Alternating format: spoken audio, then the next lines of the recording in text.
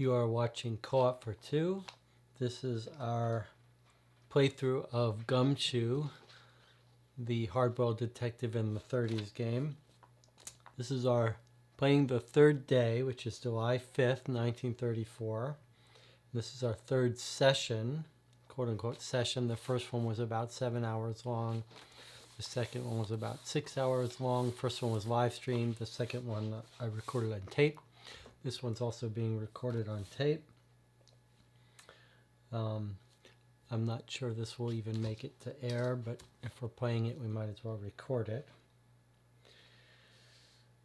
I've written up my notes from the first 2 days. This is the most extensive note-taking ever done for a detective game, or for any game for that matter. And you can see these are four pages for day one and 3 pages for day 2. We're going to read the introduction for Thursday, July 5th, and then we'll briefly go over the newspaper. I'm not going to read the whole newspaper as I did on day 1. It's just this game doesn't seem to use the newspaper as much as actually, let me put this over here. This game doesn't use the newspaper as much as Sherlock Holmes consulting detectives some cases do. So I'll just read you the parts of the newspaper that look most relevant for us. And we'll read more if we need to. So we start out with a little picture of San Francisco. It's captioned Market and Powell Streets, where, if you remember, we've actually got some cases around that area. And let's read the case. I make it to my desk just a split second before the sweet voice of Ida bellows my name and passes on the message that the old man wants to see me in his office now. I stab out my just lit Lucky and take a last look at the steaming cardboard cup on my blotter as I bolt for the door.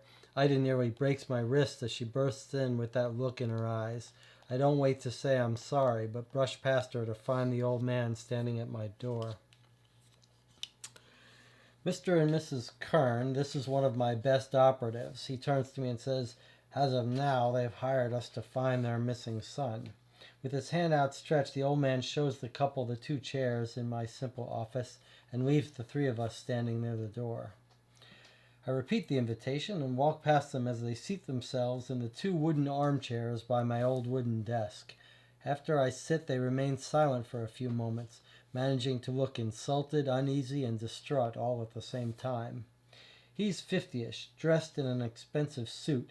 He has a hooked nose and slick-backed hair. Despite his discomfort, he looks as if sitting on my side of the desk would make him feel better. She's about 45 or so, dressed in a subdued grays and browns, very tasteful, very dull. She might have been pretty 25 years ago, but she hasn't aged well. Her tension-lined face looks haggard. She's clutching her purse tightly in her lap. He crosses his legs and looks at her expectantly. She works her mouth, but no sounds come out. Apparently neither knows what to say. It's up to me to break the ice. I pick up my pack of cigarettes. Smoke? She quickly shakes her head, but he says, thank you, in a voice that sounds like it came out of an empty barrel. He lights his own smoke with a gold Dunhill lighter, leaving me to sit back down and rake a match across the back pasted to the front of my desk drawer.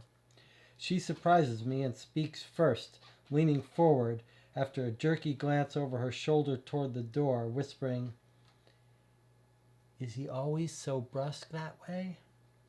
I lean back in my chair and laugh. Don't worry about the boss. He's got his own way of doing things. He's not going to waste your time chatting, but always wants to get on with running the business. Sliding the ashtray over to Mr. Kern, I continue. So what's this business about your son being missing? Mrs. Kern says, he went out camping with his friends on Tuesday and has not yet returned home. And this is unusual? Very, says the father. He's never broken a promise before. He said he would return home yesterday evening, and he didn't. How old is your son? I ask, seeing images of a tow-headed kid wandering about in the mountains with a troop of Boy Scouts on his trail. Billy is 19. He'll be a senior at Stanford this fall, says the man. If you pardon my saying so, Mr. Kern, don't you think you're rushing things, coming to us so soon? Kern reaches into his left coat pocket and takes out a folded piece of newsprint gingerly, as if to avoid soiling his neat blue suit. That's what the police say when we called them last night, but now there's this, he says, passing it over to me. It's the article from today's call bulletin on the 2 bodies found out on Skyline Drive. I look over at my copy of the call bulletin as he continues. The boy whose body was found near that hoodlum is a friend of Billy's. Do you actually know that Billy was with this dead kid, Sam Thacker, is it? No. Yes, says the lady. Why don't you tell me about it, Mrs. Kern, I say. I mean, Billy said Sam and some friends would be going camping. Billy said they would be camping in the mountains, and Howard, she breathes with a look in her husband's direction, Howard says that's not too far from the spot. I just don't understand why Billy went out this holiday. Maybe he wasn't there, but I can't understand why he didn't come home. Something terrible must have happened to him. No need to be so sure, Mrs. Kern. I'll help you find your son. Just tell me where you think he went. Slowly, please. I ease myself back in my chair, taking the calmest pose I can muster, and look assuringly from the husband to the wife and back again. Kern begins. Billy told us he would be going camping with some friends on the eve of July 4th. Said he was going to go up in the hills and watch the stars. That astronomy passion of his. I just wish he would apply himself to something useful. He took his car, saying he would be picking up a couple of friends. I said he could go, of course, but he had to be back on the 4th for dinner. What kind of car is it, I ask. What, he says. Billy's car. What's its make and number? A blue Ford sedan, 1932. I don't know the number, but you can check. 248 something. We gave it to him as a present when he went to Stanford. And what did you have planned yesterday? Nothing really, says Mrs. Kern suddenly. We were going to go out for dinner as we usually do on the holiday. We always eat at the Fairmont, looking out across the bay, watching the fireworks. She stops short, and I step into the gap. So Billy was late, and you called off your dinner, waited, and then called the police. They both nod. Well, I guess the first thing I must do is find out about your son's other acquaintances. Does he have many, I ask, the emphasis on the present tense. Mr. Kern and Mrs. Kern exchange quick glances, and then he says, Billy's best friend was probably Sam Thacker. Miss Kern begins to sob. I quickly interrupt. Yeah, I understand. Terrible. But what about other friends, maybe at Stanford?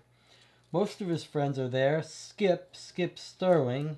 He lives in the same dorm. Then there is Marianne Jorgensen, of course. Marianne? Yeah, a good friend of Billy's. He has taken her dancing a few times. She's from a nice family, isn't she, dear? Kern says, looking at his wife. Well, Billy often talked about her, but he's much too young, says the lady, obvious distaste on her face. I see. Were they serious? Miss Kern responds quite emphatically. She seems to be throwing herself at our Billy, if you ask me. But I told him he would have plenty of time for girls after he finished college. In response to my question, she adds that the Jorgensens also live in San Francisco, and that Billy has been friends with her since high school. Were there any other friends who might have gone camping with your son? He only mentioned Sam, but he sometimes goes around with a rough-looking Italian boy called B.P. Bradford Pirelli. I believe his name is, but I never took him for a camper. Billy is an Eagle Scout, you know. Of course, I say. How about other people who might know Billy's plans? Well, he often mentioned a Chinese fellow, Spencer Moon, I think it was. Supposedly very smart and very clean. He never came to our house, of course, but I think Billy went to his a time or two. The well seems to go dry at this. The Kerns have a pretty slim idea of their son's acquaintances beyond what they've said. Always sets me back to think a parent can know so little about a young adult they've raised all his life. Is Billy an only child, I ask, again stressing the present tense. Kern answers just ahead of his wife. No, we also have a daughter, Elizabeth Agnes. She doesn't know anything about Billy's plans. We've tried and tried to get her to remember something, but she just gets sulky. For a younger sister, you'd think she was protecting him from our attentions. And she lives at home? Does Billy? Yes, Elizabeth Agnes does live at home. Billy has his room, of course, but he lives in a dormitory at Stanford. This is the special summer session, you know, and Billy wanted to study astronomy. I promised them I will get right on the case. They say they will be home most of the day and that I can reach them there. Mr. Kern stands up, his wife follows, and I escort them back to the frosted glass door and lead them past Ida, my best look of confidence smeared on my face. So today, July 5th, is only about this one case. I mean, that's what's come into our office. We've obviously got our other cases. And this missing kid, I thought was going to be our dead body that we found yesterday. But that was Sam Thacker that we found. So on face value, it looks like this kid, Billy, and Sam Thacker were out camping and came across the jewelry heist driver who killed Sam Thacker and we think killed this other guy instead of it being the robber. But then where is Billy? Did he get kidnapped? Or is Billy and Sam Thacker and that other guy, were they involved in the robbery somehow? We'll come back to that. So these are Kerns, and it's Billy Kern. He's 19. He went camping with some friends. He told them they'd going camping with some friends on the 4th of July, promised to come back. Went to look at the stars, promised to come back. And then she mentions some friends. Sam Thacker, that's his best friend. He just says he's going camping with friends. Okay. So let's write down in our intro here.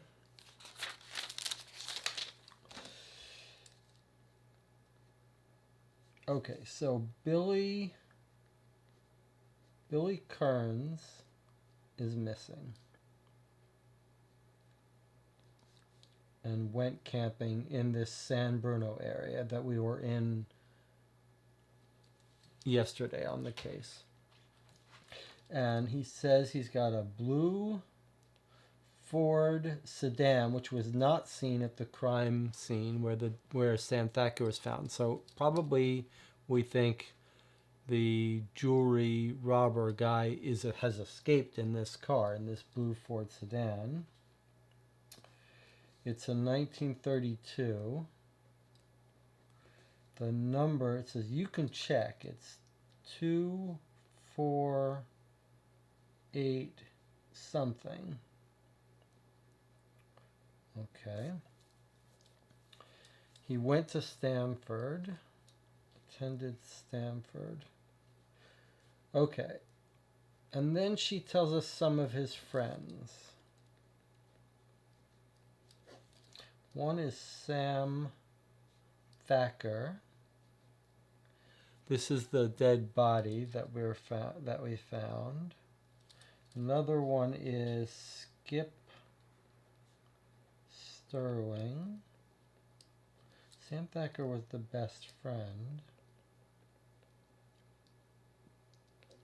Skip Sterling, he lives in the same dorm.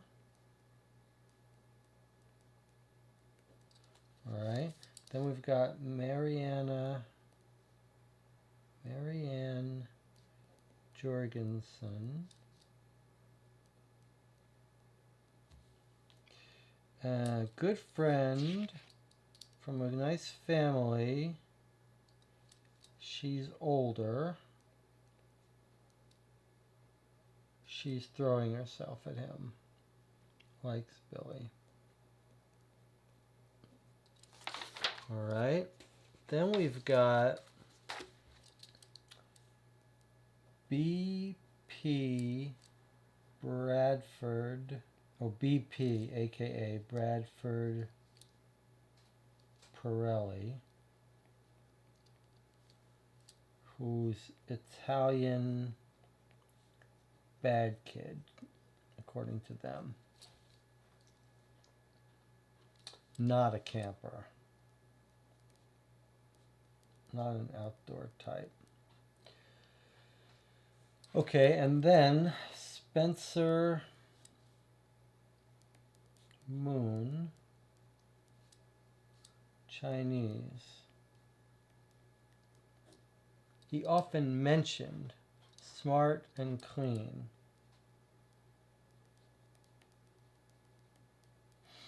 Okay.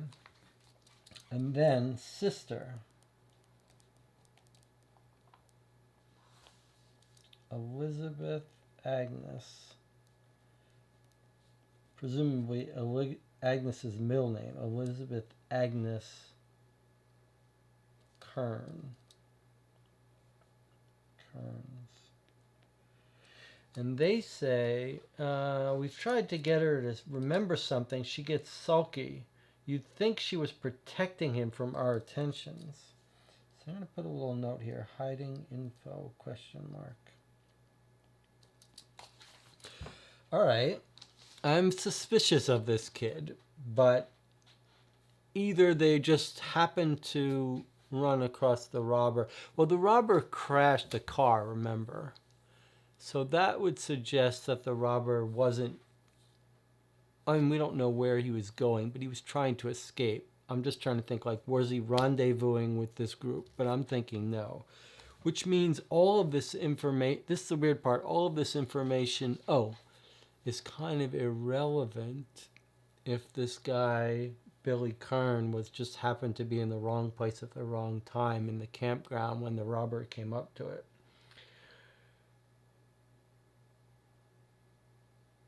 So that's a little odd. Like, why do we need all this information, all of his friends, if he just went camping? I guess we don't know for sure that he went camping. All right, so that's our introduction case for today.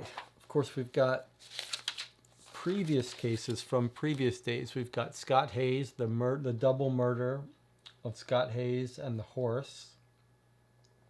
And then we've got the Lindemann jewelry case, which is intersected with this one here. Because the dead body, Sam Thacker, at the campground where this kid, Billy, is missing.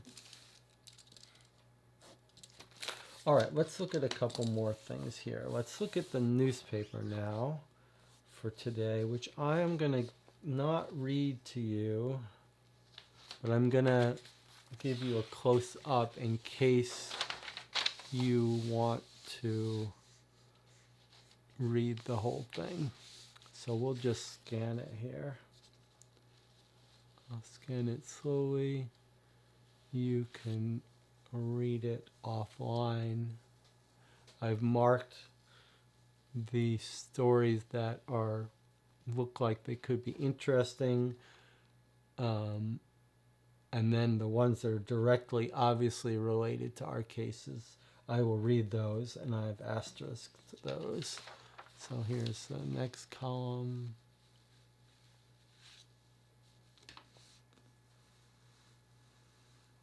This game doesn't seem to use the newspaper nearly as much as the Sherlock Holmes game does. It's more for flavor. It is lots of flavor text.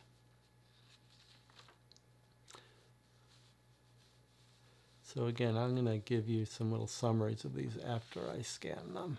But let's scan them first.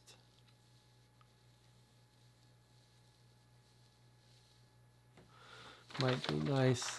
typically on BGG, most games will have enough of a following that someone would have scammed these in for people who are bought a used copy and are missing newspaper. But hasn't been done yet for Gumshoe. All right, let's take a look now at the articles here that look relevant for us. There are a couple stories here that don't seem relevant but are fishy enough. A sheriff killed himself, maybe. He was found with a bullet and a revolver sitting next to him after a divorce. A youth killed by a trolley. An article about the dope traffic in San Francisco being brought in from the Orient. Okay, here's an article about our Lindemann jewelry robbery. A wild 4th of July auto chase through San Francisco and the peninsula ended with the discovery by the police of the bodies of 2 men believed to be 2 of the 4 men who participated in the daring noon robbery of the Lindemann's jewelry store. As of late Wednesday night, neither had been identified. Also found dead was Sam Thacker, 20, of San Francisco, shot once through the chest at close range.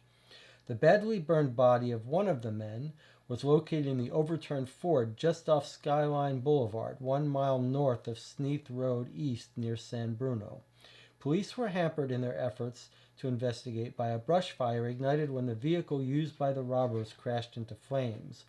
Only after the conflagration had been extinguished did police search for a second man known to have been in the car, leading to the grim discovery of the 2 other bodies east of the crash. Police hypothesized that Thacker, apparently a camper, may have scuffled with the robbers before he was shot, The corpse of the presumed robber was located at the bottom of a steep ravine. Neither the jewels nor the gun used to shoot Thacker was discovered at the scene, authorities say. So I think that's a misunderstanding, right? There was a dead older body, a 50-year-old body with no ID, scratched up face. And then there was this Sam Thacker kid killed with ID. And they're saying, and then there was the burned up car with the driver killed. They're thinking that the older body without ID was the passenger seat robber. But that doesn't make sense. No gun found, etc. It makes more sense that the passenger seat robber escaped, ran, came across these 2 people camping, the older man and the young kid, killed the kid, and then stole the ID from the 50-year-old man, scratched up his face maybe to make identification harder, and then escaped, probably in Billy Kerns' car, and maybe with Billy Kerns. But they think he's dead, that body is him, but we don't think so. We think he's escaped.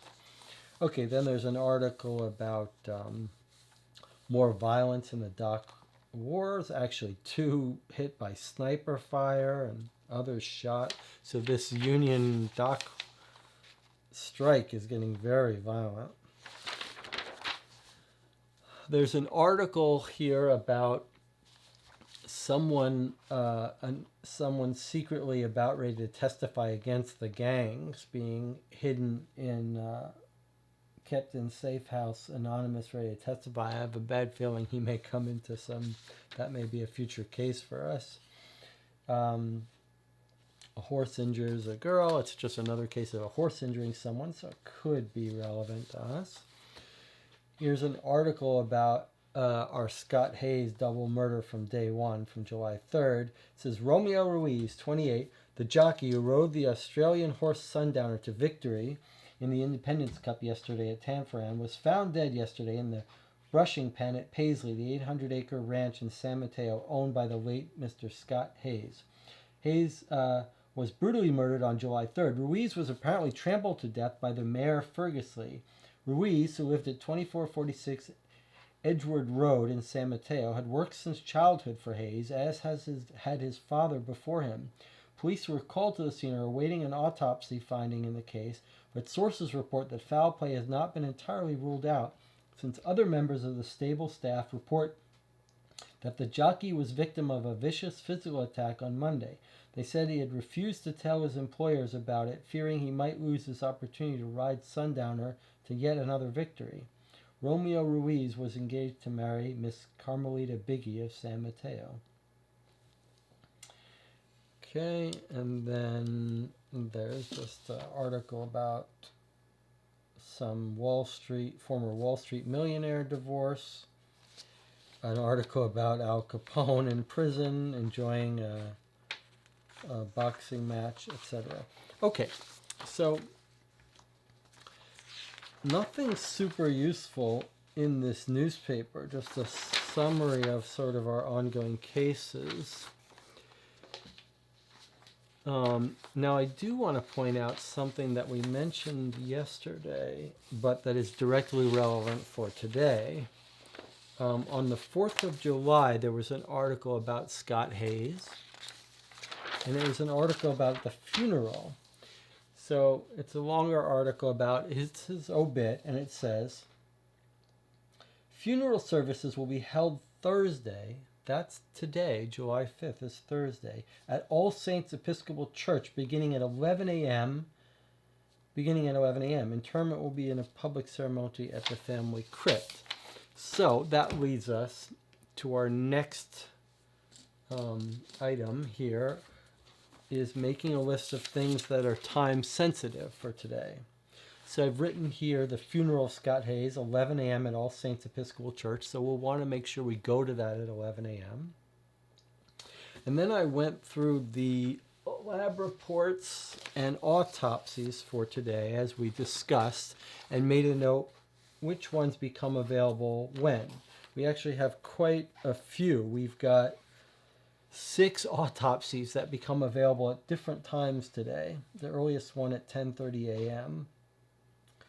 So you'll remember the mechanic of this game is that after a certain time you have access to the autopsy. So we've got autopsy at 10:30, 11:30, 11:03, and then one at 6 p.m. So we'll go and look at these in our autopsy book when those times come or afterwards. And then we've got some lab reports that were from yesterday, and it wasn't clear on the game mechanics or on any BGG thread, since these don't have times on the back, just dates. Whether we should have looked at these seats. These dates are all from 2 from yesterday, 1 from today. It's not clear to me whether we had access to these yesterday, but we're going to look at them now today, right now in the morning. The first one is so the autopsies aren't ready yet, but these are. Okay, let's look at these together in the close-up view here. So the first one here, victim Ben Dunaway. This is the robbery of the Lindemann Jewelry Company. He was wounded in the robbery, $45,000 worth of jewels taken. Okay, so here's a description of the crime scene. It says Lindemann is on the 2nd floor of 233 Post. Ben Dunaway was the owner. 2 employees, Mary Pace and Leon Kolb, were in to do inventory when the robbery occurred. There's a little map of the 2nd floor where Lindemann's jewelry is. Okay. I don't see anything. There's 2 stairs. Elevators, lobby, safe, work table, another safe, office. Not very,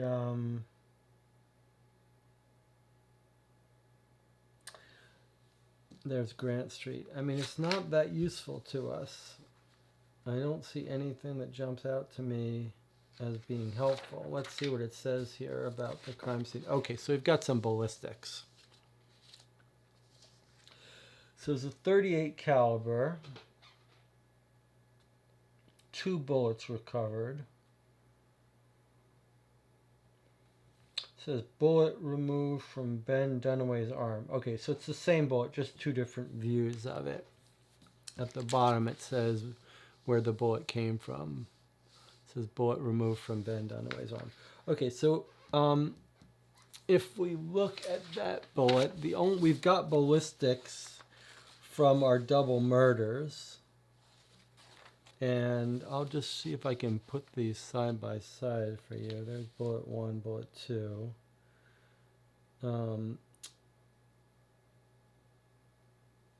Bullet 1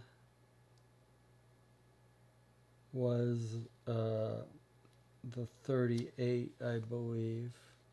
So it's only this one here that we're care about comparing. These look like completely different bullets to me.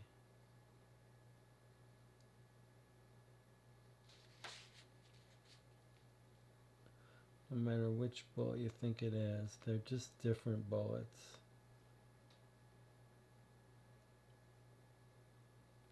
So I don't think we're looking at the same bullets, and we have no reason to believe they would be the same bullets. The out-of-town professional hit killers are not going to be the jewelry robbers.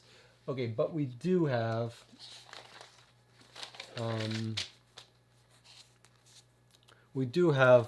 ballistics from the robbers. Okay, what else have we got? Next up on our lab reports is the body of the lab report from Sam Thacker, the person killed down near San Bruno. Victim found in San Bruno Mountains. Victim was shot. A second body was found badly bruised. Cause of death unknown. No ID. John Doe autopsy. That's interesting that the second body, we knew he had a big contusion to his face, but no cause of death.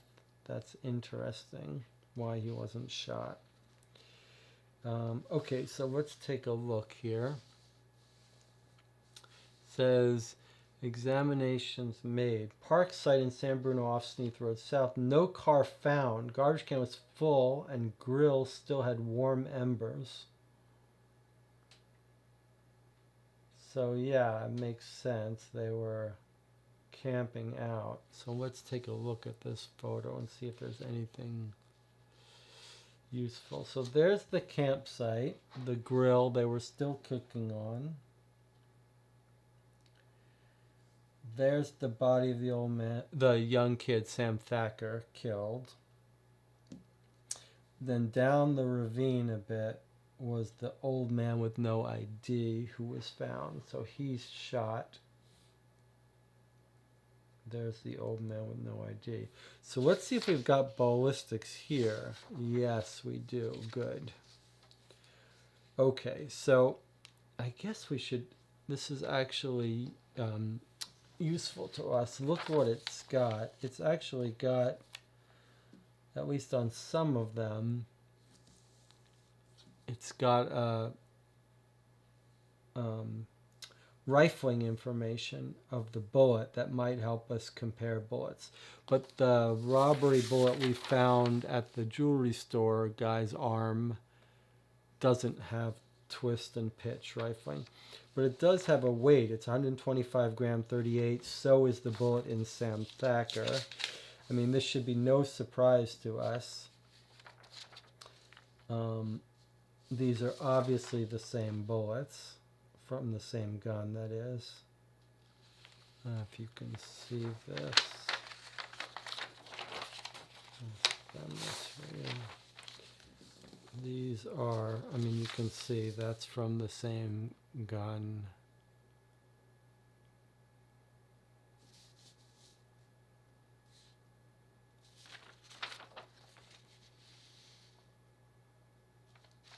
You can see that. This is matching up with this. This is this. This is this. This is this. Okay, well, so the weights are the same, the caliber is the same, and the marks are clearly the same, which should be no surprise to us because we know the robber from the jewelry store. We chased him down in that car to this campsite. So no surprise that it's the same bullet, but the same guy. It's not just the same, it's the same guy who shot Ben Dunaway, is the guy who killed this kid, Sam Thacker. No gun was found on either victim or at park site. Okay, so that's useful to us. Okay, and now we've got a little report here on the guy, it looks like that burned up in the car. This was the driver of the getaway car. Not identified, John Doe. Killed in the car crash during high-speed chase. Car caught fire after crash. Victim burned. Intersection. Okay, so there's the photo here. Coming down Skyline, or coming down Sneath, one of these, and crashed into this ravine or tree. So we don't know if he was specifically driving to this location or not. That's one of our big question marks. I'm thinking he just crashed.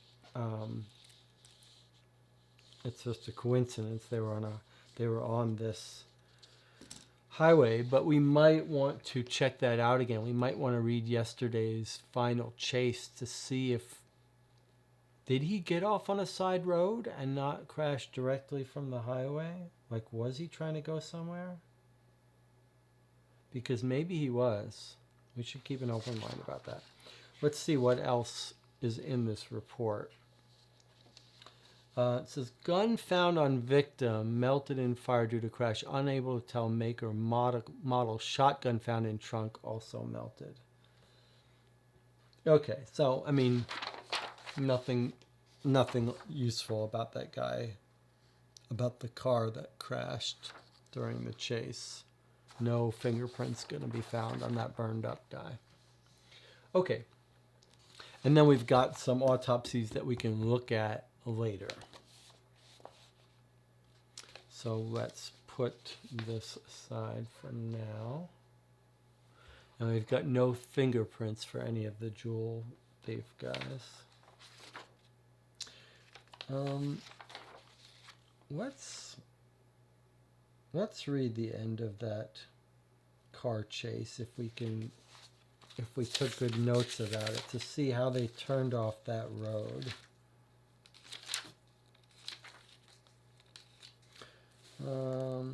Okay, so it looks like it was 2:30. No, 2:30 was the foot search. So 199 or 2:30. Let's look it up.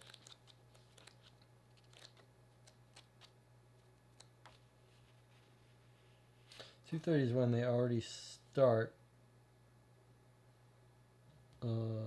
looking for the foot chase. 199 is when the car crashed. Okay. We roar down Sky. Okay, right turn. McGreedy shows why he's one of the first to get a car by cutting through the pop at the corner. Sirens taking off after the Cadillac. Okay, so the guy's shooting at us. We leave California. We leave San Francisco. We're tracing it down Coast Highway exit, Chinese Cemetery Road. We're taking curves. One of the cop cars spins out. The jewel thieves step on it. Then, with a tremendous screech of rubber, they whirl around and fishtail down Sneath Road towards San Bruno. Begin to turn after them, but just then they hit a large pothole. There's a sharp, ugly metallic crack. The car sloughs off the road and plows down a scrub-covered embankment. It runs up a tiny hillock, then dives nose first into a bank of scrubby oaks overgrown with underbrush. The vehicle rests there for a few seconds, then erupts into a huge blossom of orange flame. Okay, that's important. That really sounds like it crashed randomly at this location. And then the passenger got out injured and made his way, stumbled onto this campground, is what I'm thinking. I don't think it was a planned rendezvous, which means these kids, Sam Thacker, are not involved, is my reading of the likelihood. All right. Let's go over a little bit what I've done here in preparation for playing, in addition to my notes and all our fingerprints and locations. If you'll remember, we did tail one of the robbers to an apartment on 737 Pine Street on room 22. The name on the apartment was Clifford Burke. We actually got 4 fingerprints from that apartment after we went back in it. And then he hopped on a bus out of town to Reno. So we've got 4 robbers at Lindemann. 2 went off on a car chase. 1 crashed and burned. 1 we think escaped, maybe with Billy Kerns, but certainly with Billy Kerns' car. 1 of them, we blew up his own car for whatever reason and ran on a foot chase through Chinatown, and we trailed, and that's this guy Clifford Burke, who escaped on a bus but doesn't seem to be carrying anything. And then 1 car, the Hudson, got away from us. Okay, so of the 4, 1 dead, 1 in the park in a new stolen car injured, 1 Clifford Burke who's left town, and 1 unknown in the Hudson. We looked up those 4 fingerprints that we found in the apartment. We got 4 names, in addition to who we think is Clifford Burke. There was a Rick Waters at 508 Scott, and Oscar Erickson. We went to the DMV to match their fingerprints. An Oscar Erickson at 718 Masonic, and a Dolly Fitzgerald at 1106 Bush Street.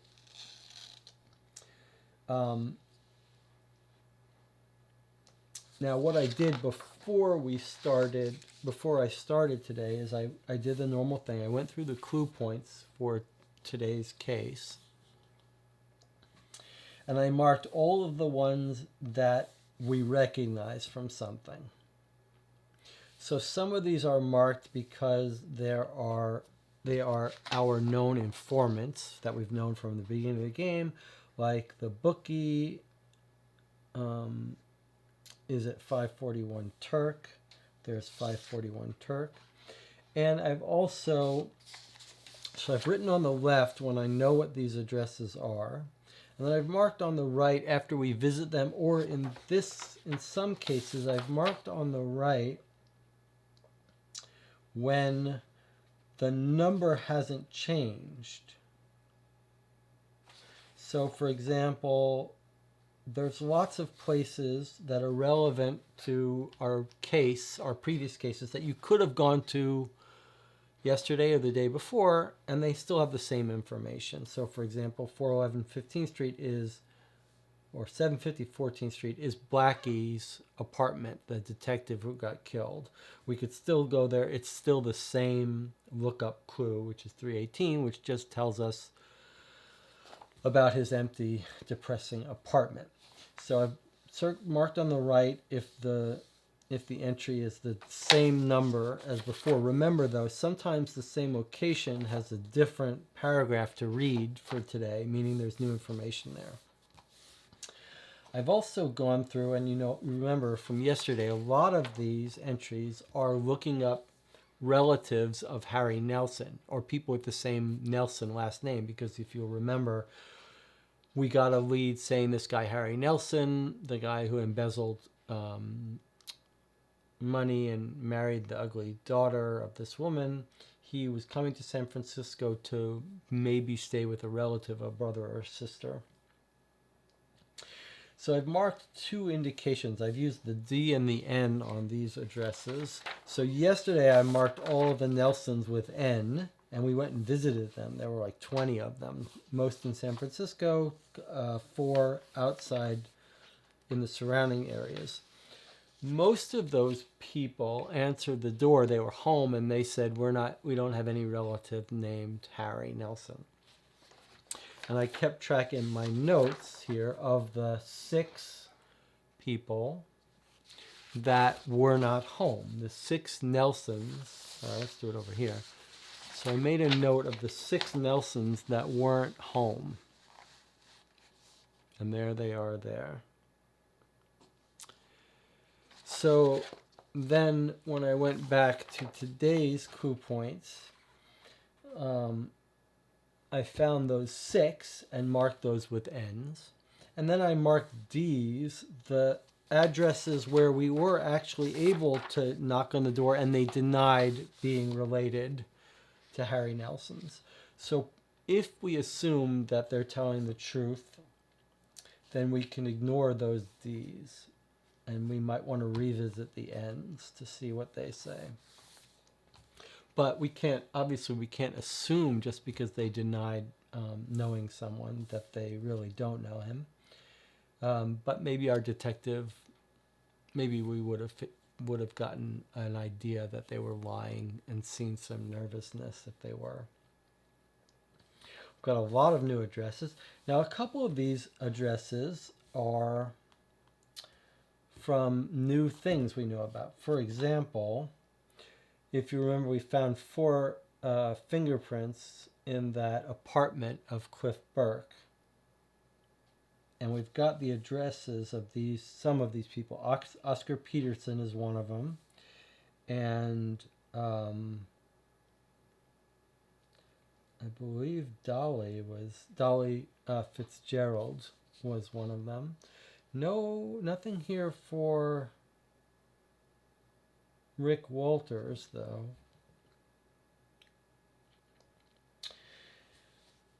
And then a bunch of addresses that we don't know how they're related.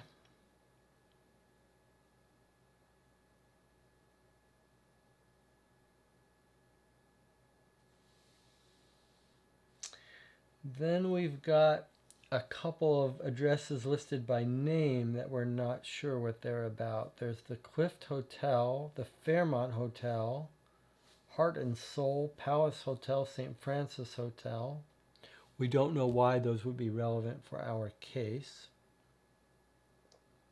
Bellevue Hotel, lots of hotels. Not sure why. And then around the bay we have Burlingame Highway. And then we have a bunch that look like related to our campground thing. We've got the Sam's service station, I believe. No, it's not the same. On our scene of our crime, we have Mohawk gas station. So I'm not sure why Sam's service station is there. It sounds a little familiar, Sam's service station, actually. That sounds familiar to me.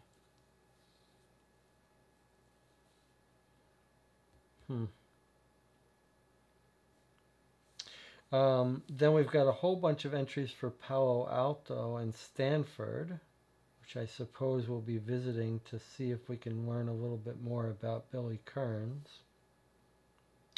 Though it seems odd that we're spending so much attention to Billy Kerns if he was just camping and it's a coincidence that these robbers stumbled upon him and kidnapped him.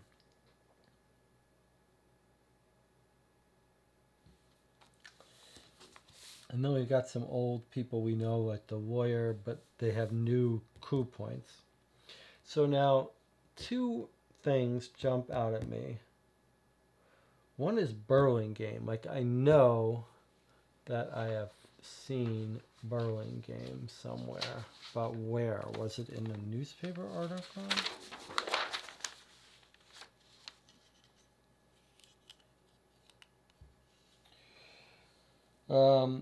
Wild auto injures 2 on Peninsula. A hit-and-run driver injured 2 pedestrians in Burlingame yesterday by causing another car to swerve onto a sidewalk. Injured was Zeta Nunes and John Coop.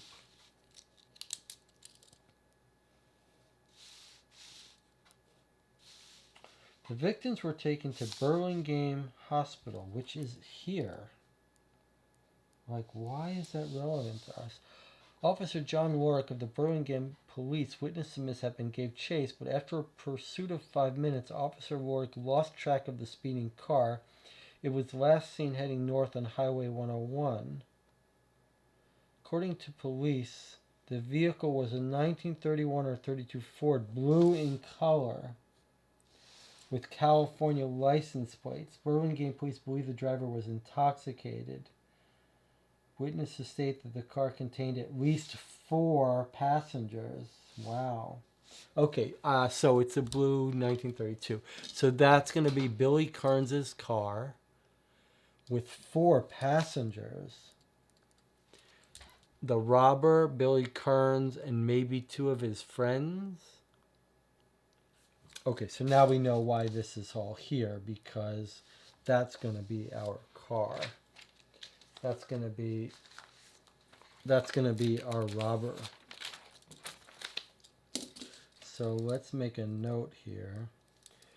So blue Ford escape car, Burlingame.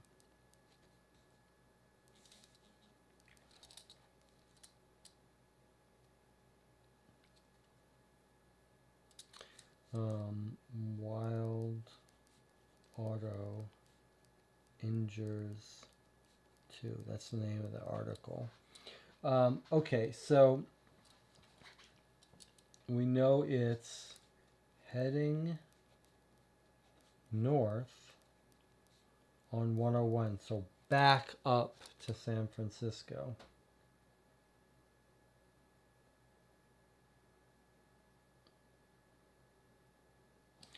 Okay, and so injured, probably not relevant, but they may have seen something, is Zeta Nunes and John Coop or Goop? John Coop. So probably the Burlingame, Highway 101 and Snathia. So probably these are relevant, although we have to travel to get to them.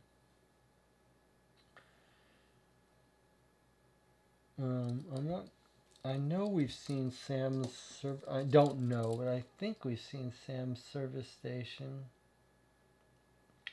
but I'm not sure. And then we've got Officer Warwick, who actually chased after the car of Burlingame. So when we talk to the police, hopefully we'll be able to talk to him.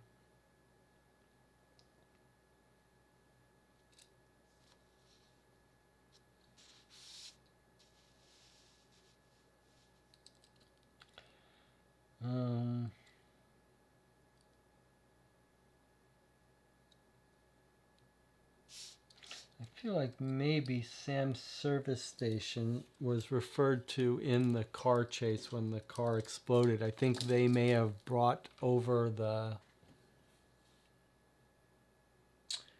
they may have come to put out the fire and work with the wreckage, possibly. But it's good enough that that's where that will go there for that.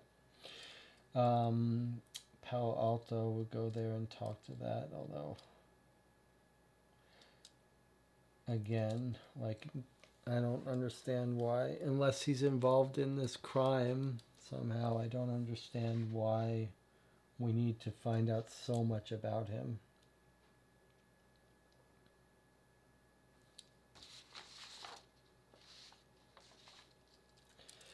Let's start. Well, 737 Pine, which is where we found Cliff Burke, says clue 76. Well, I happen to remember that clue 76 was the fingerprints.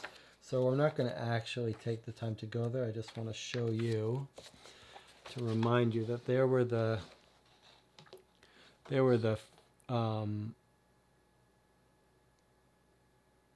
6 fingerprints we found there. Not 4, but 6, huh? So if we found 6, let me see my notes here. We found the robber. 1, 2, 3, 4, 5, 6. Okay. Oscar Erickson, Rick Waters. 10, 12, which we don't know who it belongs to. Dolly Fitzgerald. And 1055, which is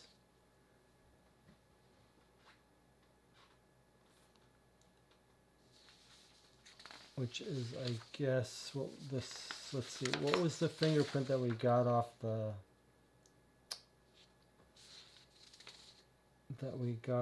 glass that he handled in the bar?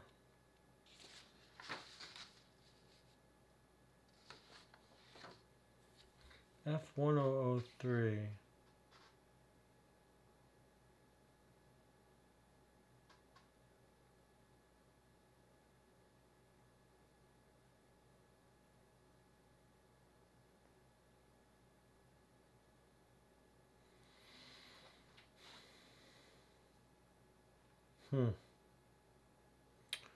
Now I'm a little unsure.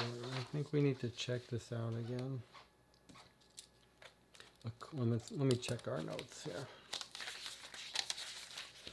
So our fingerprint notes say, and I guess we might as well write this down here, 1055, 1221, 1012, 1041, and 1212. 1003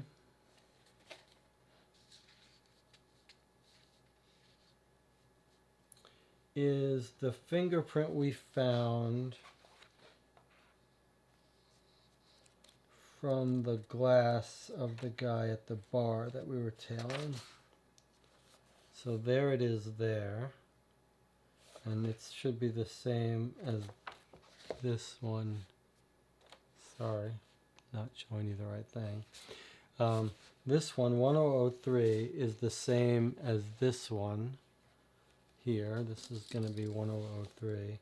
So this is the one of the guy we tailed. That's going to be the apartment owner and one of our criminals. Now, as for the rest of them,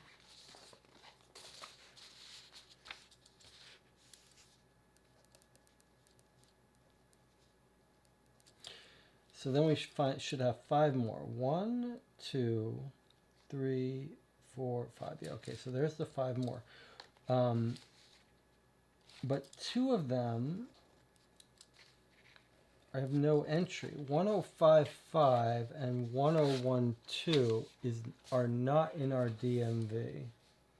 1055 and 1012 are not in our DMV. Let's just confirm that. 1055, no, and 1012. Right, okay.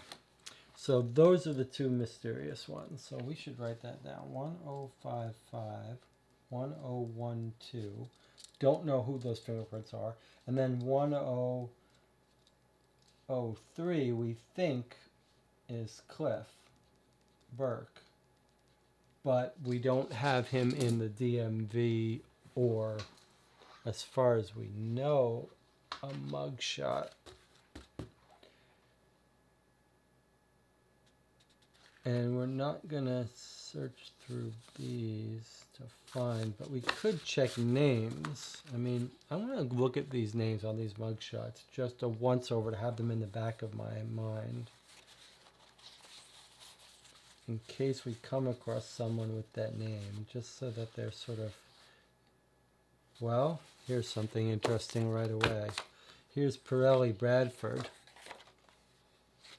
That was a lucky shot. Remember that one of the friends of Billy Kerns that he might have gone camping with has a record.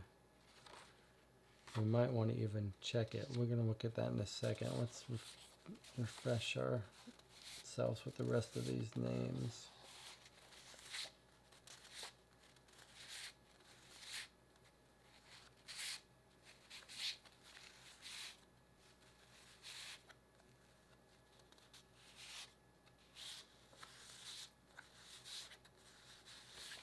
Okay. So I don't see any other names that jump out, but let's make a note that his friends, one of his friends, has a mugshot.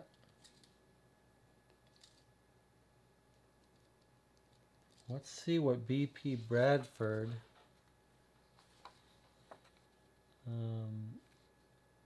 So B.P. Bradford has an L1 fingerprint.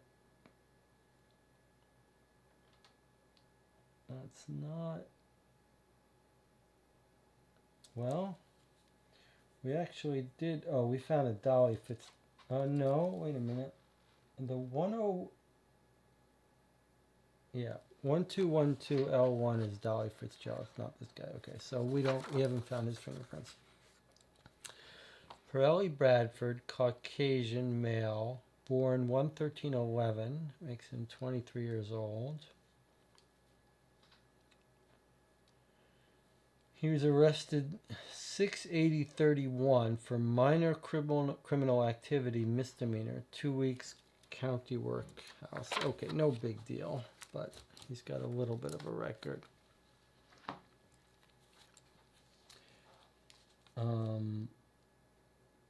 Okay.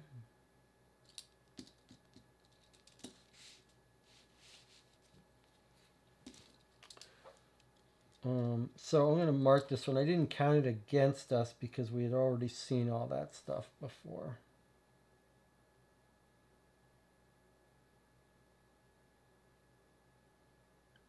And let's remember, when time comes, we'll want to look at some of those autopsy reports. The first one's available at 10:30 a.m.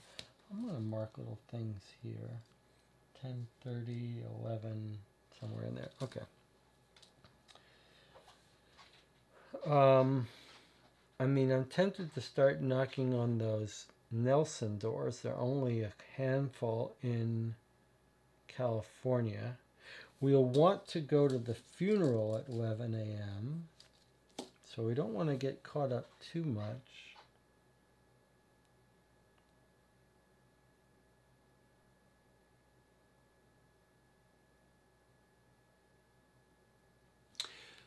Maybe we'll take a little break here and we'll come back and we'll do our first clue. So we'll take a little break and we will come back and continue.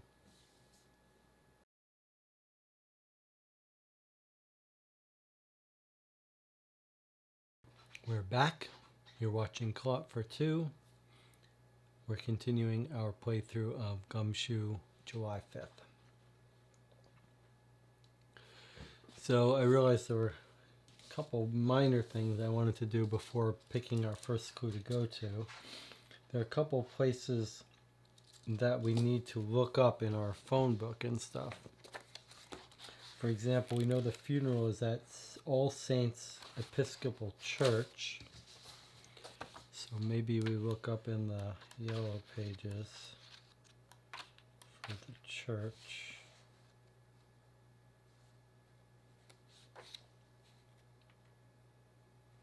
Churches. All Saints Episcopal Church is at 1350 Walter. 1350 Walter. 1350 Walter, if we look up on our clue points, is 1350 Waller or Walter? Waller. Okay, so it's this one right here, and this is funeral. So I think that's where we want to be at 11, not at 9 a.m.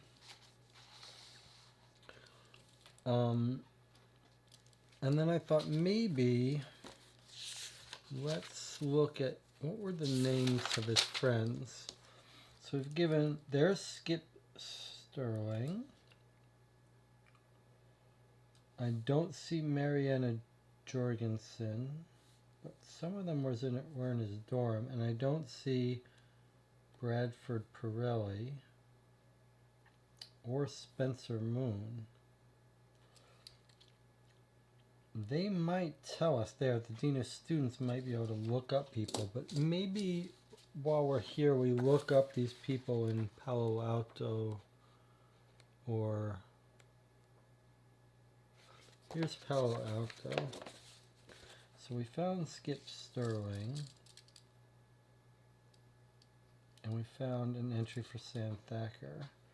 So let's see if the others are in here or if they live in a dorm. So I see no Jorgensen. And how about Pirelli? Don't see a Pirelli either. Though I do see a police department for Palo Alto, but it's not here. Let's look up again what they say about, and Elizabeth Agnes, his sister. So Skip Sterling lives in the same dorm. Marianne, she's from a nice family.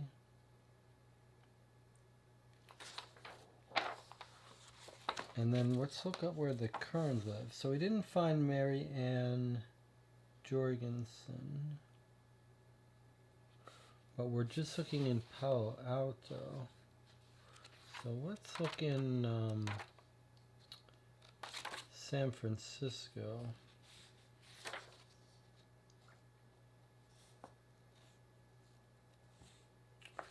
So I see a couple Jorgensens in San Francisco. They're at 700 Vicente. 700 Vicente and 809.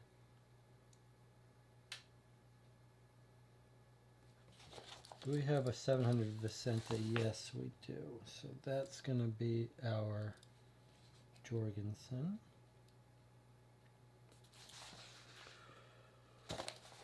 Alright, so we found her family probably. Now let's look up Pirelli. I wonder, do we have an address on his mugshot? No, we don't. Okay.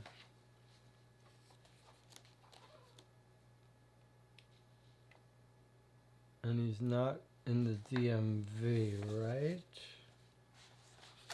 428 was the fingerprints. DMV.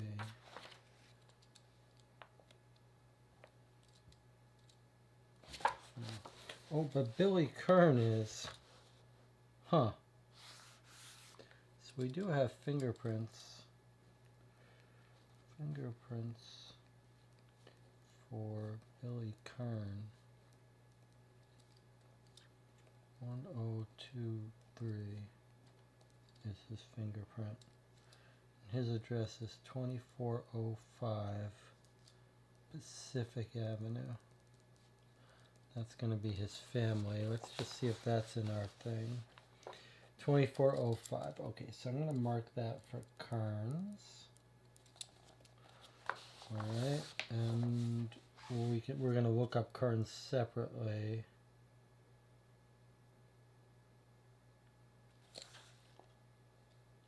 There's Kern, Howard, and Ann, 2405 Pacific. Okay, so we've got the family, which is going to be the sister also.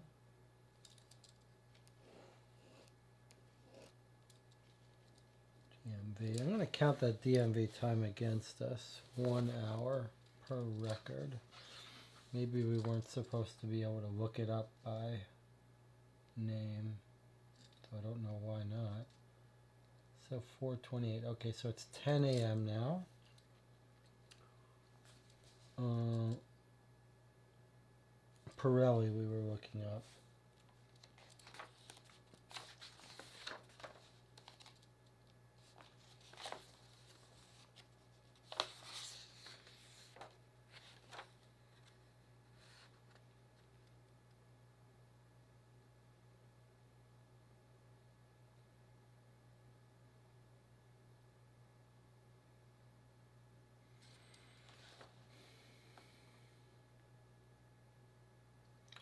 Don't see a Pirelli. Let's see if he's in Palo Alto.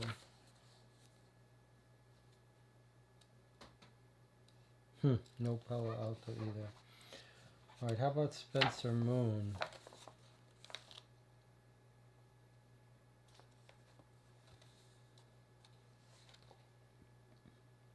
Not in Palo Alto.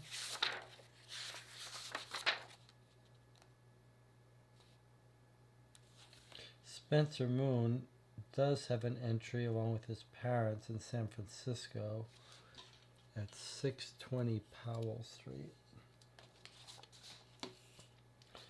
So 620 Powell.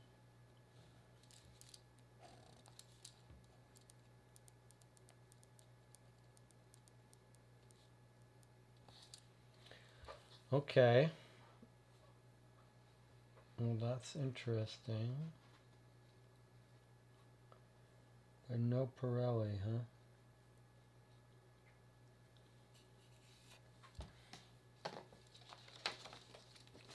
I wonder if... I mean, he could be in any of these towns, right? We could try to look up...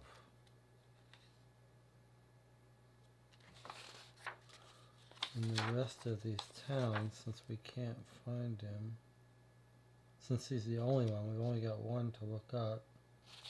It's tempting to look up.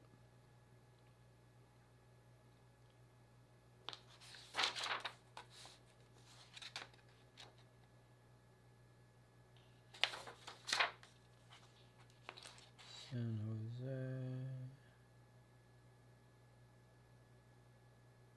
San Rafael. Sausalito. Okay, no Pirelli. We did find Spencer Moon.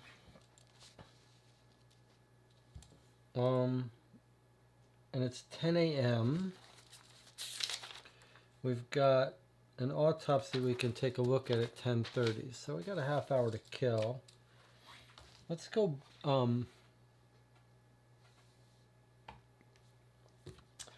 let's go to the Kerns family and see if the sister has anything more to tell us.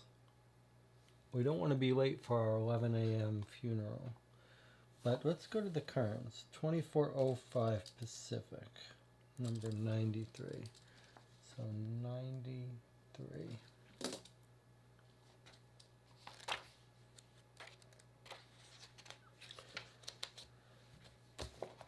The Kerns live in a well-kept two-story house in a neighborhood filled with the houses of lawyers and bankers. The doorbell is answered by Mr. Kern. He looks mildly surprised to see me. Oh, we didn't expect you over so soon, but you should talk to our daughter, Elizabeth. Mrs. Kern and I have some matters to discuss. We'll be upstairs. I think you can find Elizabeth in the living room. We've just told her about you, so she'll be expecting you. Mr. Kern heads off upstairs, and I go into the living room. A small, attractive girl of about 16 or so is sitting on the floor. She lets her eyes wander over my body before she asks my business. Mr. and Mrs. Kern hired me to look for their son. They said his sister Elizabeth could give me some information about him. I'm Elizabeth. I find a spot on the couch. Do you want something to eat? She asks, raising her eyebrows. No thanks, I used my mouth enough just talking. Do you know where Billy went on Wednesday? She flicks her hair out of her eyes with a toss of her head.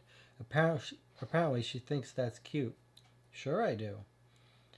Your parents said he was going on some kind of date with friends. They didn't know with whom or where. Said you might know more. He didn't tell me where, but he did say who he was going with. It was a triple date.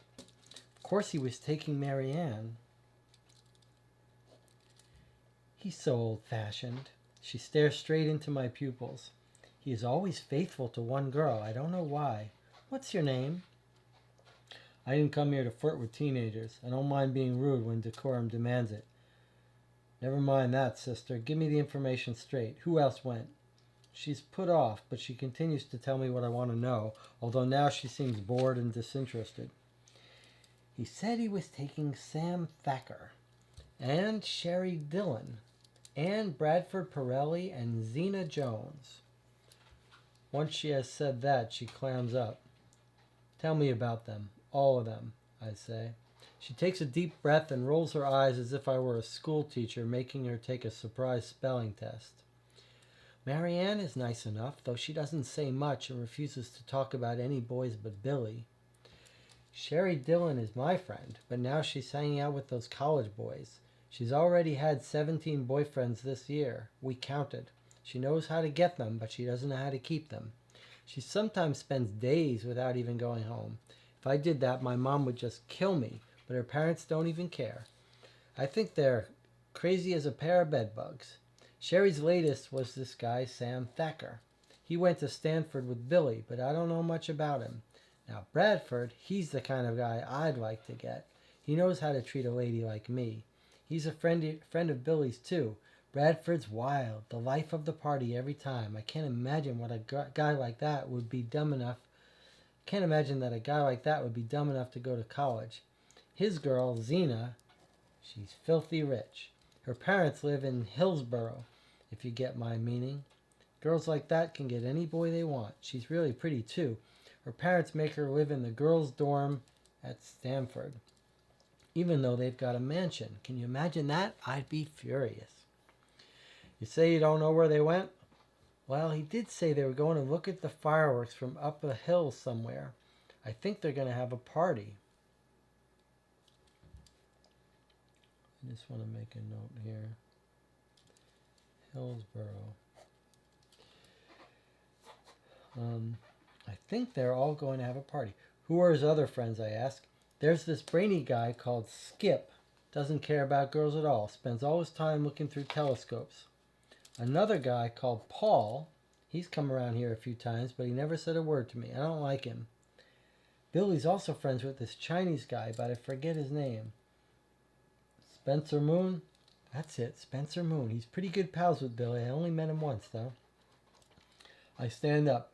Would your parents mind if I looked through his room? Maybe I could find something that could help me. Doesn't bother me. She leads me into Billy's room and stands in the doorway ogling me as I go about my search. The area around his bed is clean. His desk is rather messy, and in the bottom drawer I detect a faint smell of marijuana, though I can find no physical trace of the weed.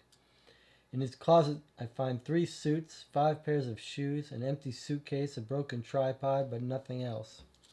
Next to his desk is a telescope mounted on a tripod that works, and the telescope is firmly fixed in one direction.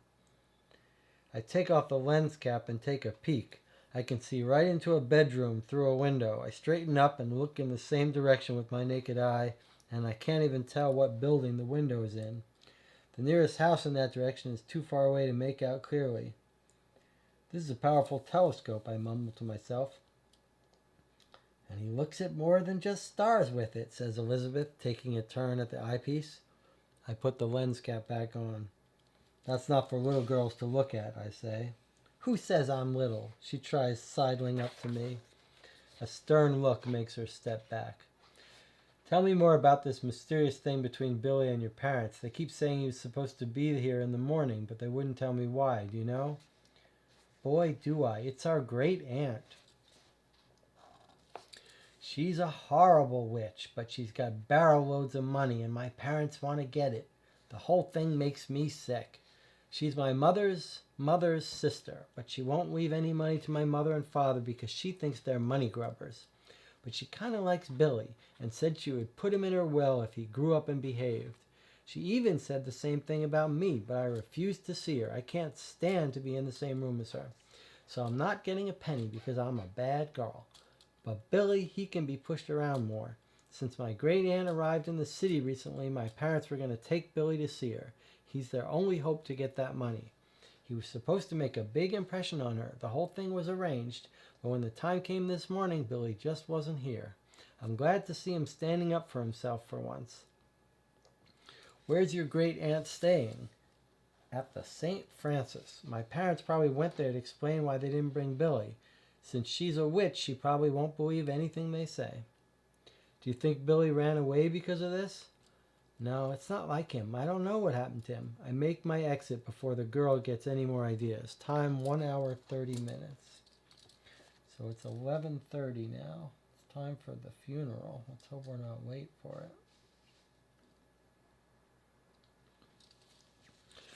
So at 93, location 93, which is the Kerns.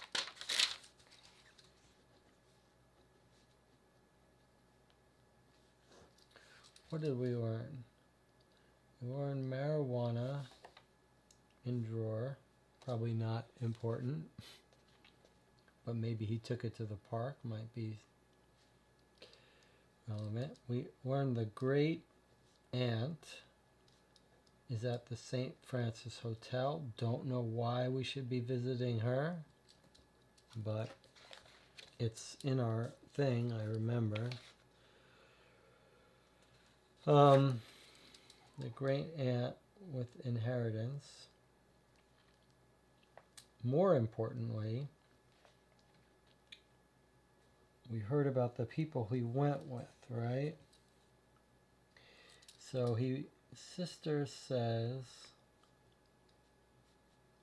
he went with Marianne Jurgensen. We know her and we know where her house is. But then he gave us different names than the parents gave. So she said it was a double date.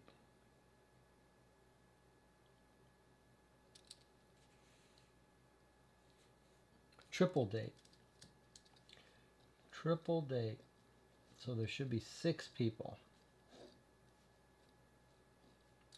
So Marianne, Sam Thacker, him, Billy Kern, Billy Kerns, that's 3. And then Sherry Dillon, Bradford Pirelli. So Sherry Dillon is the first time we've heard of her, but Bradford Pirelli, and Zena Jones. 1, 2, 3, 4, 5, 6. So there's our 6. 3, 4, 5, 6. So that might be all of them. And no mention of an old 50-year-old guy who was also killed in the campground.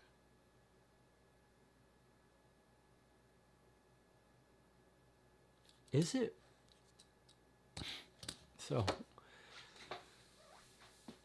So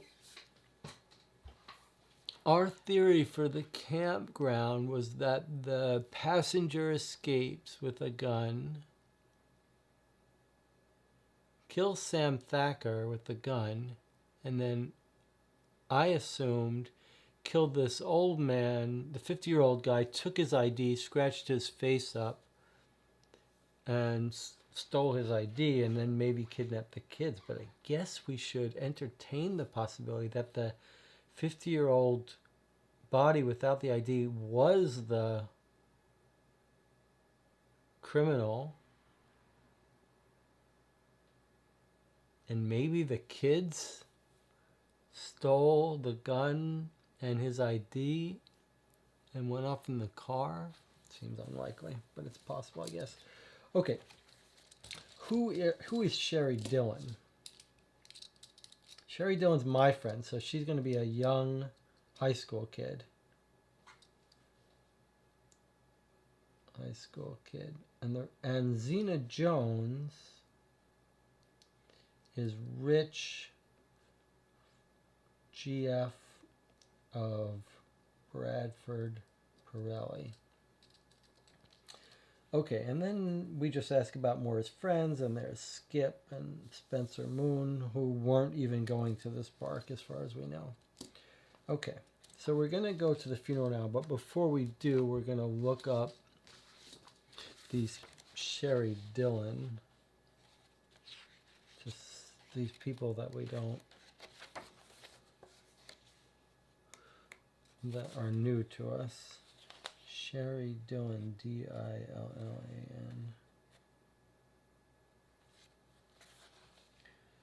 Was it with an A or with a... okay, so it was 93. Sherry, Dillon.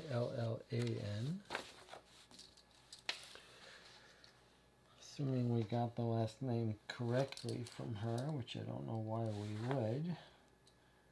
2506 Pierce. 2506 Pierce is an entry here. So we're going to say Sherry. So we did find an entry for her. And then Zena Jones, which we have an entry because she's staying in the dorm. We know she was made to stay in the dorm. Okay, let's go to the funeral. It's at the Episcopal Church, which we wrote down where that was. 1350 Waller. Okay. 11:30. We're going to 1350 Waller, which is 298. 298.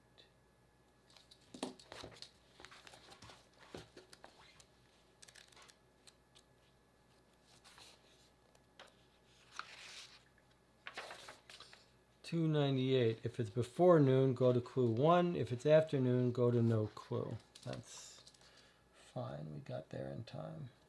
In fact, before noon. All right, so we didn't have that much time to spare. All right, clue 1. Wow, clue 1. That's exciting. Clue 1.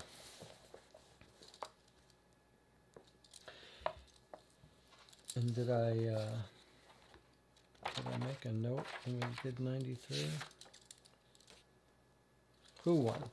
If everybody I knew, including those I just had a casual drink with, and those I collared for this and that, turned out for my funeral, they wouldn't half fill this place. And today there isn't an empty seat to be seen. I can't believe all these people were really friends of the guy. Some are here for business reasons. I know, but I guess the rest are here just to be seen. I recognize a few of them. The mayor, most of the city supervisors, Villiers of the city of Paris, Charlotte Muncie, and the police commissioner.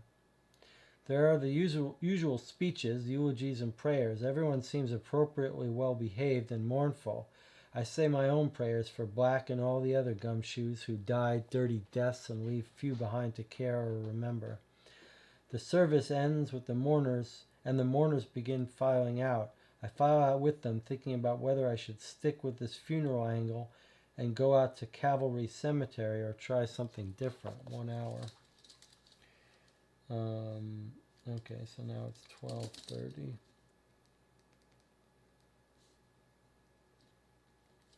So we could go out to Cavalry Cemetery, which is where they're having the public internment. Let's look that up and get an address.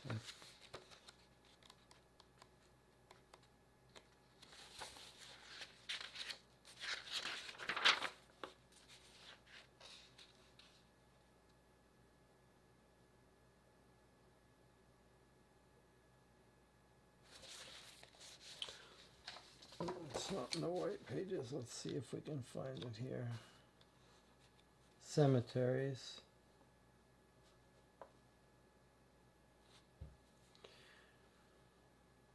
That's confusing.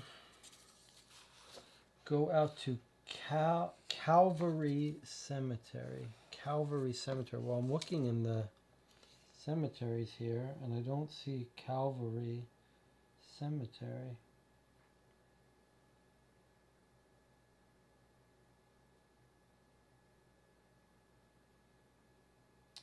That's confusing. Well, let's see if any of these cemeteries are in our... Maybe he's decided not to. Alright, let's just look at any of these cemeteries here. Geary and Divisit. So, are there any...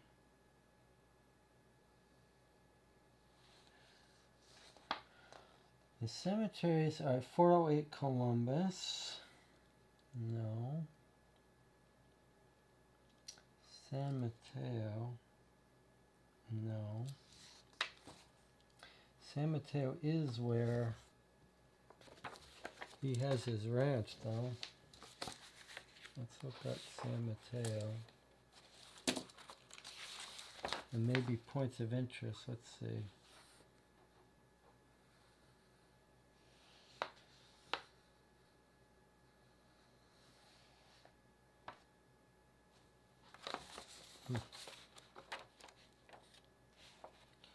San Mateo.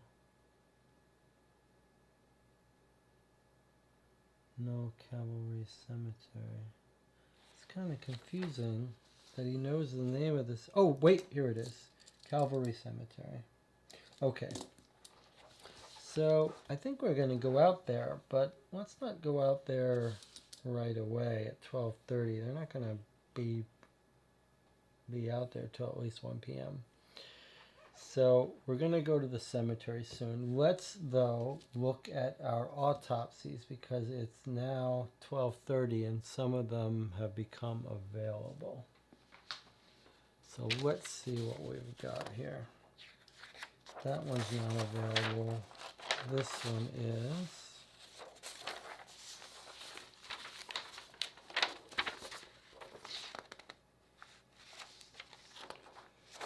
Okay. So here's one that's available. John Doe. This is going to be the guy found in the park near the campground who had no ID. Male Caucasian, 5'10", 175 pounds, eye color blue. Approximately 50. Scratches, bruises, and lacerations on face, neck, and arms. Well nourished. 50 years old. Fracture of the skull. Compression. Here's how he was killed. Fracture of the skull. Compression of the brain with intracranial hemorrhaging. Glass fragments embedded in back of neck. Fractures of 2 left ribs.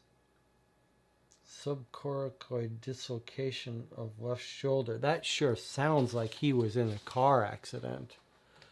Maybe now I'm thinking this is our guy. This is the robber. Like maybe the robber stumbled upon them.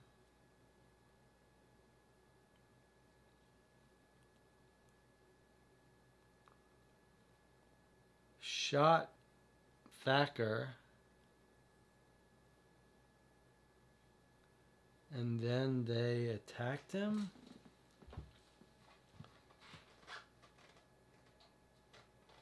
Or he just passed out? I mean, it sure sounds like this is a guy who got into a car accident, right? Broken ribs? Dislocation of left shoulder? How do you dislocate your left shoulder if it's not in a car accident? Alright, don't change my mind. Maybe this guy was the robber and they just robbed him. It wouldn't be crazy that the robber didn't have ID, so he wouldn't even have had to have stolen his ID. They just left him there and ran, possibly with his money, though. All right, let's take a look here. Here's a autopsy thing. Blunt instrument on the head, so maybe they hit him on the head. But look at all these other bruises. And these bruises are Well, are they consistent with being a passenger?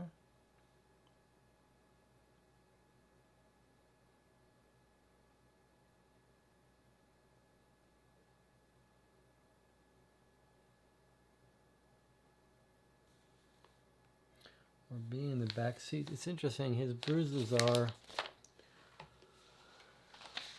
on his left side.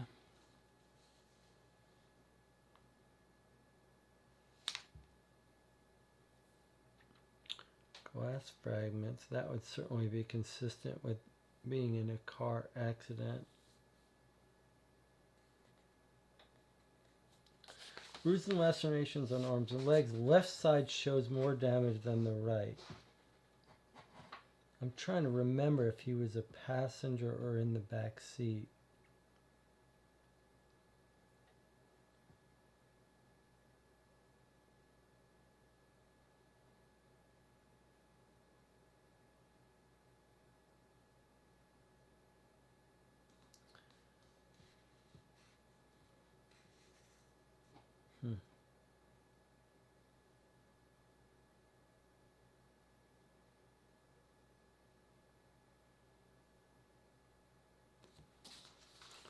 All right.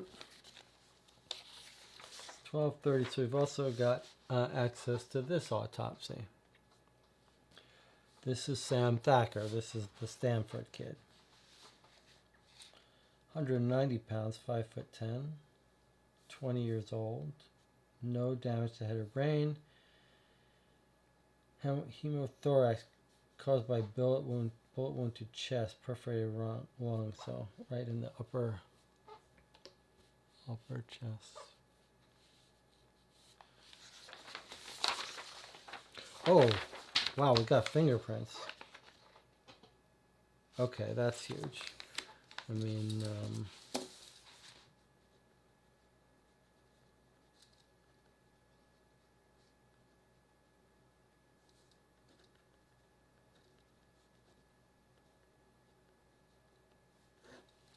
well, first of all, let's identify what kind of fingerprints he has.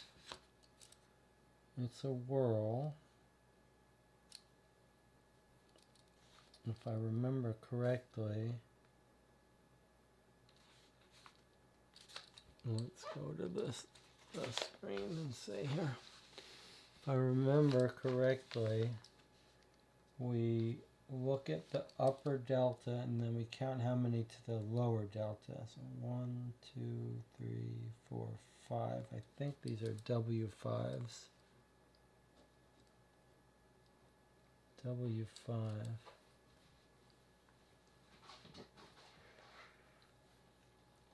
We could try to look them up on a mugshot with the W5.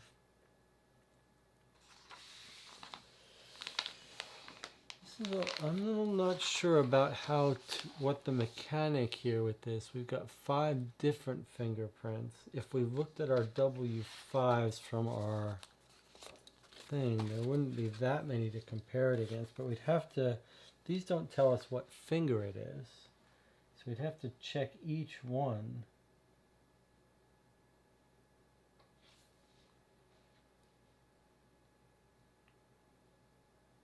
to find any.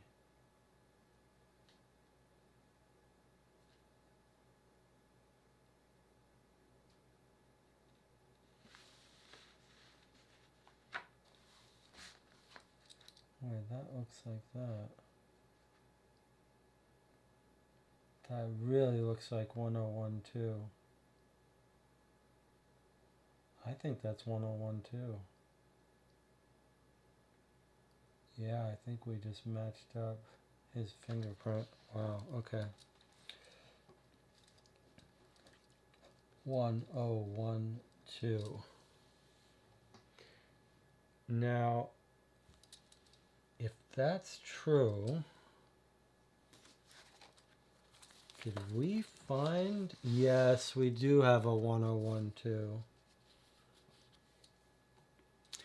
So 1012, why does it say W2? 1012 isn't a W. Wait, 1012 is a W5. Right? Oh boy, did I miss? Yeah, 1012 is a W5. Okay, this belongs to our John Doe autopsy. So it is the robber. The robber was killed at that scene. Killed Sam Thacker. Then the other kids kill him and disappear. And that suggests that the other fingerprints at that apartment might be our other criminals. We weren't sure if the fingerprints at that apartment were just other renters there. Now, maybe they are the other criminals. Wow, okay, that's pretty huge that we matched his fingerprints. That really is it, right? I mean, yeah, it's too big a coincidence. All right. Let's look at our other.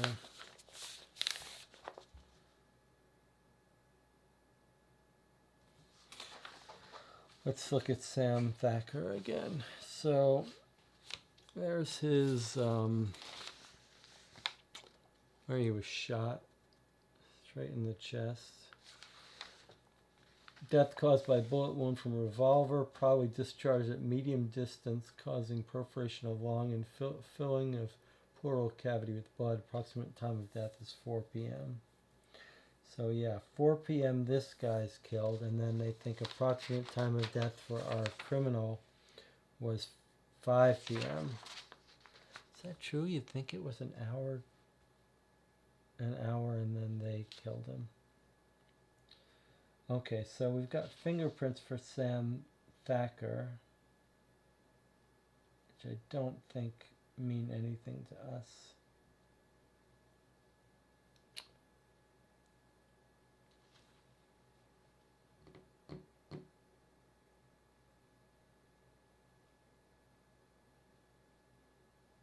He's got ID. I'm going to assume the cops positively identified him from his ID. Okay, we can't look at that one. 11:30. We do have another autopsy we can look at here.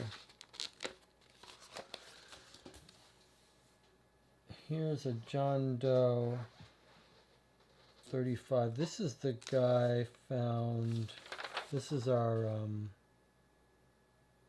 this is our Oriental guy found, Chinaman found outside the train station. I'm going to hold off looking at this for now.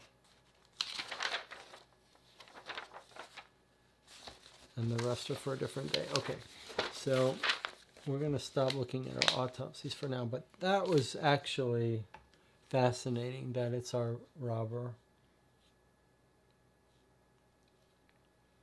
Now I want to go to the other addresses from the people whose fingerprints we found at that place.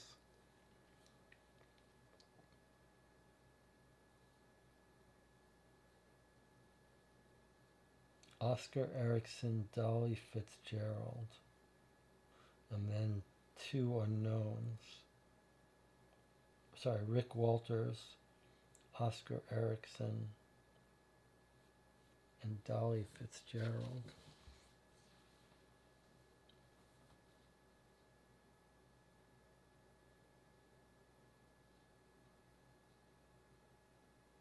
All right, we've got a bit of time to go before we go to the cemetery.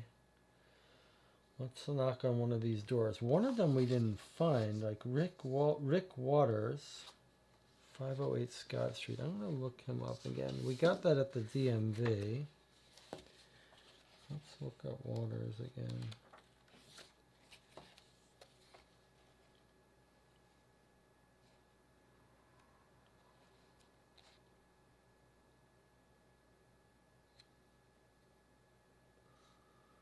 Rick Waters, 508 Scott. Yeah, so 508 Scott isn't actually on our list, so we can't visit him. I'm not sure why. Wasn't there yesterday either, right? No. Alright, but let's knock on the door of one of these others.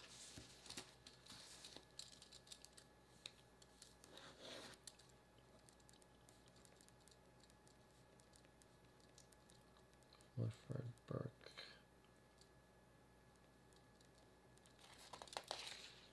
Alright. So we can go to Oscar Erickson at 718 Masonic. So let's go there.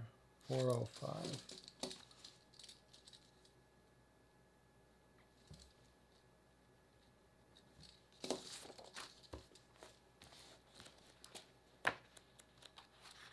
So we're knocking on a door of a guy's fingerprints we found at the robber's house.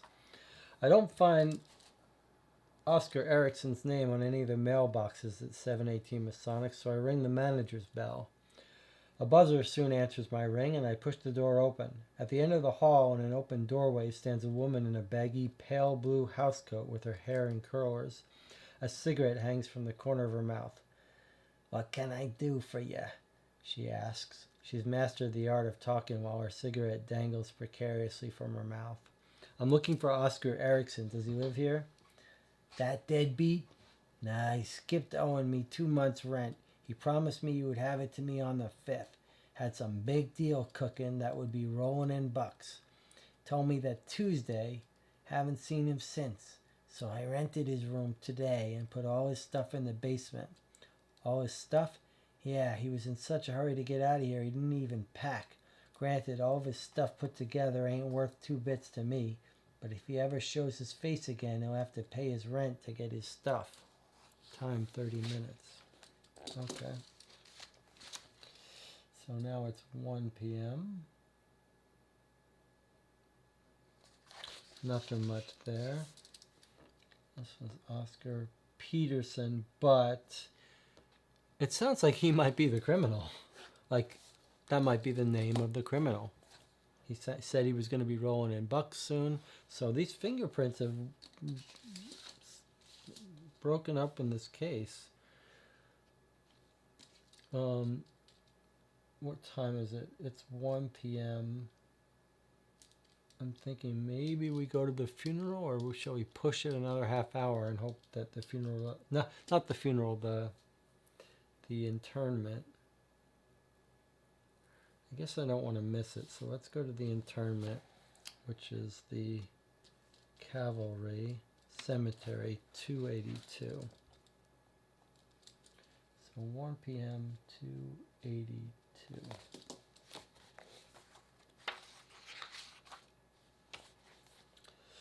If it's before 1 o'clock, if it's after 1 o'clock. Okay, so we're going to go to the before 1 o'clock, 1:15. So it's good we went here just in time. Before or after, yeah. 1:15. So 282 to 115.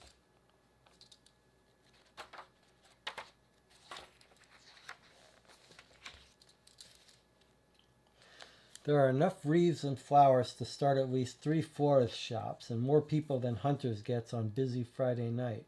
I can't help thinking that despite all his wealth and friends, Scott Hayes is still going to end up 6 feet under like the rest of us. I hang back on the fringe of the mass of mourners during a simple graveside service. I'm about to duck out when I spot a woman who I hadn't noticed before, standing a bit back from the crowd.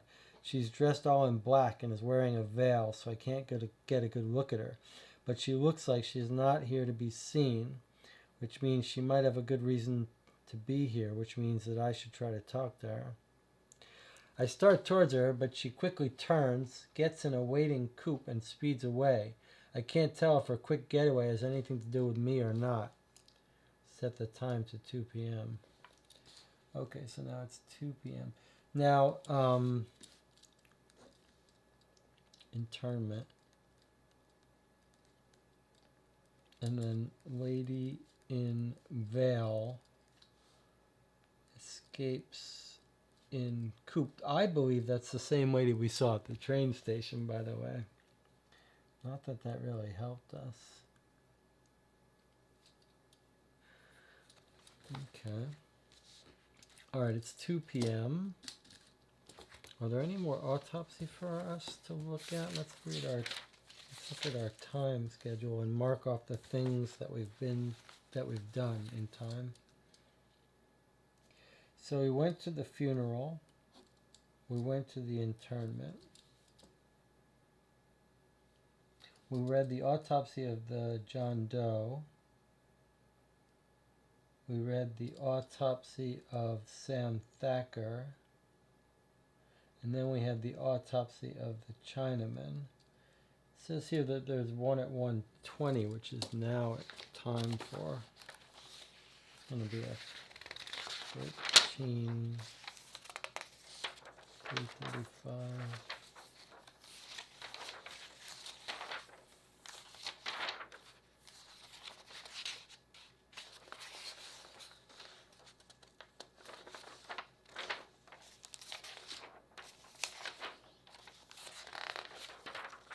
Here it is. John Doe. Oh, this is the autopsy of the guy who burned in the fire.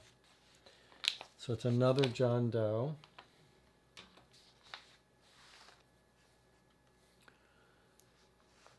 Five 5'7", body burned beyond recognition. All features obliterated, as well as both hands, most of arms, 1 foot, most of lower legs.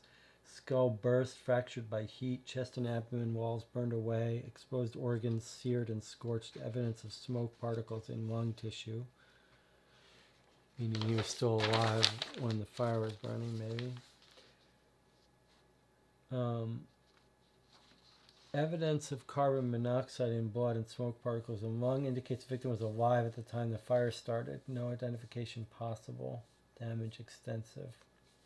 All right. Nothing useful for us there. We still got 2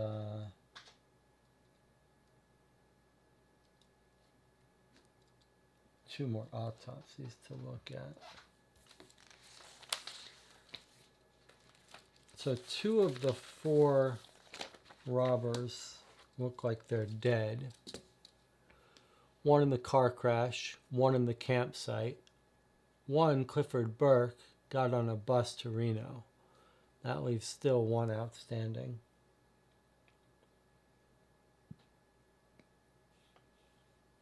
All right.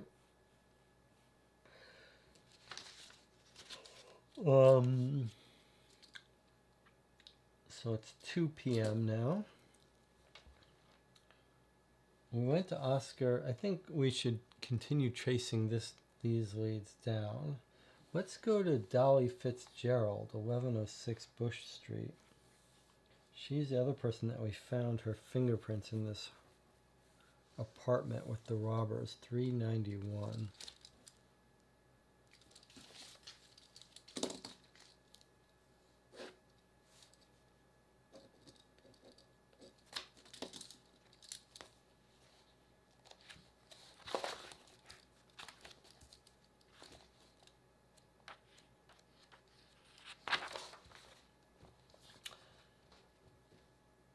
Dolly? No, she wouldn't be here yet. The bars are still open. The landlady is holding a glass in her right hand as she tries to steady herself against the door frame with the left. Any idea which bar? I don't know, but it can't be too far away for the shape she comes home in 15 minutes.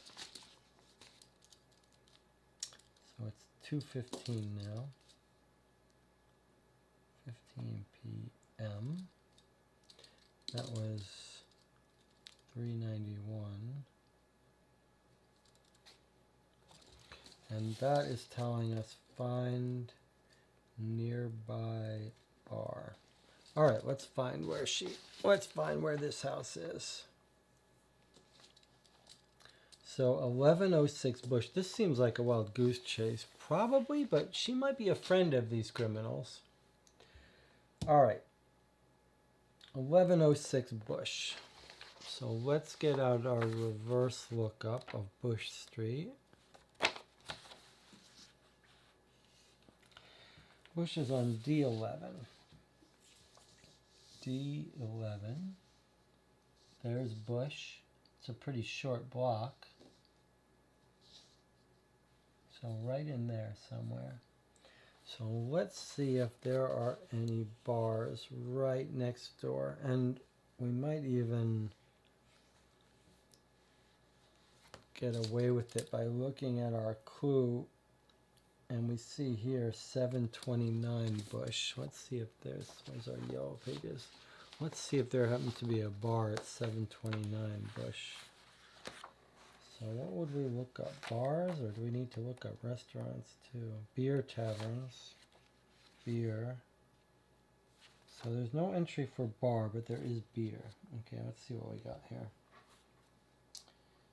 Beer taverns. Are there any on Bush? 137 Bush. That's not in our directory.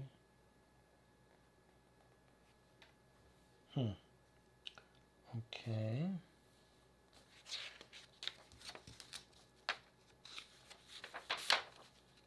Cocktail lounges. 729 Bush. There it is. Cocktail lounge. That's tricky. It wasn't beer hall, but it was cocktail lounge. Let's remember that for next time. That when we need to find places that people drink at. We've got beer taverns and cocktail lounges. Okay, good work. 729 Bush. So we knock on her door. She's not home, but the landlady says she's out drinking. We've got Melody Lane is a cocktail lounge at 729 Bush. Let's stop by and see if Dolly's there. 729 Bush sends us to 399.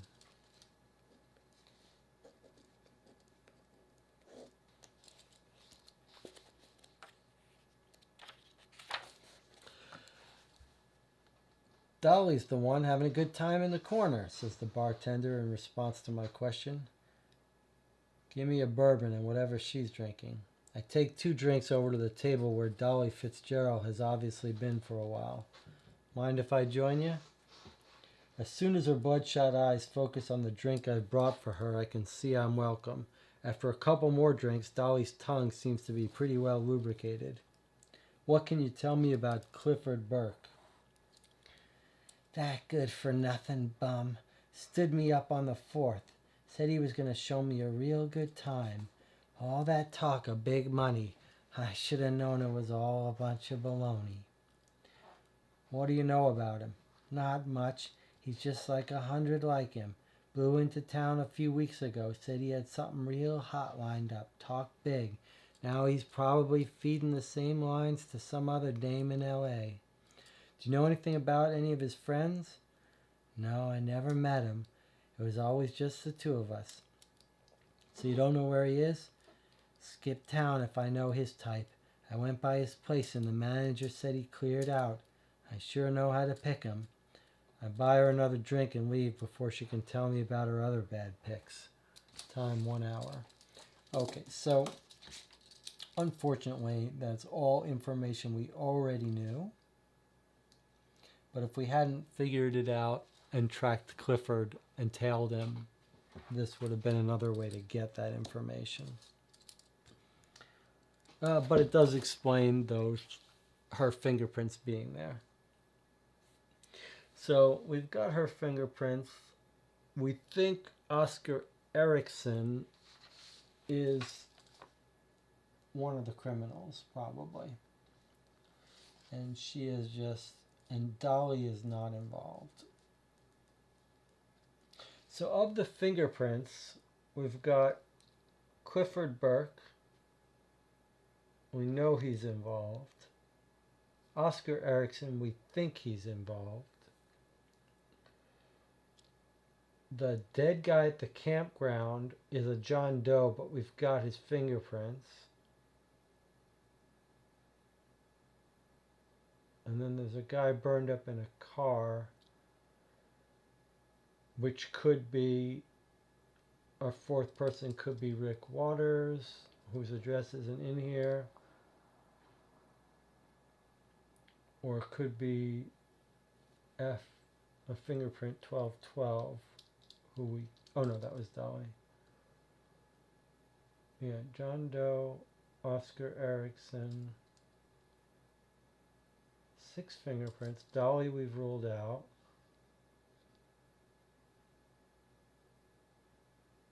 And there's just one we don't know. Sorry, let's see. 6 fingerprints. 1, 2, 3,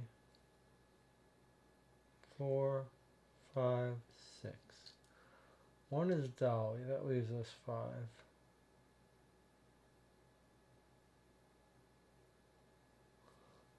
One is Cliff Burke. One is the John Doe who's dead at the campground. One is Oscar Erickson, who's at the who's in the DMV. One is unknown, and one is Rick Waters. So I just had a thought. If we go to the DMV, let's look at our DMV again, 428. Let's get the age of this guy. So 12, what is it? 1221 is Rick Waters. Oh, it doesn't have his age. Okay, and 1012 isn't in there. 1012, oh, is our John Doe autopsy. Okay.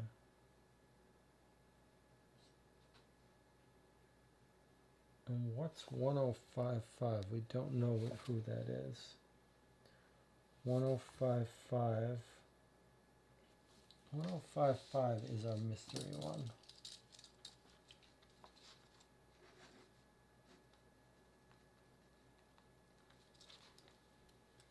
We know who 103 is. We know what 1012 is. We think 1041 is Oscar Erickson. We think he's involved, but he's disappeared. He could be the guy burned up in the car for all we know.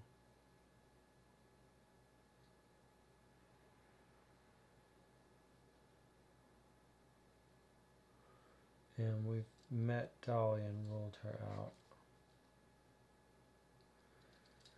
So 1055 could be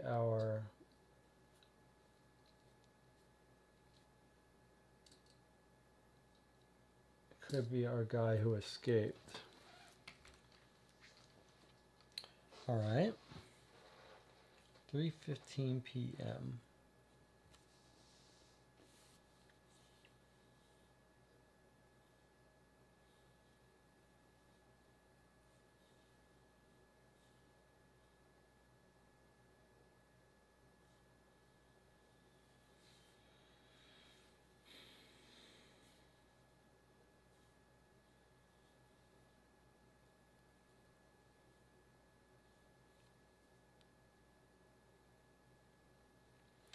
We can start chasing down Billy Kerns' people in San Francisco, but I'm inclined to wait for another day since that's a lot of traveling outside of San Francisco.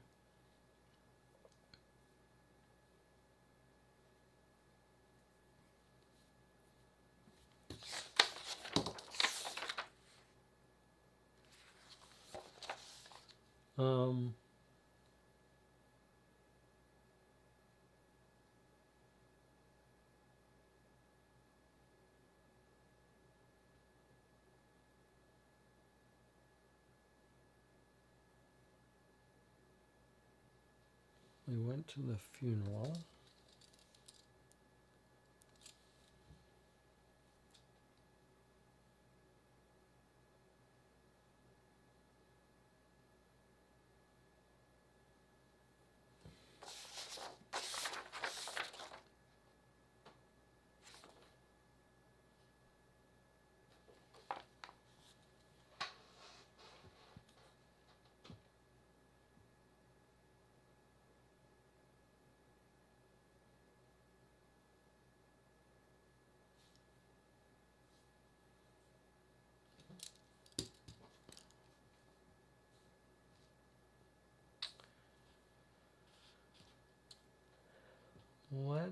let us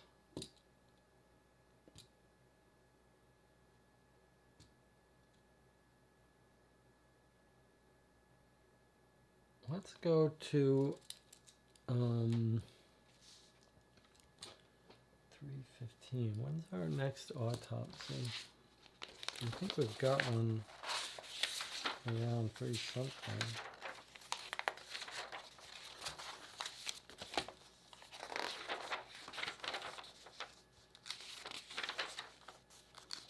Six p.m. 11:30.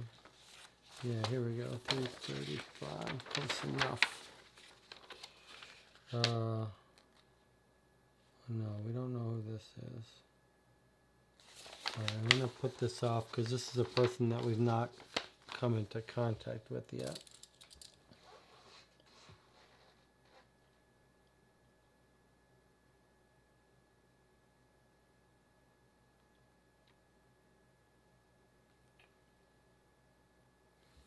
What did I write down here? Kerns. Oh yeah, we went to there. Okay, let's start chasing down this guy's friends in town. So Sherry Dillon. Sherry Dillon, the little kid. 2506 Pierce. Let's see if any of these kids that went camping have shown up. So 2506 Pierce goes to clue 64.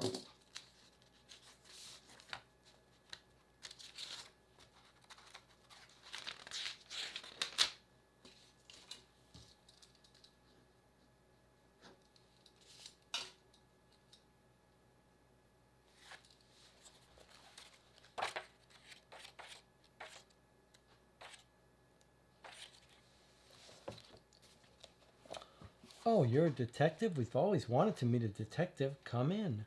I follow Mrs. Dillon into her living room. She looks to be no older than 28 or so, but considering the age of her daughter, she can't be younger than 38. And she still has a figure that can turn a man's head. She whirls on me as we come into the center of the room and gazes with her unnerving eyes right through my head.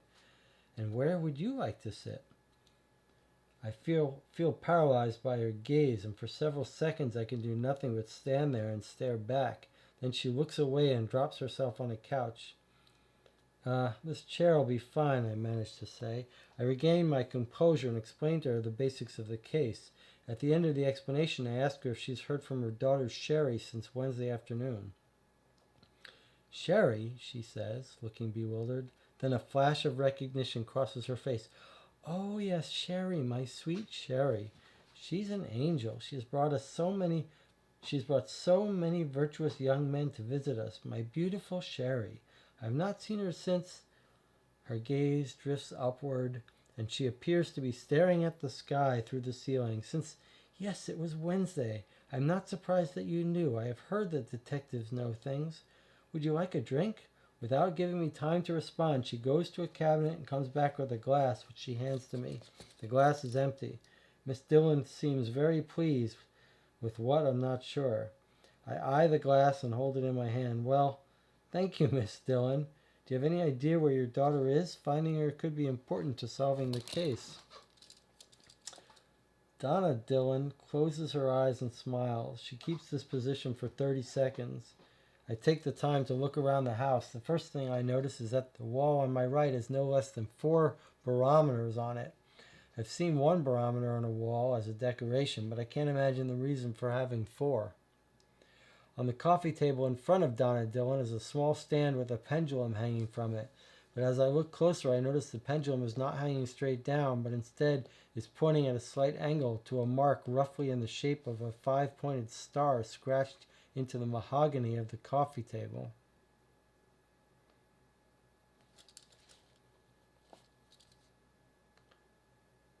Four barometers,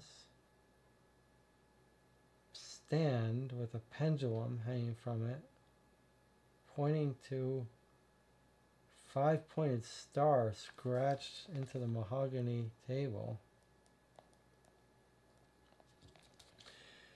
My apprehensive inspection of the array of taxidermied animals lining the wall to my left is interrupted by Miss Dillon's voice. No harm can come to my daughter. She is a chosen one. Perhaps the pirates have tried to take her. Maybe she has joined an expedition. It does not matter. She will always be in good. She interrupts herself, then looks at me as if I had interrupted her. What strange sounds? She asks. Again, I have no idea how to respond. I sit on the chair, empty glass in hand, staring dumbly across at her. Donna, darling, I've had the most unusual dream, says a tall, pajama-clad man who enters the room, rubbing his eyes and smoothing down his disheveled hair. Arthur, this man is a detective who wants to find Sherry. Say hello to him. Donna Dillon motions toward me. Arthur pays no attention to her. Looking at no one in particular, he starts his tale. I dreamt I was floating over a large lake, a red lake with a bubbling surface. An airplane came out over the lake and dropped a big black rock on my head. Out of my skull came a swarm of parrots. I tolerantly listened to him for 5 more minutes. When it becomes evident that he has no intention of stopping, I decide it's best to get out while I'm still sane. While Arthur babbles on in the background, I nod goodbye to Donna, who waves at me and smiles back while still paying close attention to her husband's story. I take a deep breath as I close the front door behind me. Time 45 minutes. So, craziness. And it's 4 p.m. So, crazy. Sherry. What was her last name? Dillon's parents. So she's basically on her own. Her parents are whacked out. All right, well, while we're at it, what about Jurgensen?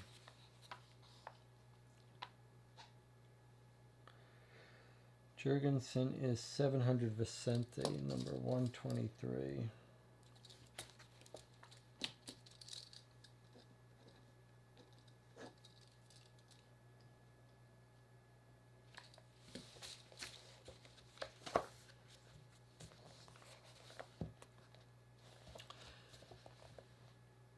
Search Marianne's room? Oh no, I couldn't let you. Please, it would help me find her. She may have left a clue. Mrs. Jurgensen looks distressed. She puts her hand to her mouth. She looks over her shoulder as if begging for help, but there's no one else home. She looks back at me. All right, you can do it, but I'm going to have to watch you. It makes me very nervous. Have it your way. Unfortunately, her way is to hang over me, watch every movement, ask an endless stream of inane and meddlesome questions, and in general make my search a frustrating waste of time. She forbids me to look in certain drawers and parts of the closet because a girl has a right to her privacy. In quotes. It seems like she's afraid of what I might find. After 10 minutes, I give up and only pretend to search. I'm unable to find anything. I see that the trash can has several notes crumpled up lying on the bottom. If I were alone, I would just pick them out and look at them. It's impossible with Mrs. Jurgensen monitoring my every movement, so I devise a ploy and accidentally drop my cigarettes into the trash can. I explain myself and retrieve them, and in doing so also palm a few of the notes. At least I get something out of the search. I smile and say thank you and leave before I waste any more of my time. When I'm safely out of her presence, I flatten out the notes and look at them. Okay. Notes from Marianne Jurgensen. Okay, so these are important. Let's see what they say.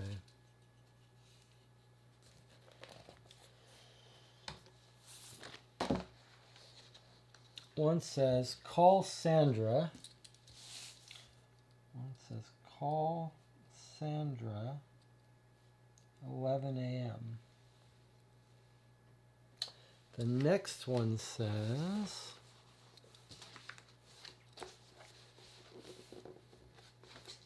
wash dress, pay back Billy, write letter to GT office, buy new shampoo. Payback Billy. Payback Billy. Well, Billy Kerns, that's our guy. Wash dress. Okay.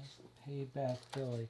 And the next one says 620 Clement.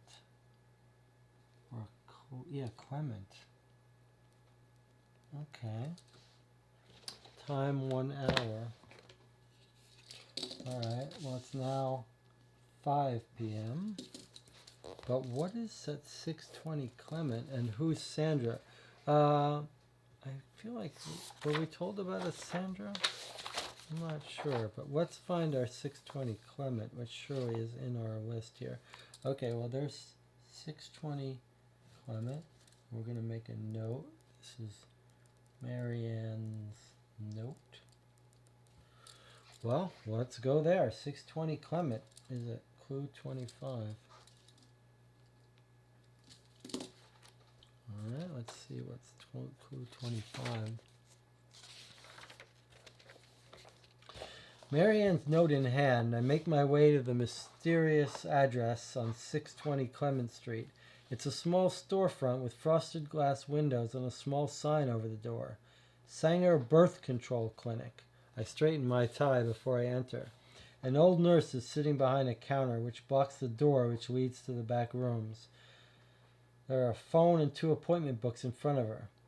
I'd like to find out some information about a patient who came here.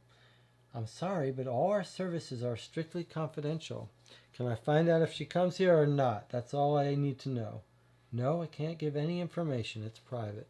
30 minutes. Okay, so 5:30. So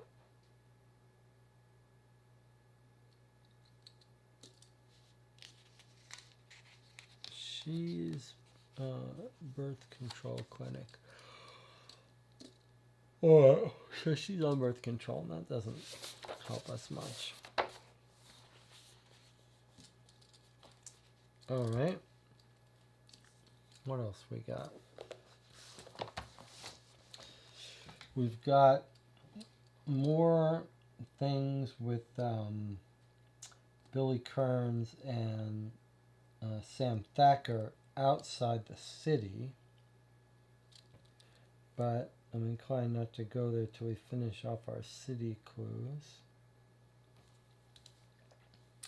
There's Spencer Moon, the other friend. I think maybe we'll go visit him just for the hell of it. We're visiting all the rest of them. Let's go to 101 and visit. Spencer Moon was the Chinese straight-laced kid.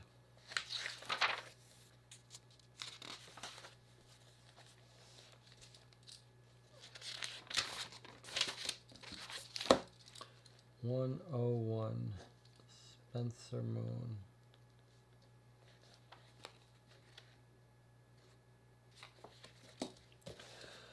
The 3-story Queen Anne-style house is freshly painted and has a perfectly groomed garden. None of the stairs squeak when I step on them. The round-faced Oriental girl who answers the door stares at me with dark eyes. Hello? I'm from the Continental Detective Agency. I'd like to speak to Spencer Moon. All she can manage is the word plea. Plea? Is Spencer Moon in? She steps aside and motions me to enter. Plea. At least it wasn't a question this time, whatever it meant. I follow her through a tastefully appointed house to a small waiting room. The decorations are definitely Oriental, but not the Chinese I'm used to from Chinatown. Korean, undoubtedly. The girl pats a settee as if she wants me to sit here. I sit down. She starts to leave. Hey, how long will... She turns around, holds up a finger to stop me, gets a distressed look in her eye, and begs, plea. Quite a handy word she's got there. I sit and wait. The minutes pass. Occasionally I see someone walk by in the hallway, but none of them responds to my call. Although everyone who walks by is Oriental, I can tell it's never the same person more than once. Old, young, men, women. I don't know the house well enough to know where they're coming from or going to. After 15 minutes, the first girl shuffles back into the room and manages a hurried bow. She gets up and glances nervously over her shoulder several times before she motions with both hands for me to remain seated. She lets out the desperate plea. She waves an outstretched palm at me as she backs out of the room.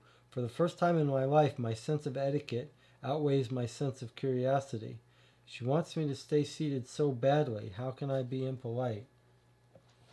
My manners cost me another 20 wasted minutes, during which I grimly watched the irregular parade of people up and down the hall.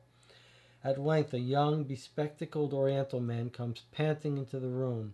He is sweaty and his chest is heaving, yet he tries to act casually as if he had not just been exerting himself. He extends his hand.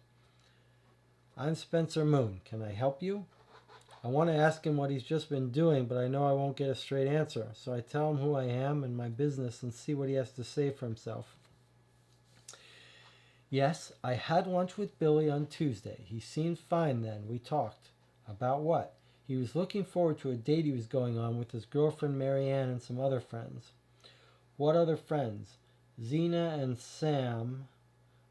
Zena Jones, I think her last name is, and Sam Thacker. Let's see, who else? Oh, a girl named Sherry, too. I don't know her last name. I don't know who else." "Where were they going?" I get the feeling he may not know about Sam Thacker, but I want to see how much I can get out of him before I break the news. "Down the peninsula. Said he knew a great spot for making out with girls, secluded in the country, but with a nice view." Where was it exactly? Well, he gave me directions, but he didn't write them down or anything. He said, drive down the great highway south of the city limits, and where it branches, go off along Skyline Boulevard. Then after a few miles, just before you get to San Andreas Lake, there's a dirt road that goes off into the countryside. When it branches, go to the left. Where the road ends is a spot with the view. Now, don't quote me on that. I think that's what he said, though I don't know if they went there, but that's where he said he was going. I haven't seen him since lunch that day. He pauses for a breath. I can tell his heart is still beating quickly from the exertion. Maybe if you talk to the people he was going out with, they could tell you where he is. I want to ask him why he's breathing heavily, but there's something about the politeness that permeates the house that prevents me. We can't find the people he had a date with, except for Sam Thacker. He was found in a spot much like you described. We're both silent for a minute while the news sinks in. That's terrible. What happened? He was shot. That's all we know. Will you be available for more questioning if I need more information about Billy? Of course. Come whenever you like. He's charming, but for some reason I don't think he's sincere. Huh.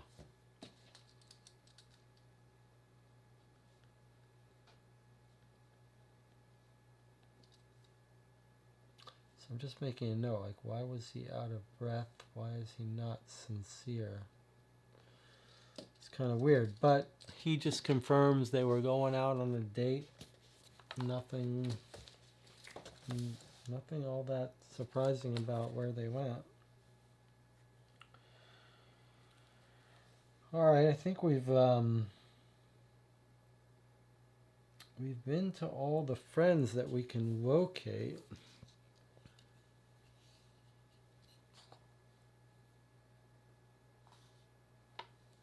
And then there was a time on that. I think it was 1 hour. 1 hour. Okay, so it's 6:30 p.m. now.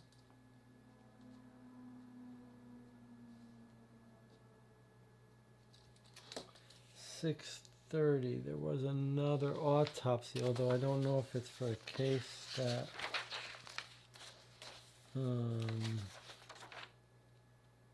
yeah, it's not a case that we're involved in.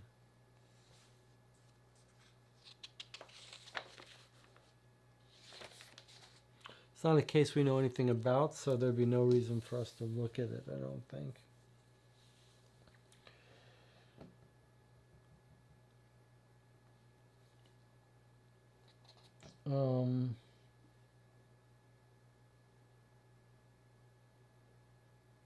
We've got some clues from the previous case, but let's go back. There's an entry here for the Continental Detective Agency at 34 Scenic Way, so let's stop in there and catch up on the case. So that's 261.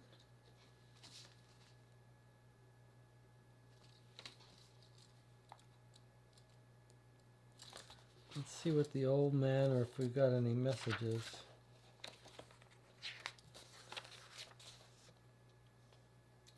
Oh, wait a minute. Can't be 261, can it? Oh, 34 Scenic Way. Sorry, we've already been there. That's not the Continental. That's the Hayes Mansion. Hayes House. Okay, and I see it's marked as being the same clue we've already seen before.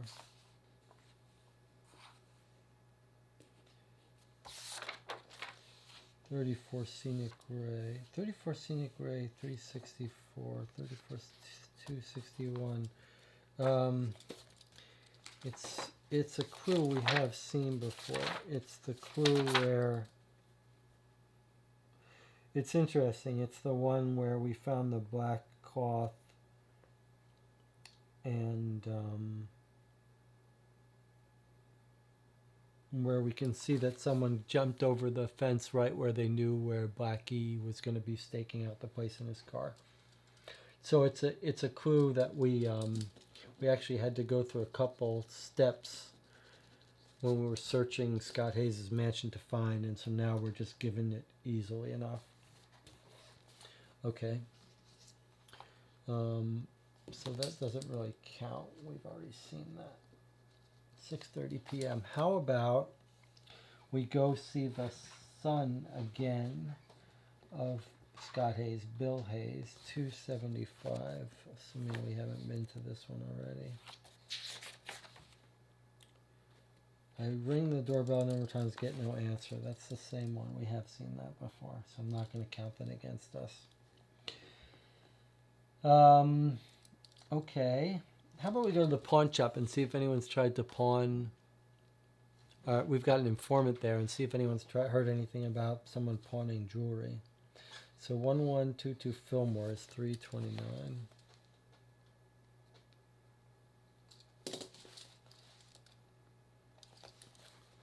Don't think we've been to this one before. 321. The Lindemann jewels haven't shown. I would think whoever has them would want to unload them. I called L.A., Denver, New York, Chicago. No word anywhere. Very strange. Can't explain it. 15 minutes.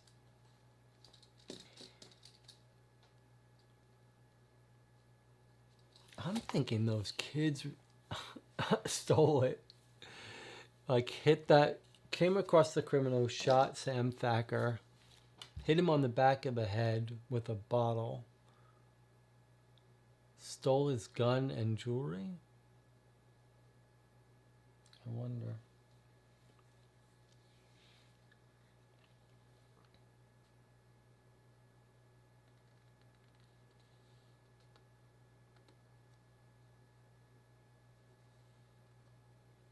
We've got an entry for the bookie, an entry for the Twin Dragons Chinatown.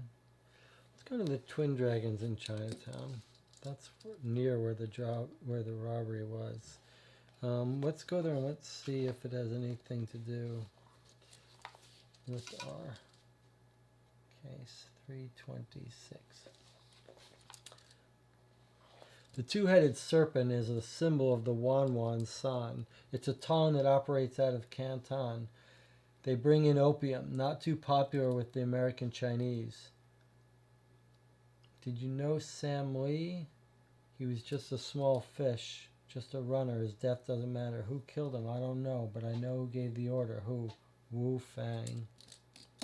All right, so that sounds like a clue that we might not have been supposed to get. Okay, Sam Lee. We're going to read his autopsy. He's going to be that Chinaman, but let's see if we can get to it before here. He's going to be a small fish. It says, our informant says Wu Fang gave order to kill. And he says, two-headed serpent. Serpent is one sen tongue.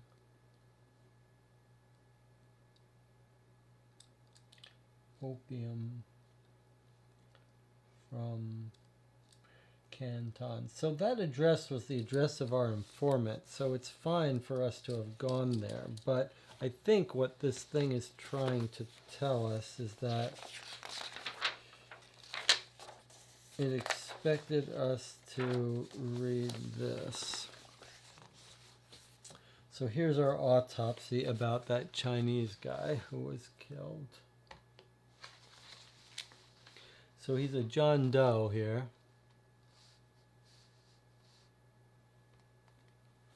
Oriental, 5'4", hair colored black, age 35. Head and brain intact, thorax punctured left ventricle and severed descending aorta. So let's look at this. He's got a tattoo. He's got a knife wound in his abdomen. He's got a finger missing, which we know is a thing from the tongs, from the criminal underworld in Japan, China.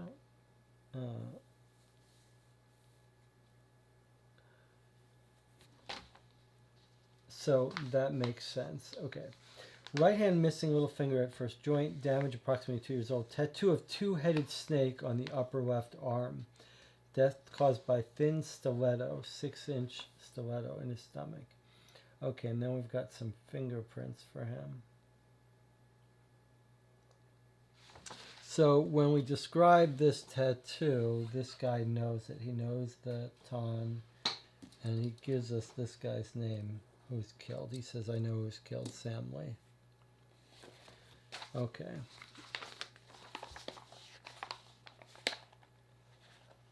I'm not sure if we could find Sam Lee from his fingerprints. I wonder if we've got a mugshot on him. Let's see.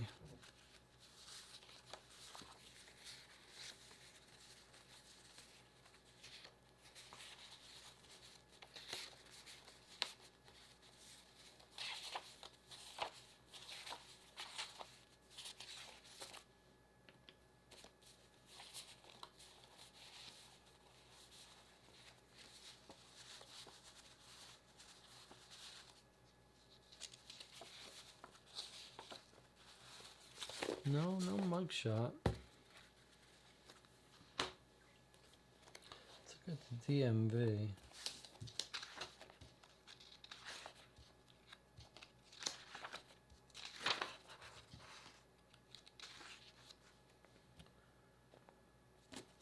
There's an entry for Sam Lee. Okay, let's see if we can't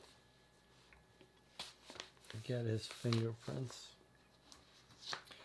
So he's a loop. He's a loop of 1, as I understand it, 1, 2, 3, 4. Although this kind of loop is a little confusing to me, but I believe his fingerprints are L4s. So we go to the center line and count 1, 2, 3. Well, hold on now. Yeah, 1, 2, 3, 4. So I believe those are L4s. Let's see if we can find a match. The problem here is that not all of his fingerprints are in here, right? So we're gonna have to look for each of them.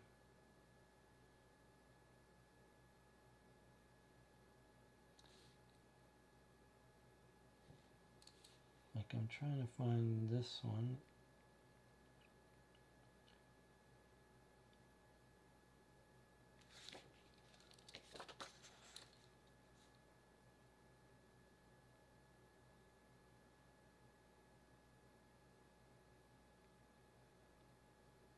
And I don't see it, so now I'm going to try to find his forefinger here.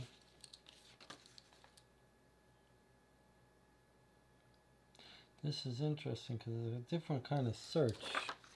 Previously we get one fingerprint, we have to find it. Here we've got 5 fingerprints from his different fingers. And I don't know if it's worth the effort to do it. Okay, so get this one. Oh, sorry, I keep leaving it on the one. Okay, now I'm looking at this one. I'm just visually looking like I'm seeing this has got a prominent delta, and I'm looking to see if I can recognize it on first glance, and then we'll look at it more carefully.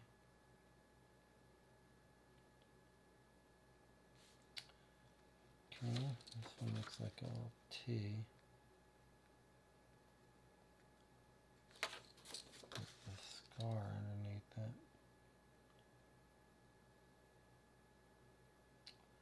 Don't see it. Now this one.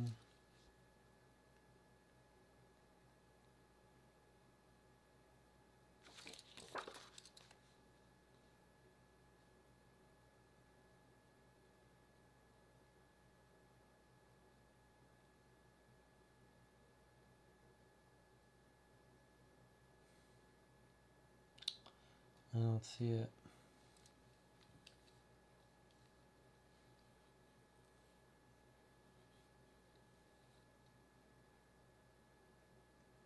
Let me make sure I'm counting this right.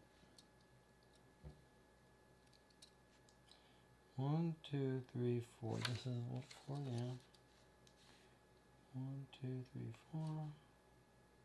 1, 2, 3, 4. Yep.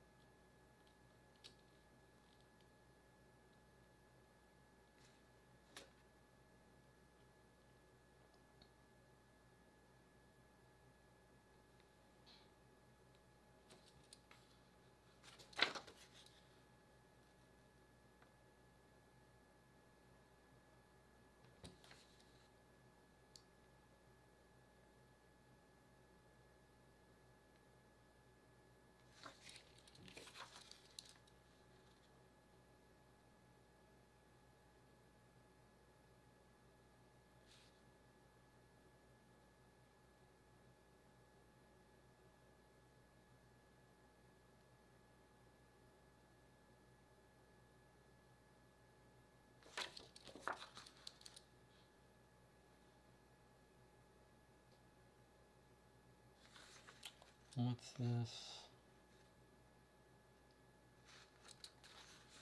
Is this it right here?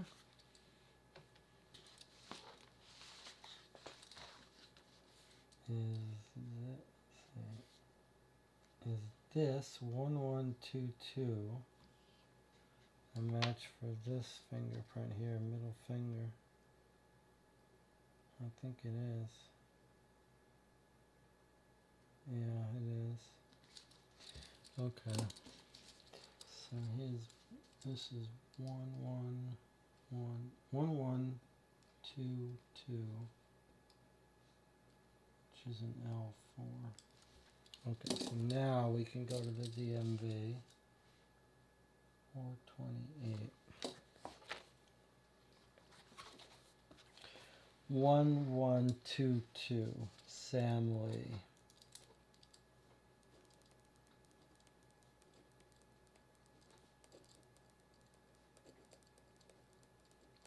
So those autopsy fingerprints, you really got to hunt for them. You got to check each of the 5 fingerprints against the chart. Is L41122 Sam Lee at 656 Pacific Street.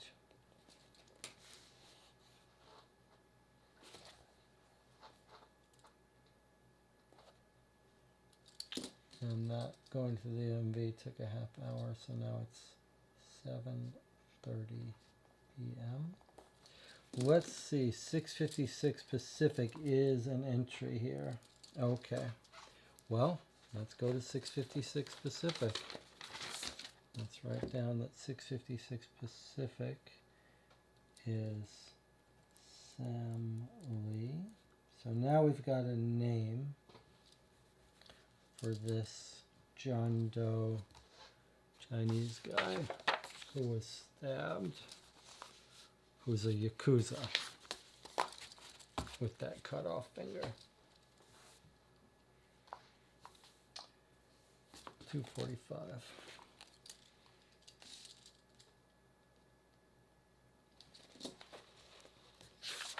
We're in dangerous territory now, messing with Yakuza. I glide like a dancer through the crowded hallway, moving quickly to avoid colliding with the throng of Chinese children in wet laundry that challenge my way. There's a musical quality to the sing-song Cantonese that the mothers call out to their children, warning them to stay away from the strange intruder. Most of the apartment doors are open, and the hall is used as a large communal room. At the end of the hall is the room I'm looking for. Next to it is seated an old Chinese gentleman with thick glasses reading a Chinese newspaper. Between his legs is a heavy wooden cane with an even heavier silver handle in the shape of a serpent's head. I knock on the door, but the only response I get is from the old gentleman. He puts down his newspaper and looks at me over the top of his thick glasses. I knock again, no response. The old man is still staring at me. Sam Lee live here? I ask the old man. No response. I try the doorknob, but before I can see if the door is unlocked, the old man has grabbed his cane and is swinging it with great speed toward my hand. I get it out of the way just in the nick of time and stare as his cane smashes into the door. The old man shouts at me in Chinese as he readjusts his cane to a more threatening position. Heads start to pop out of open doorways to see what's going on. The old man's voice becomes even louder. I decide it's time to leave. I dance my way down the hall and out into the street. 30 minutes pass. Okay, so 2:45. Sam Lee, old guy, silver cane, silver-headed cane. Not very useful to us. All right, but we went to our informant. He knows. He's told us this guy works for one of the tongs, the Wan San Tong, opium from Canton. And he says Wu Fang gave the order. So, who is Wu Fang? Let's see if we can find him in the phone book.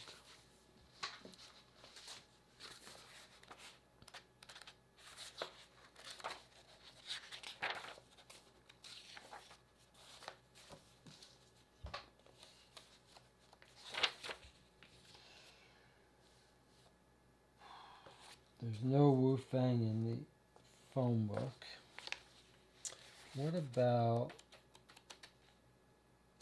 some Cantonese organization? Chinese something.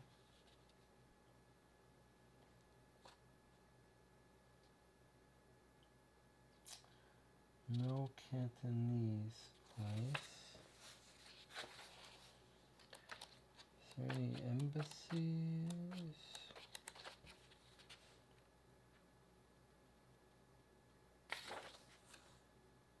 Embassy Club, that's not very useful to us.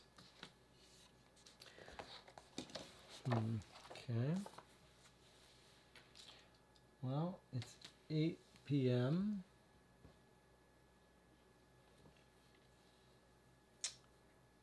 What else we got here?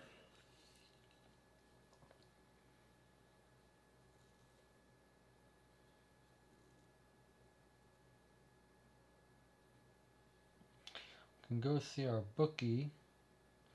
We can go to the place where Opal, girlfriend on our Sam Hayes case, was hanging out at 152 Powell.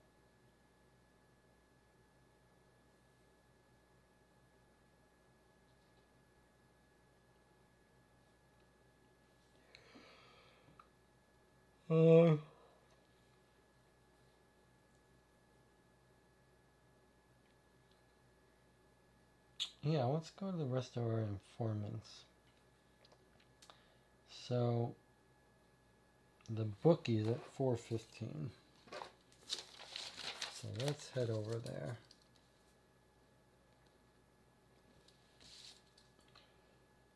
Maybe he's heard some more information about the horse racing stuff and Scott Hayes' murder. Unless this is a clue we've already been to for 15. This thing's too dangerous. You got 3 guys dead now. No way am I sticking my neck out for a few lousy bucks. I don't know anything anyway. That's our guy who gave us the people who might be after want Scott Hayes dead now, like Ruiz, Romeo Ruiz, the jockey got killed. He's like, that's it. That's enough. 3 people dead. This is too hot for me. All right, not very useful. How much time passed? 15 minutes. Okay. It's 8:15 p.m. Okay. Let's go back to the Pink Rat, which is an address I recognize. That's where Romeo Ruiz was going to meet us, and they know him. His brother works there. So 406 Stockton 186. Let's see if that's not a thing we've already seen.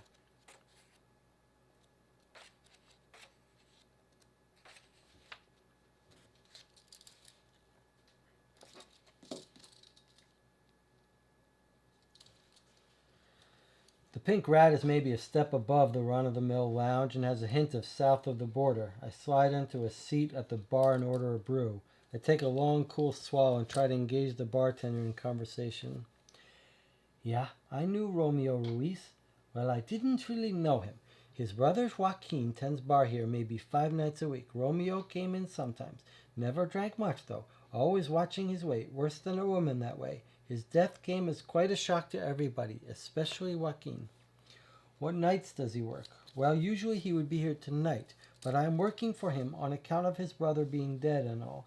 I told him I'd take tomorrow's shift as well, but I think he'll be here. Said he needed to get his mind off things for a while.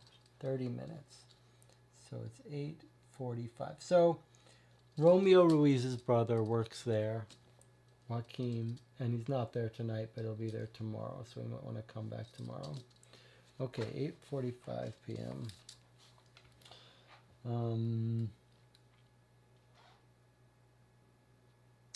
All right, let's try 152 Powell. That's where Opal, the girlfriend, got dropped off at. You'll remember the business and locked herself and didn't answer the door. Let's see if there's anything new going on there. That's 420.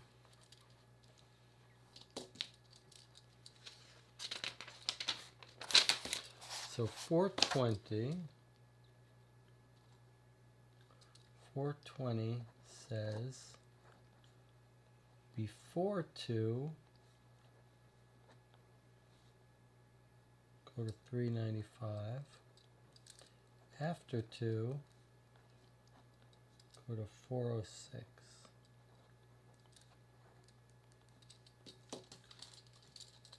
So it's after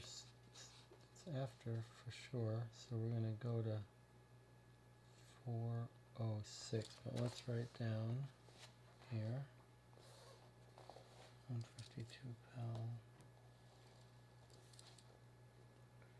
So there we could go to 395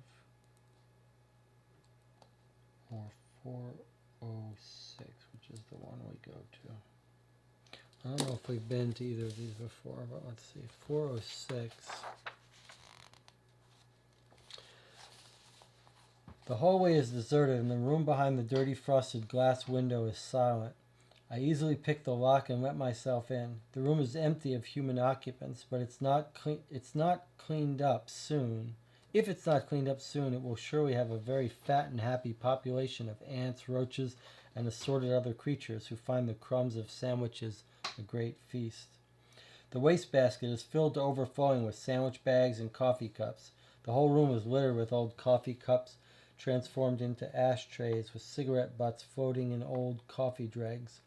I hope the office manager has a good janitor to get the place ready for the next interior decorator. That's what she claimed she was renting the office for.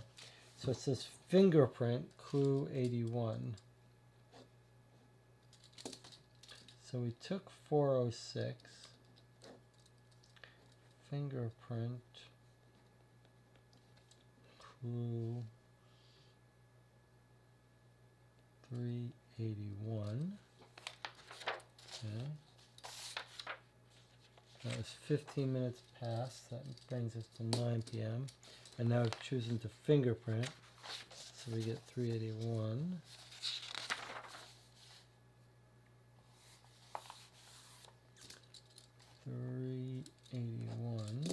Is a fingerprint. Is two fingerprints.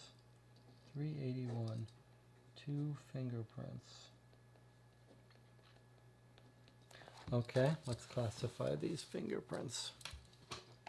Here they are here. We've got loop 1.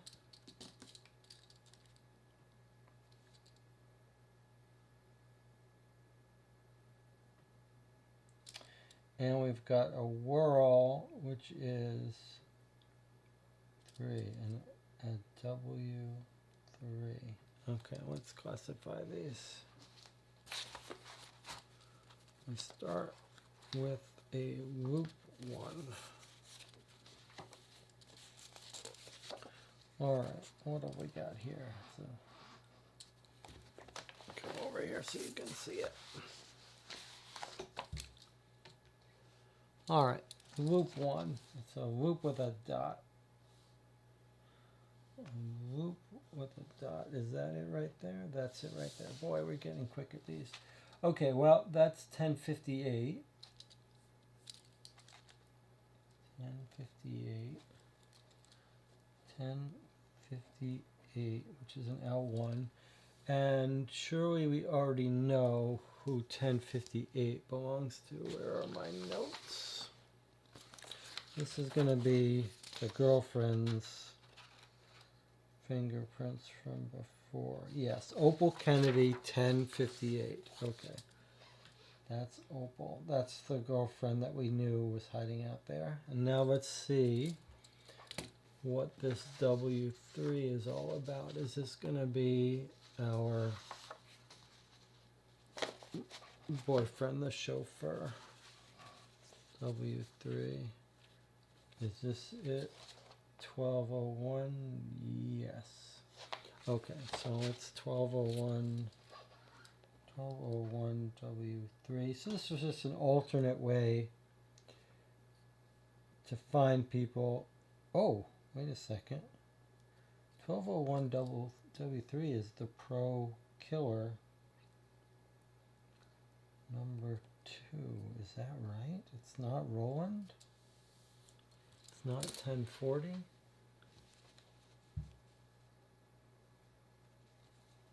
1040 was a W2.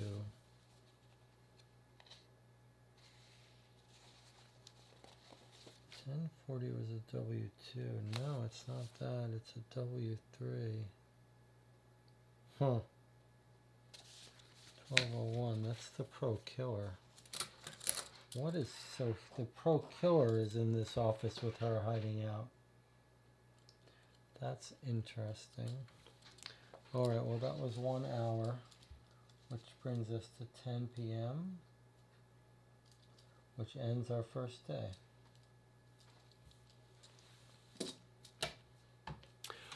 All right, there you have it, the end of the first day.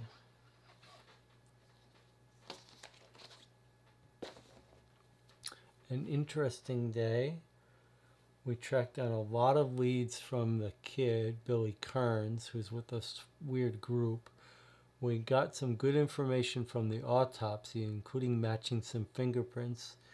And it turns out that the guy at the campsite, the old man, really was the robber, which surprised me. Which means that the kids drove off on their own and they almost got into that accident, something we didn't even follow through on. So I wonder why they're running. Did they steal the jewelry? I'm not sure. All right, so we're going to read our end of day 1 questions, even though we're not going to answer them again. So July 5th. Who killed Sam Thacker? What happened to Billy Kern? Who was the Chinaman murdered at the train station? We found who that was. Who killed him? Why was he killed? Okay, well, we are told by our informant that a guy named Wolfgang ordered him killed, but we don't know who actually killed him. And we know he's involved in the opium trade. Okay, so obviously we're going to have to play that day a couple more times.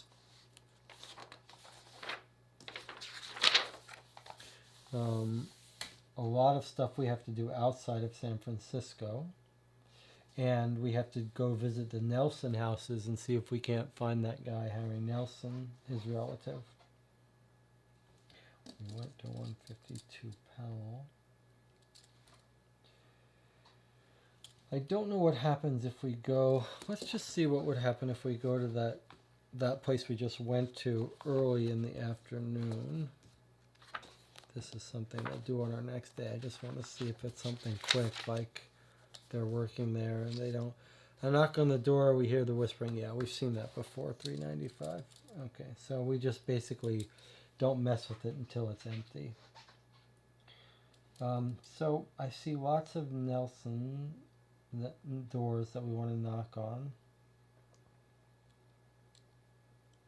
And then there's a whole bunch of this stuff that City Hall, to talk to the police. All of these hotels, I'm not sure why we would go to them. The lawyer that I want to talk to again. And then all that stuff at Stanford. And then a bunch of places we don't know why we need to get there yet. But this is a good place to stop. We'll have to replay this day again. And I'll see you on the next playthrough.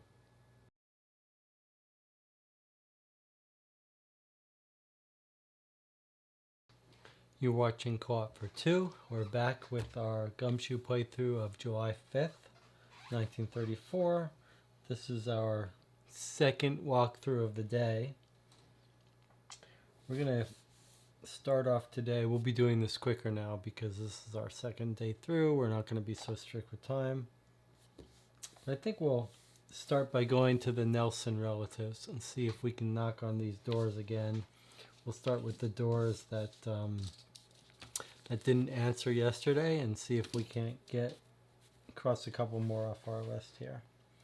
So and my notes should help us confirm which doors we haven't knocked on or no one answered. So I think I have them marked here, but just in case. 1115 Castro is 307. So we're going to start at 307.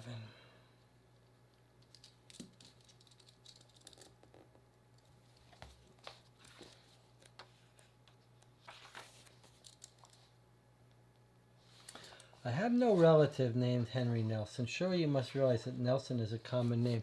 So it's an interesting mechanic. They've got several clues that say basically the same thing. I have no relative named Harry Nelson, but they're different numbers so that you aren't sure. Like when it changed over from July 4th to July 5th, they're using different numbers now. But we can see now that all the 307s are... no one's there of that name. So there's another 307 Nelson. There's another 307 Nelson.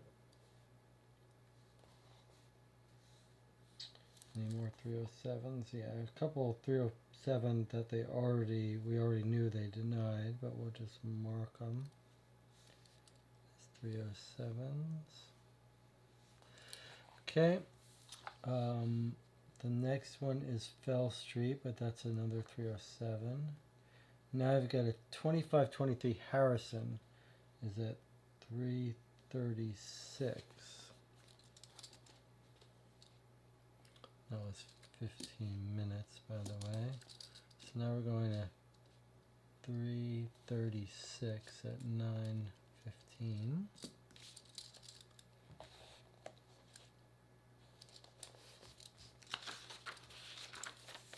336 says, I have no relative named Harry Nelson. Sure, you must realize that Nelson is a common name.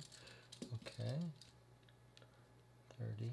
So 336, we're just going to use some shortcutting here to remind us that all other 336s are going to be the same answer. There's another one.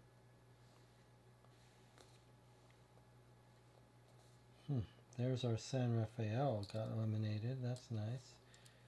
And Market Street. This must be another Nelson relative. 3385 Market.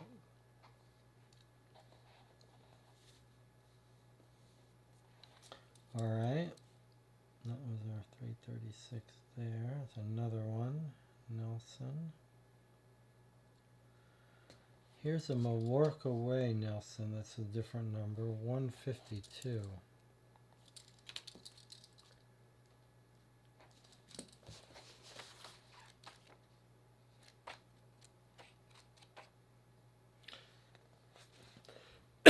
The door is firmly locked and no one answers my insistent pounding. 30 minutes. This was at 9:45. We went to 152. Sorry, 9:30. We went to 152. Now it's 10 a.m. Okay, well this one is still a possibility. 152. Still a possible place for a Nelson family. It's interesting that it's gonna is it gonna keep going each day? We're gonna narrow it down. So I'm gonna put, this is our Nelson. So no answers are 180 Milwaukee Way. And I see there is another 152 Gulf Street, but Gulf Street we already checked and someone did answer the previous day. Okay, let's see, what other Nelsons do we have? We've got a 336, we already know that's a no one. No, someone answers and they're not there. Here's a 323, is that going to be another? This is someone, according to our notes, already told us that they have no relative. Let's just check again. Yeah, I have no relative. Okay.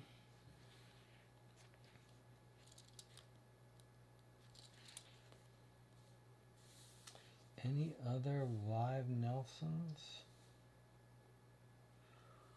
Wow. So according to my notes,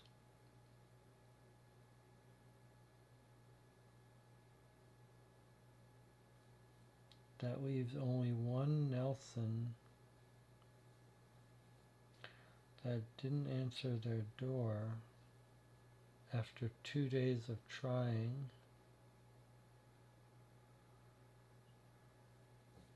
And that was this one at 180 Milwaukee Way.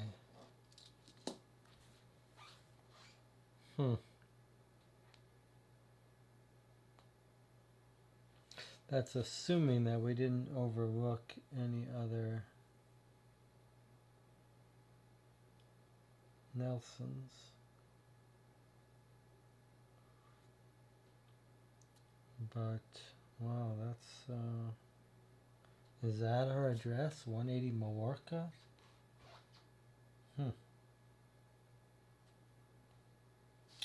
Alright. Given that, we've still got places that we don't know what they're referencing. Bunch of them.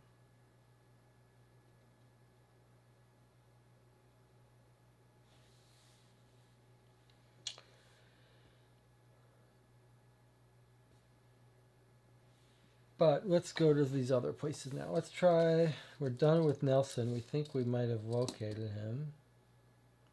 Although maybe we should be checking these places all out again, like the places that said there's no relative there.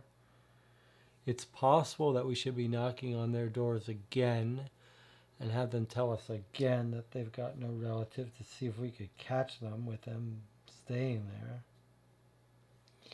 But I'm not going to do that. I'm going to assume that we shouldn't do that. We'll have to go back if we have to go back. I've made a note of which ones we haven't checked, so we can go back. Okay, let's go to City Hall and see if the cops there have anything to say. 383. City Hall had DMV and something else. So let's see if that's the same today. Have you heard, DaCosta greets us, we found one of the getaway cars used in the Lindemann job. It was registered to an Ernest Lozer, who reported it stolen Tuesday night. Where did it turn up? Near the corner of Jones and Bernard. If you get out there right away, you can check it out before we tow it in. Thanks for the tip, Joe. Okay. That's pretty nice. So 383 City Hall tip on Lindemann car. One crashed. One, the guy got out and blew it up, and there's only one left, the Hudson. So this is going to be the Hudson. So Ernest Lozer reported it stolen. Jones and Bernard corner. All right. That only took 15 minutes, so it's 10:15. So the corner of Jones and Bernard. Well, that's not there's no entry for Jones and Bernard. What we could see is there an entry for Jones? No. Is there an entry for Bernard? Yes. That's going to be at 185 Bernard. We could check out where, well, let's see. I guess we do want to kind of know where it's at. There's Jones.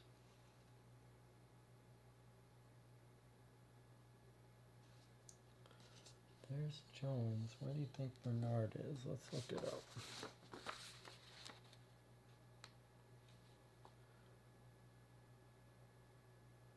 Bernard A1. Lowercase a1. Not sure why that would be. Why is it all lowercase?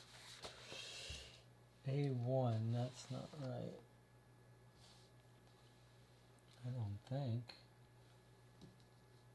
Thought we found Jones. There's Jones. Let's look up Jones. Maybe Jones is in two different places. Jones is D12. Okay. So something was wrong with that Bernard. Maybe it's street versus avenue. There's Bernard. Avenue. Jones and Bernard. Okay, so that's where they found the car. That's what it was. Lowercase is avenue, or lowercase is going to be street. Okay, let's go over to 185 Bernard and see what the car has to tell us. 379.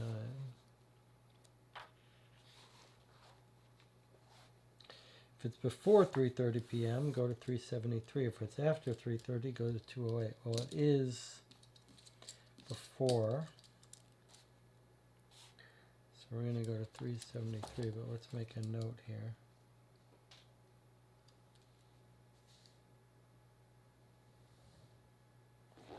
So this can go to 373 or 208. 373 or 208. And it's before, so we're going to 373 first. We might come back and see what the 208 is. Okay.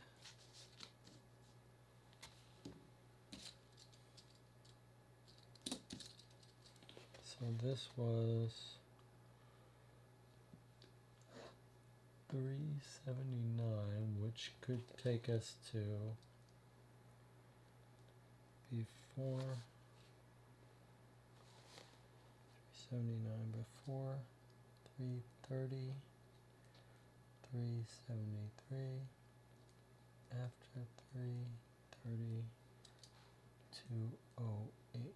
All right, so we're going to 373.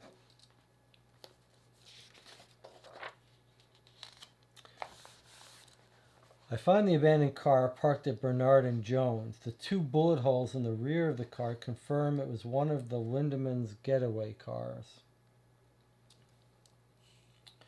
There's a diagram here. It says the steering wheel and door handles have been wiped clean. Most of the prints found throughout the car are fingerprint A. Fingerprint B is found on the starter, and fingerprint C badly smeared on the radio. Time 1 hour and 15 minutes. So it's 11:30. So we found 3 fingerprints.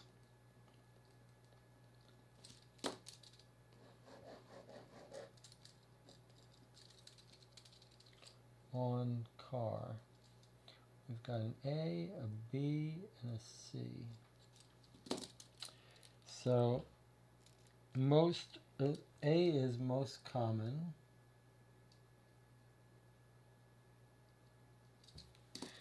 Okay. What is A? A is a L1. Okay. B is a whirl 1. And C is a whirl 1, 2, 3, 4. C is a whirl 4. So A is most common. They're throughout the car. That's probably going to be our owner, right? The innocent owner. B is found on the starter.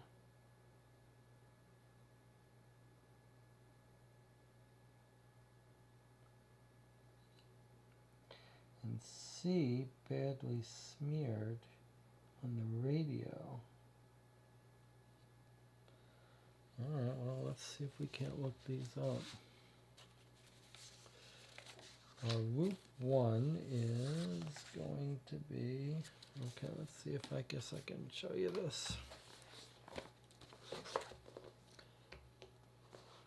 Okay, so there's our found 3. Looks like we could use some focus here.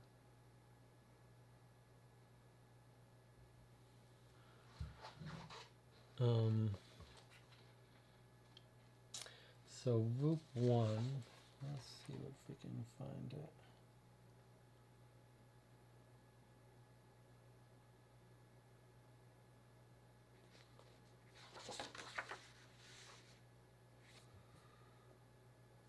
There it is, right there. 1025. 1025. Okay, so A is 1025. It's an L1. Okay. Then we've got a W1.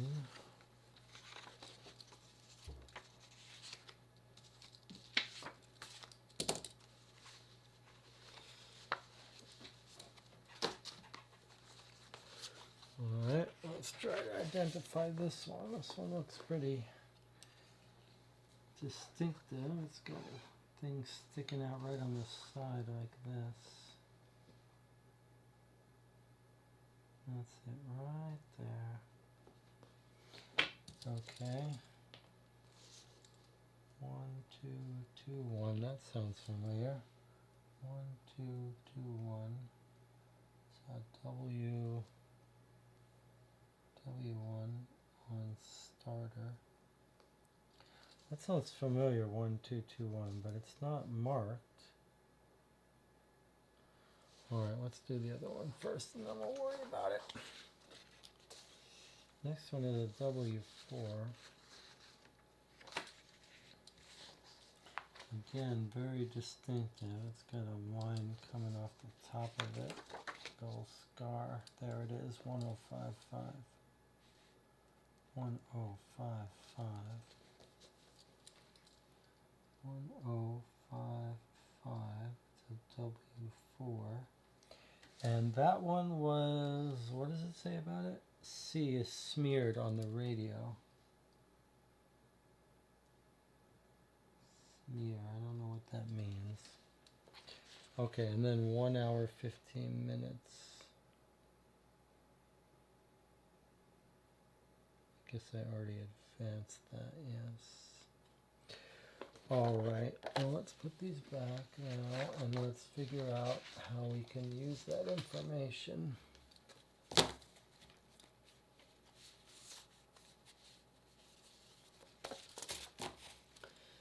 Alright, let's see if we recognize those fingerprints from anywhere.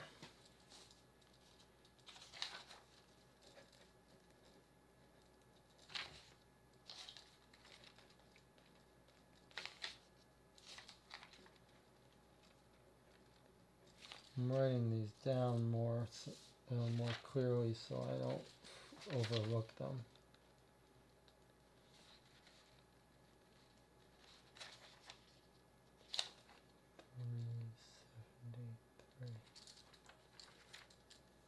The Hudson car. These are the two that got the one person got away. 1, 2, 3, 4. Only one person in this car. All right, let's see. Let's see what we got for fingerprints. So,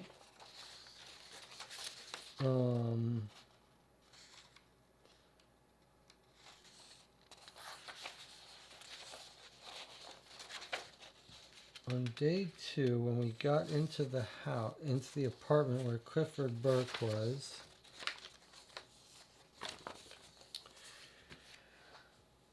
(1003) was Clifford Burke. That's not his fingerprints in the car. 1055 is our mystery fingerprint, and there it is. Fingerprint in the apartment. We do not know who that belongs to. 1221, that's Rick Waters. His fingerprint was also in apartment. 1025, the common one, that's going to be our guy who owned the car. Let's go to the DMV and see if we've got any information to confirm that. 1221 is still Rick Waters. That's the mystery person. 1025 is in our DMV. Ernest Lozer. That's the guy who had his car stolen. 701 Pine Street. Rick Waters, again, which we already knew, is 508 Scott. But now it's got the other fingerprint in the apartment. 105, this is the smear.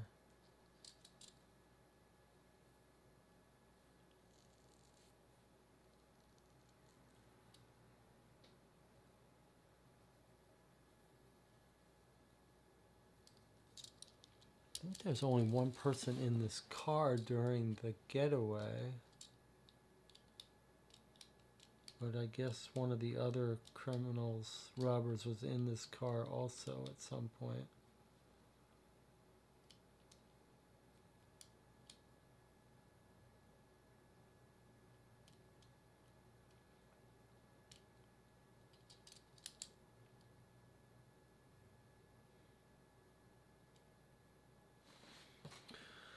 So the robbers are, according to us,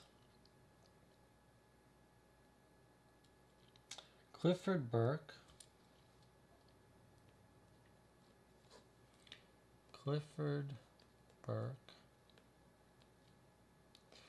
who escaped on train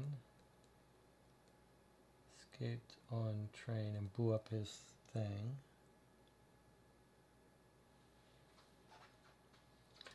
Rick Waters, whose print was in the apartment and in this car. The person who owns fingerprint 1055, who is on car, is only on the car. Oh no, 1055 is on car and apartment. So Rick Waters and the owner of F055 was on car and in apartment. And then 1041 fingerprint is Oscar Erickson, who we don't have direct evidence is involved in the crime, but from his landlord it sounds like he was the guy. So we have one unidentified person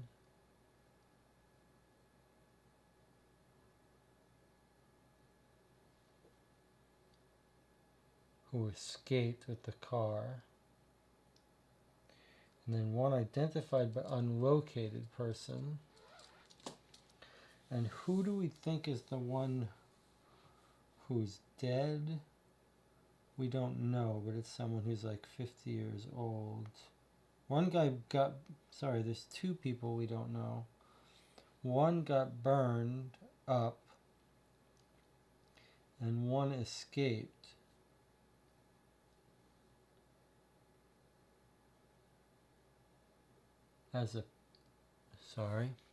One escaped in a car, in the lead car. That's going to be the driver of this. And we're actually shown that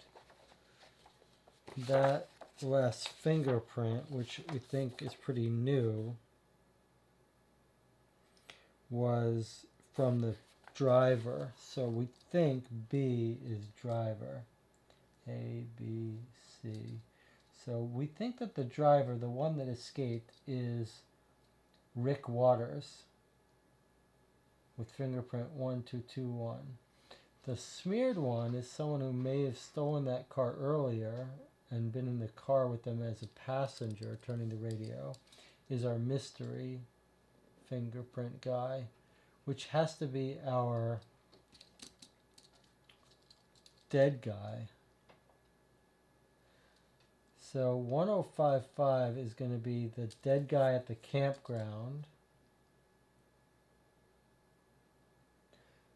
or Oscar Erickson. Oscar Erickson and the completely unknown guy are going to be the two people who were driving and crashed. One burned, one got killed on the road.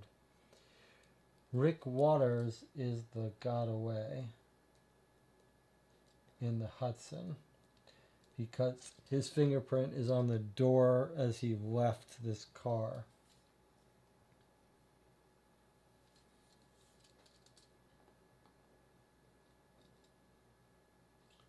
Killed at campground. Right? Two of them were killed at the campground. One in the car and one which we're not sure which and which. Which is which. Okay. That's good. I'm feeling better about understanding these four criminals. Okay, now Ernest Lozer at 701 Pine Street. So we've got a new address, I believe. I believe Pine Street is in here, yes. This one is Ernest Lozer. Let's go visit him and see what he has to say about his car getting stolen.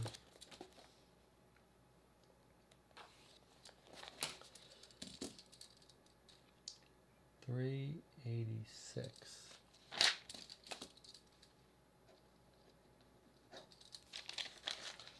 Killed at campground, got away, escaped. Yes, okay. $386.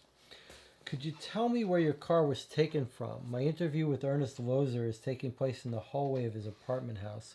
Lozer is a tall man in his late 30s and seems a little annoyed at my questions. Why can't you get this information from the police? I've talked to the police. I just need to clarify a few points. I give him my most sincere smile. I had dinner at the Columbus Cafe Tuesday night. When I got out, my car was gone. So Columbus Cafe, car stolen. Where had you parked it? I parked on Pacific, right off Columbus. So Pacific and Columbus. At the Columbus Cafe. And you have no idea who took it? This question does not sit well with Mr. Lozer. What kind of question is that? I've done nothing wrong. I still haven't gotten my car back. It's full of bullet holes and I have some jerk accuse me of some... Well, I don't have to stand for this. He's right and there's nothing I can do to stop him from going back into his apartment. 30 minutes pass. Now, if we had gotten to that car late, we would have been told to read 208. Let's see what 208 gives us. The short stretch of Bernard looks peaceful enough. There's certainly no swarm of cops like I expected to find. I see two little girls playing hopscotch on the sidewalk. They're eyeing me with some curiosity. Hello, were some policemen here earlier examining a car? I asked, giving them my friendliest smile, which always seems to frighten kids. They took it away. It had bullet holes in it. One of them is brave enough to venture. Thanks. I wish I had some candy or something to give them, but I don't.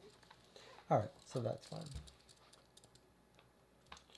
So we can cross off 208 as not being important.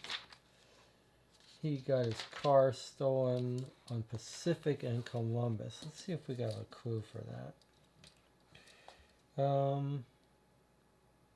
We've got some Pacifics, but not important. We don't have a Columbus. Alright. Doesn't seem relevant to us then.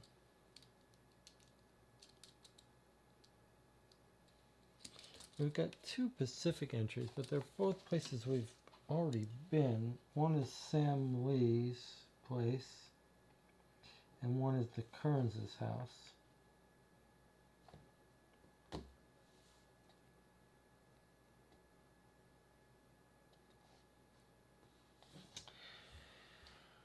All right.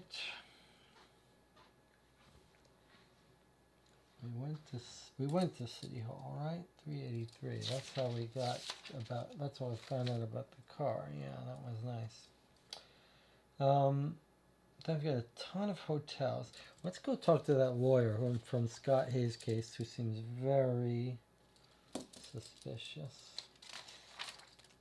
355 T.C. Van Ness. We haven't talked to him for a while. See what he has to say for himself.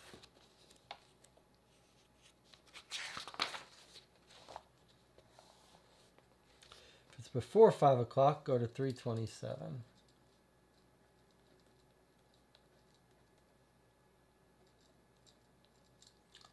After 5, go to 263. Alright, so he says 327 or 263. Alright, well it's before, so we're going to go to 327.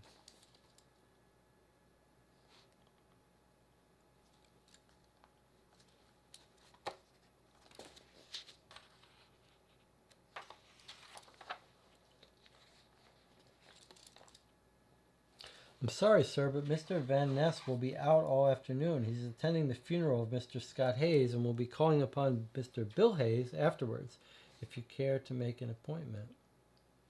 Okay, so we got to come here after 5. Let's just make a note here. We'll come back later today. All right.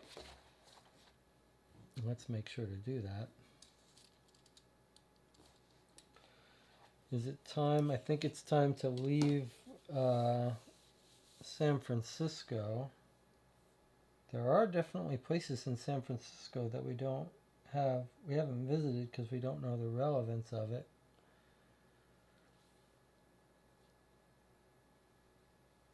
But we'll have to leave that for later. For now, let's go, and there's a whole bunch of hotels, but let's leave and go, let's go out of town. All right, now Burlingame is going to be where that blue Ford that belongs to Bill Kerns was almost involved in a hit and run, or was involved in a hit and run. So let's go to 100 and go to Burlingame from San Francisco. Burlingame, 35 minutes. Okay. So that was 15, so 12, 15, so it's 12:45 now. And we're in Burlingame, so we can go to the hospital, 65.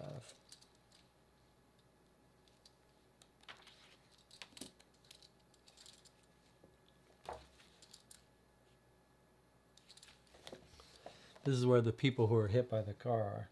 The doctors at the hospital say Warwick is sleeping like a baby and probably will continue to sleep for the remainder of the day. He's had quite a bad shock and he needs rest.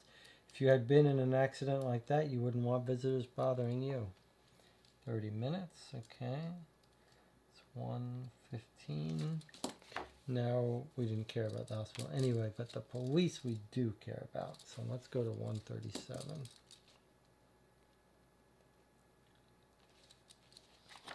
Police trailed this blue Ford for a while, so let's see if they can tell us anything.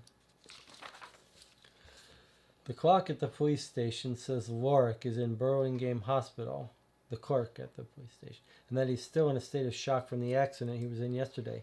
No one else knows anything about the speeding report, and I'll have to talk to him if I wanted more information. I doubt he's in a talking mood, though, since they've been giving him sedatives every couple hours. But you can try 1 hour and 30 minutes. Wow, that was just a waste of time.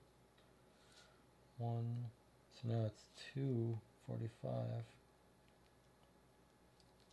So I guess the police guy who got into the chase was in the hospital. All right, well, maybe he'll know more tomorrow. Let's go to the Highway 101 in Sneath. So we go to Clue 100 again. And now we're going to the highway in Sneath. There's not really an entry for that.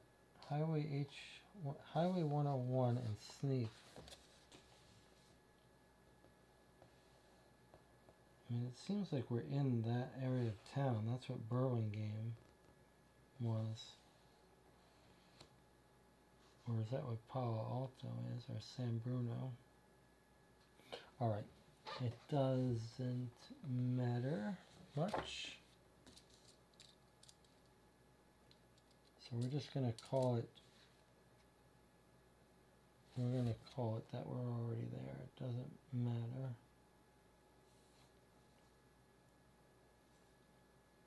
Yeah, doesn't matter. Okay, Sam's service station is 8. It takes me a while to find the word Sam's service station cafe amid a gaudy potpourri of signs advertising a staggering array of products. The advertisements cover most of the building's walls and line the roof. I find the front door between Pepsi Cola and Eugenia's hair tonic and step inside.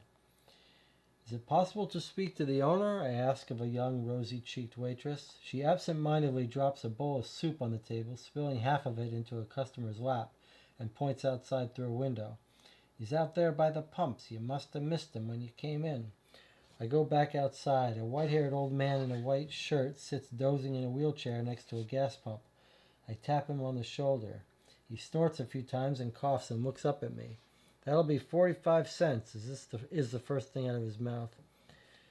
I didn't buy any gas. I just want to ask you a question or two. He takes out a handkerchief and blows his nose. Okay, then. 10 cents a question. I'll answer any question you got. Do you remember 2 or 3 kids, about 20 years old, coming out into the road somewhere around here on Wednesday night? He ponders. 2 or 3 kids. What was they doing? All boys? No, one was a girl. I'm not sure what they were doing, but they must have gotten a ride out of here. That jogs his memory. I know the ones. A boy and a girl, only 2 of them. All scratched up looking. Yeah, they came up the road here Wednesday afternoon late. First they made a call from a phone booth over there. And they tried to flag down a ride. Took them a while, but they finally got one from a truck. Do you happen to know who owned the truck? No, I can't say I do, but wait, painted on the side of the truck was a fish wearing a top hat and a tie. I remember that, but no name. I thank him and hand him a dime. Alright, so at 8, which is Sam's service station, he says sees boy and girl. So remember, 6 kids go up there. 1 is killed. There's 5 left. He sees just 2.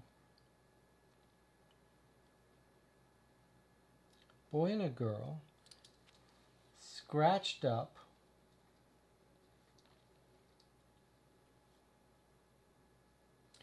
They make a phone call.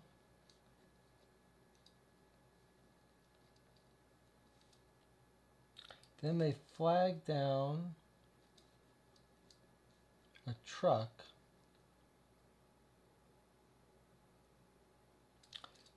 Fish wearing top hat. Interesting.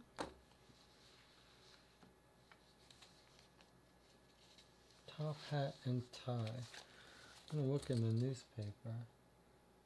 See if we see any top hat and tie advertisement for fish. No.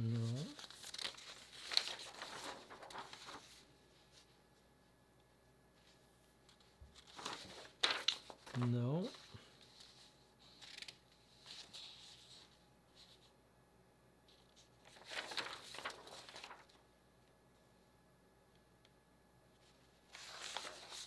No. What about in the yellow pages?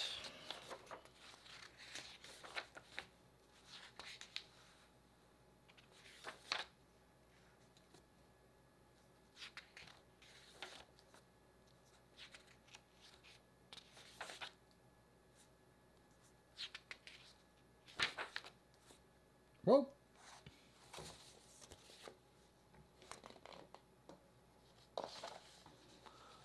What do we have here? Heart and Soul Fish Company. There's a fish with a top hat and a tie, bow tie. Fisherman's Wharf, stall 6. Okay. But Heart and Soul Fish Company. Okay, that rings a bell. There it is. Heart and Soul Fish Company. Okay, well we're in this area, but we don't even know where we are. So we're gonna spend a half an hour coming back. How long should that have taken? That took 30 minutes. That makes it 3:15. And then we spend half hour, it's called 45 minutes getting back. So now it's 4 p.m. Going to 8. Okay, now it's 4 p.m. Okay, it's 4 p.m. We're going to Heart and Soul, 280.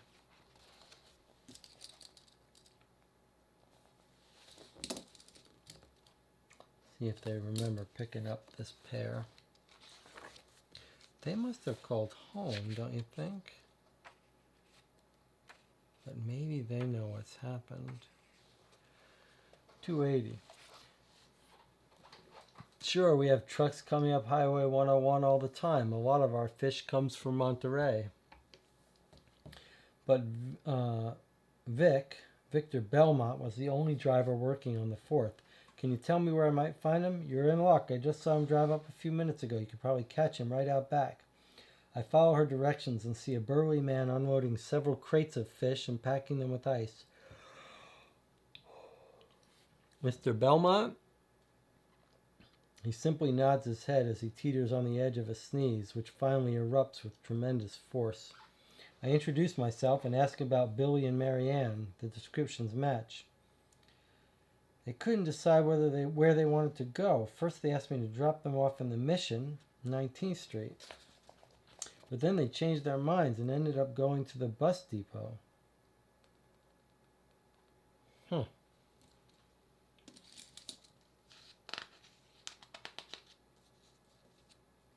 That's weird. 280 Heart and Soul. He's our we think we know who it is. We think it's Billy and Marianne. I don't know how we're so sure it's us. It's Billy and Marianne and not the others. Someone drove away in that car.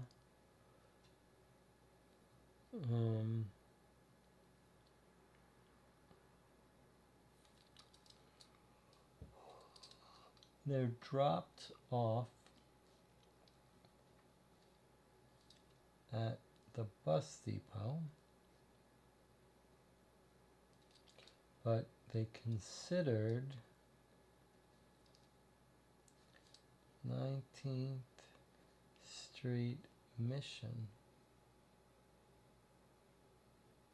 Why would they do that?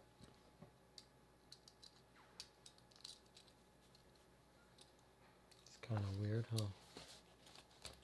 Okay, that was 30 minutes. So that's 4:30 now. The 19th Street Mission, huh? I don't see anything about that. I see hotels. Oh, it's time to visit. Oh, it's almost time to visit the wire.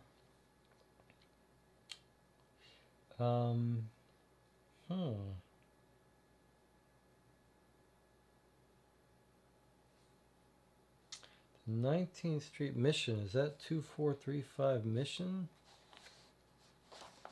I wonder.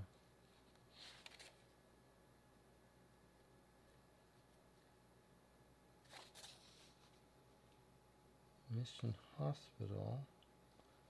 Is that what it was? Mission Hospital, 22nd and Pomfero. That's not really 19th Street.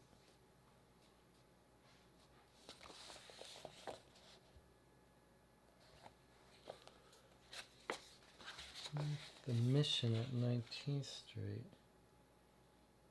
Does that mean Mission and 19th?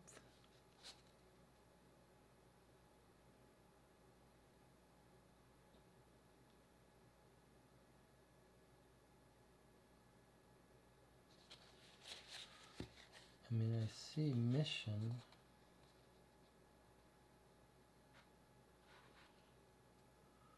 Two, 435 Mission. Let's just look up Mission. Mission is E13. It's gonna be here somewhere. Oh, there's Mission. Where's 19th Street? 13th.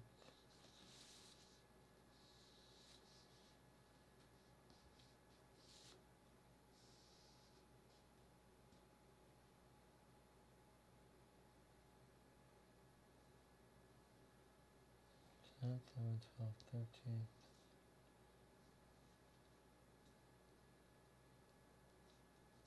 Not sure how to make sense of that. Oh, there's Mission.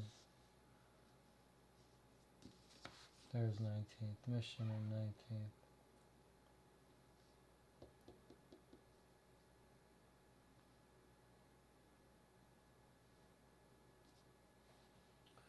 But why would they want to go there?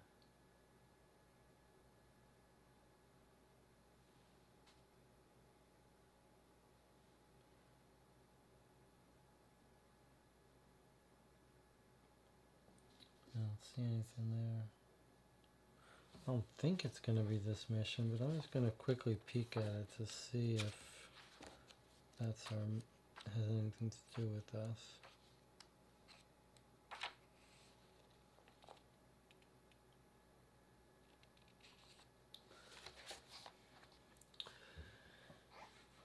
Doesn't look that promising. Don't know, so we're going to have to pass on it for now. Lots of hotels. Alright, let's just wait around till 5 p.m. and let's check out the Warrior, which is 263, after he's gotten back from the funeral.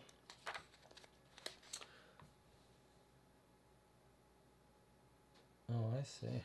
He's not getting back. We're just going to get into his office. The lock is easy to pick, and I soon find myself in the darkened office of T.C. Van Ness. I don't know what I'm looking for, but if I hope to find it, I'd better get started. I go immediately to the file cabinets. They're not locked. I pull the file on Hayes. Most of the material looks pretty routine business. The most recent addition is a letter. Marius Imports, 24 California Street, San Francisco, California, July 5th, 1934. It's from this morning. Dear Mr. Van Ness, I'm writing to you as the legal representative of Mr. W.E. Hayes. I'm sorry to hear of the recent loss of his father. I know that Scott Hayes was the owner of a ranch he called Paisley, located in San Mateo. I have long been looking for a piece of property in that area for my own use. I, like Scott Hayes, raise horses. I understand that Mr. W. Hayes does not share this interest. I therefore would like to offer to purchase Paisley, including all its stock, for the sum of $850,000 in cash. I will deposit this amount in any account that you or Mr. Hayes direct. This offer must be accepted before July 10th, 1934. If you need more information, please call me at my office.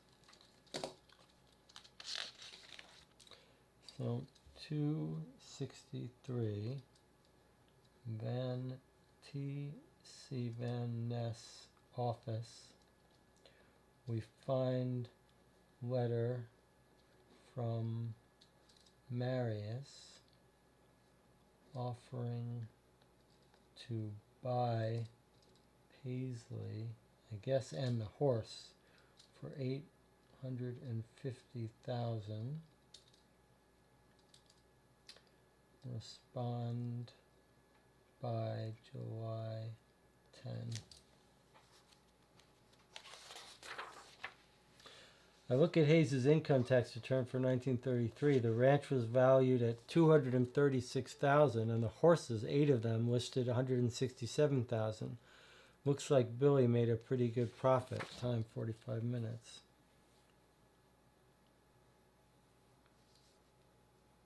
I don't know if that means he sold it, but yeah, I guess he's trying to buy that horse.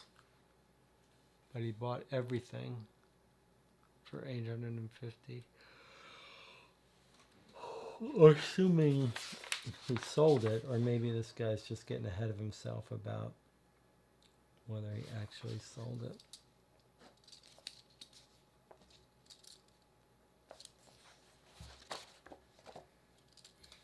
Alright, so we finished that.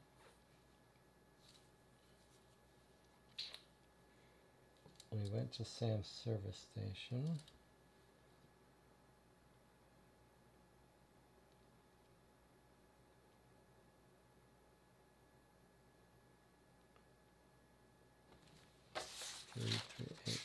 Market. I don't know what that's about. Oh yeah, that was another Nelson person.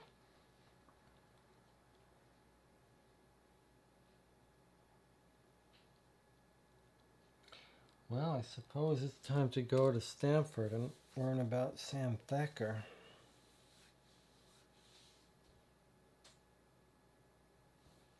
Let's go to Stanford.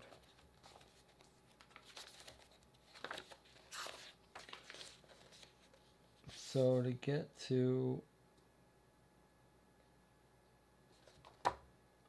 Palo Alto,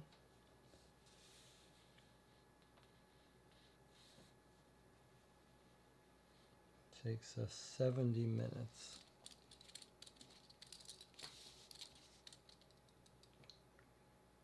So it's about 7 p.m. now. Okay. Let's go to Sam Thacker's house first, the missing kid.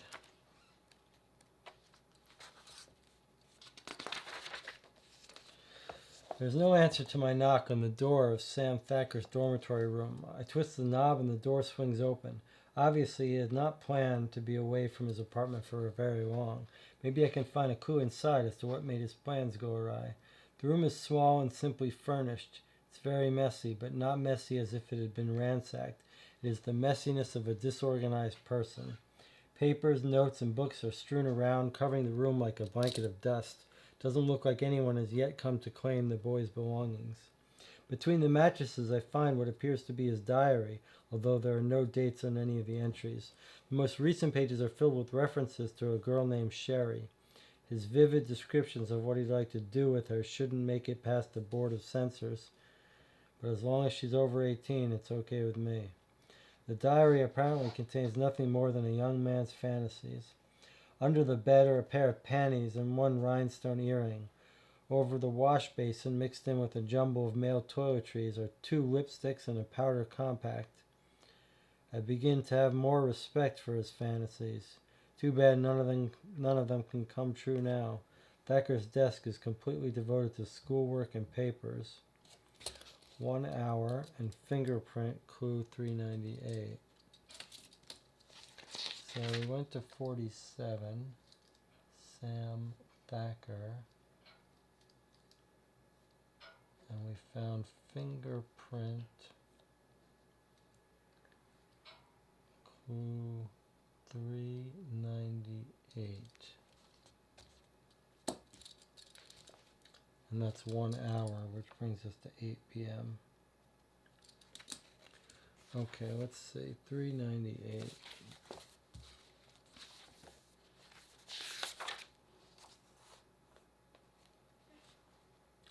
.398 is 5 fingerprints in his room. Wow.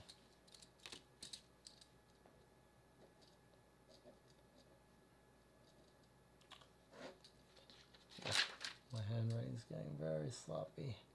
It's already 5 a.m. 398, 5 fingerprints.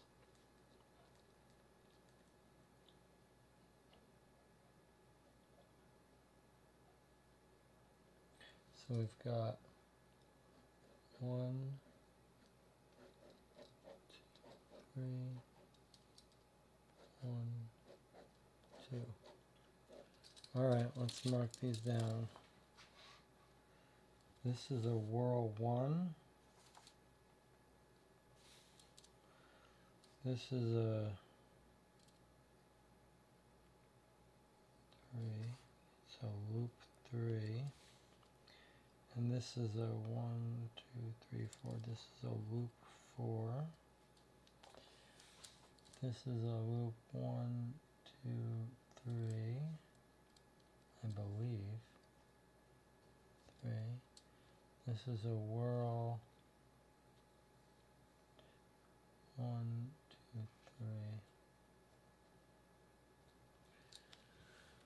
3. All right, let's identify these.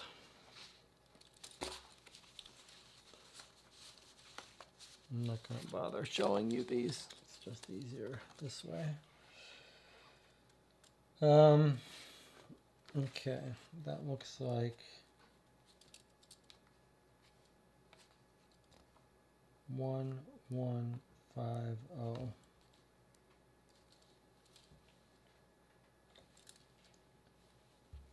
So W1 1150. Okay. Then we've got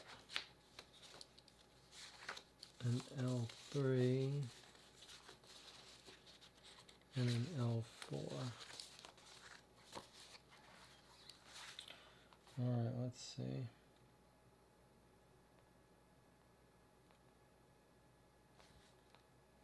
Here's our L3.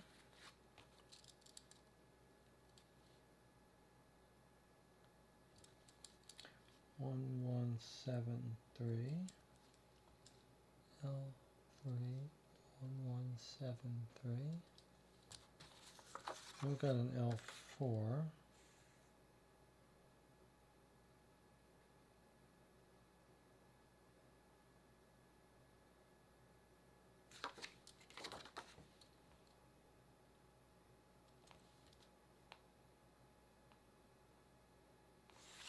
Looks like it's no.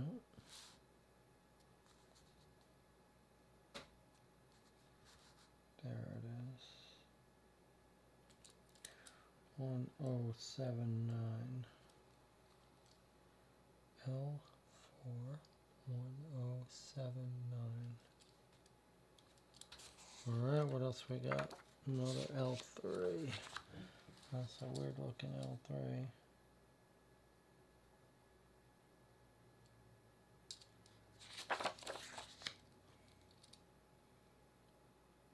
Funny, you look at these after a while, you start to notice them looking very distinctive. So that's 1023. It's an L3 1023.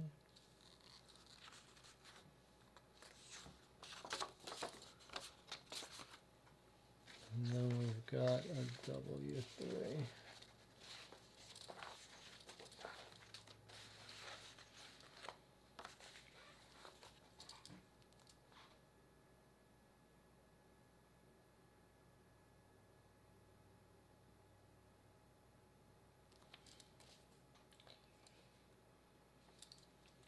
W3 1215.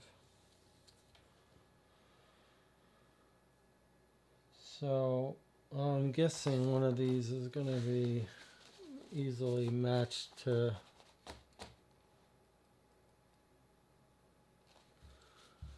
Sam Thacker, but it's not that important. The rest of them, I mean, it's a kid, it's his dorm room, he's got friends. Okay, this took us, let's see, 47.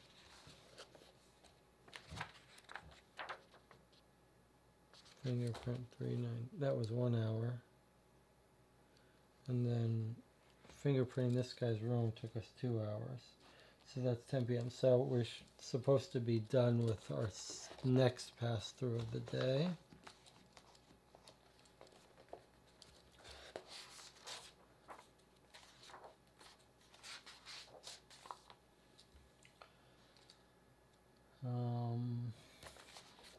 That was going to Sam Thacker's house. All right, so we'll break here. We'll come back and do it again for another day.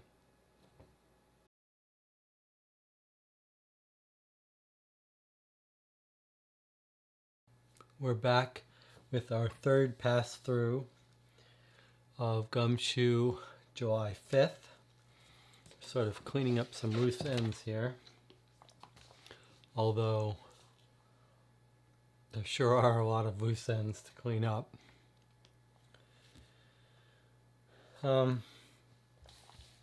So we've got a bunch of stuff related to tracking down Billy Kerns at the Palo Alto campus and looking for people he may have talked to. In the interim, I have written up more notes about everything, trying to organize the stuff from July 5th. And I did get some interesting, I did notice a couple of things here. First of all, regarding the Lindemann jewelry heist and the prints. So I went back and tried to collect everything we know about the 4 drivers. I went and rechecked the leads and clues related to that. It really does look like there are 4 drivers. There's Clifford Burke, who we got his fingerprint in person and tracked him down to his apartment, and he left town on a bus. So his fingerprint was 1003. Then we tracked then another finger in that apartment, in Clifford Burke's apartment, looks like all the prints of the robbers. They were using that as their planning or whatever. We had the prints of Rick Waters, who we couldn't visit. We never found. We've got his address, but his address isn't in our clue list. His fingerprints were in the apartment, but also on the stolen Hudson that we recovered on the driver's side. So he's probably the second driver who got away. His fingerprint was 1221, and we have him in the DMV. Then we found another set of fingerprints in the apartment only. Those were Oscar Erickson.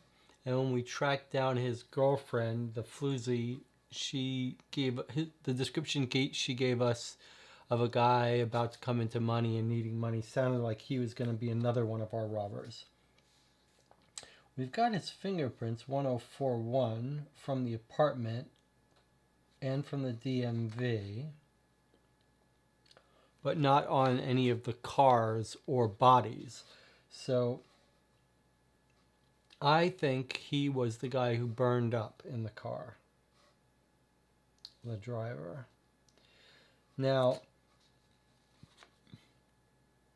oh, yes, okay.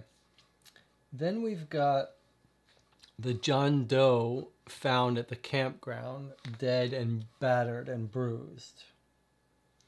His fingerprint was 1012.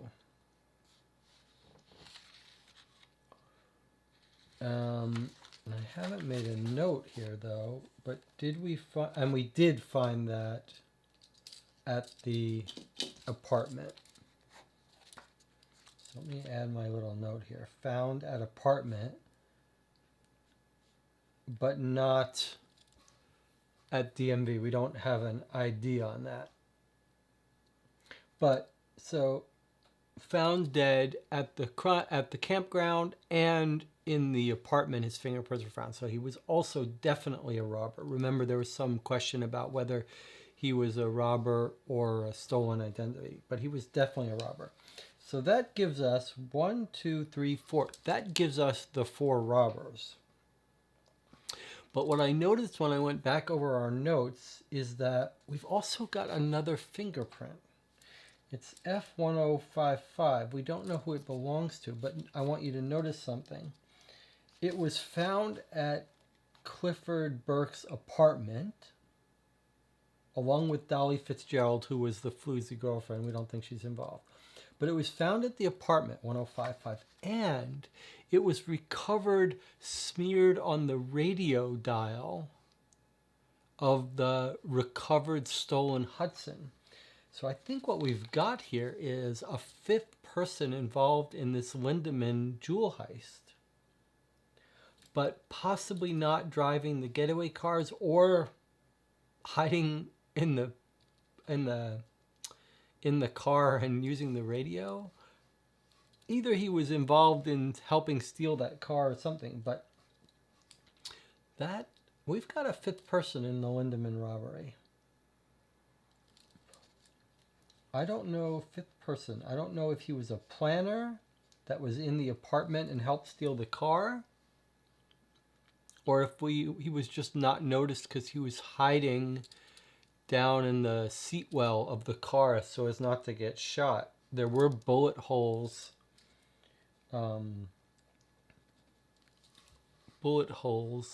in the car, which now that I think of it, we do have eyewitnesses at the jewelry heist that we did not even bother to look up their addresses. Where is my... Let me just get my notebook here. We didn't even bother to look them up. The people who were working at Lindemann's jewelry. So... this is a serious epic game that takes some serious dedication. I've got 12 pages of typed up notes that I've been keeping as we finish the days. I mean, this is some serious This is as serious a detective game as I've ever played exceeds it by a large margin. Okay, so I want to make now Lindemann's robbery witnesses. So Ben, I don't know why we didn't think to do this before, but Ben Dunaway, who was shot. So he could be at home or the hospital. Let's see if we can't find his address.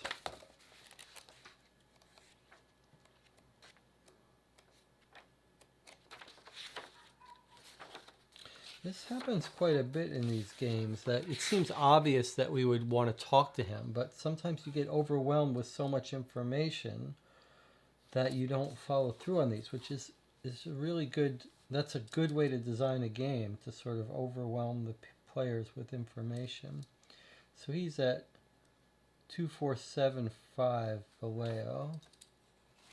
Let's see if that's in our list here. It's actually not.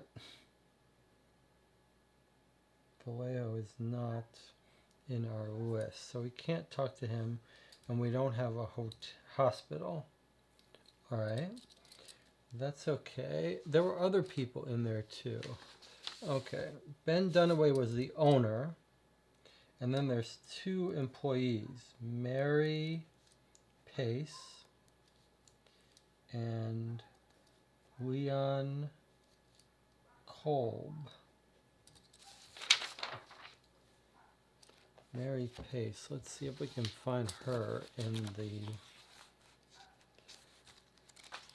directory.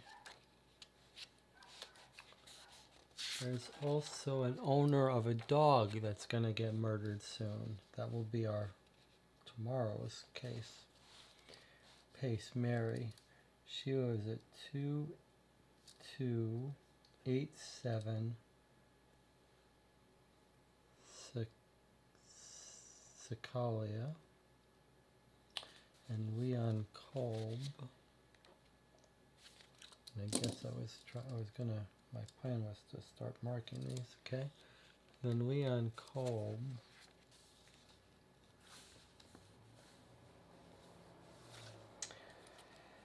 There's a Kit Kat Club here, 53 Mason. We don't want to visit them. Kolb, Leon Kolb is 1600 Clement.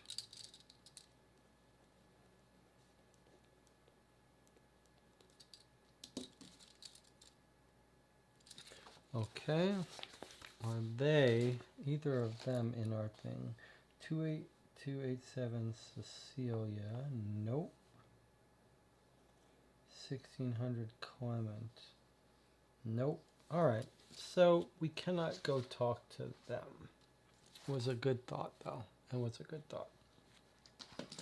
Alright, so getting back to the notes that I made after we last played.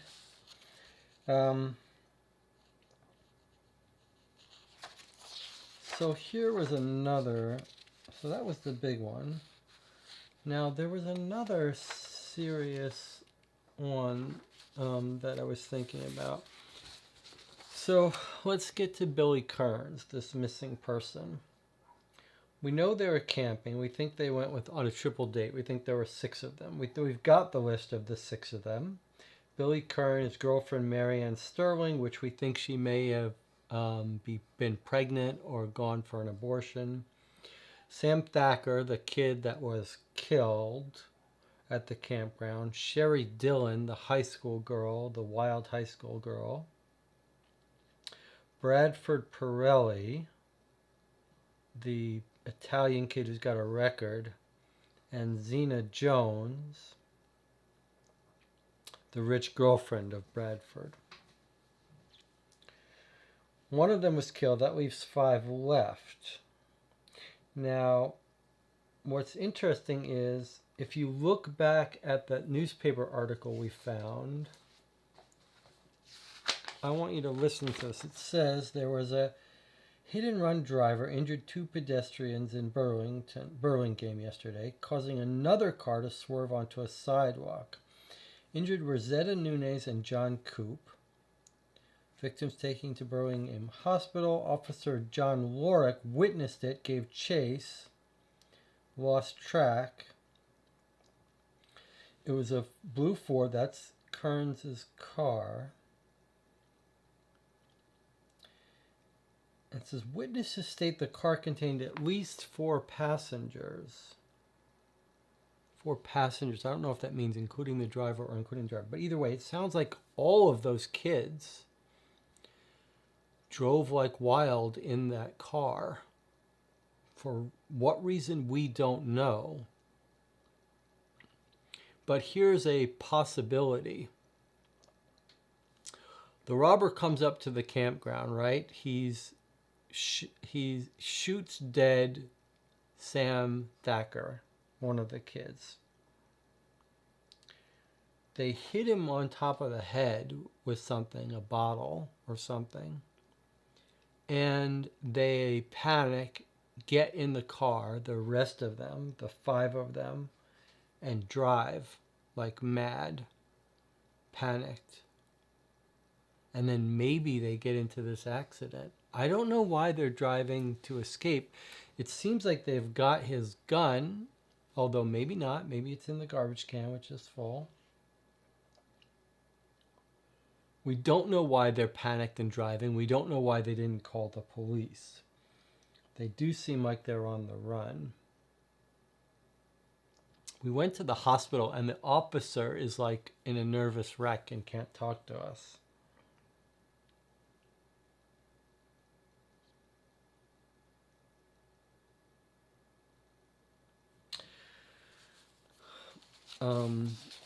And then I did, just when I came back, look up the phone book again for Pirelli and did find him. So he is in the phone book. So I think we're going to start today out by visiting that Pirelli home and find out if that family has any information on Pirelli. So he's at 600 Lombard, which is 315. So let's make a note, 315. And then we're gonna trace down Billy Kerns. But we're starting our day with the Pirelli home. So we're still going down the Billy Kern leads. Okay, 315.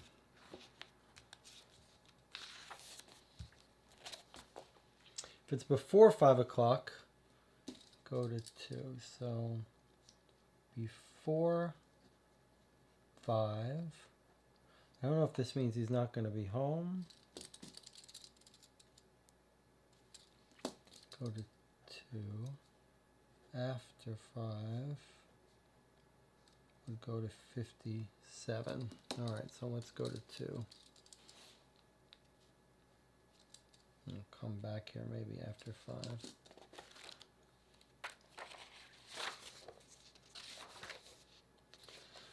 No one answers my knocks on the door of apartment number 3. I don't feel sure of myself in this poorly constructed, people-filled old building to risk letting myself in uninvited. Besides, the door looks stubborn and the windows are 20 feet above the ground. I see a young face watching me from the landing. It belongs to a dark-haired boy around 10 years old. You looking for my mother, Mr. Pirelli? Mrs. Pirelli? No, I'm looking for her son, Bradford. Are you his brother? Yeah, we're brothers, but I don't see him much. He don't live with us anymore. My mama won't tell me where he lives. Do you know anywhere else I can find him? I seen him at that pool hall, the one down on Mission, next to my favorite candy store. He says he has friends there. I don't know if he's there now. Are you his friend too? Yeah, and I'm trying to find him and ask him some questions. He can help me. Thanks for the tip, kid. 15 minutes. All right, 9:15. So, down a pool hall on Mission. Okay, let's find that pool hall. Where's our yellow pages?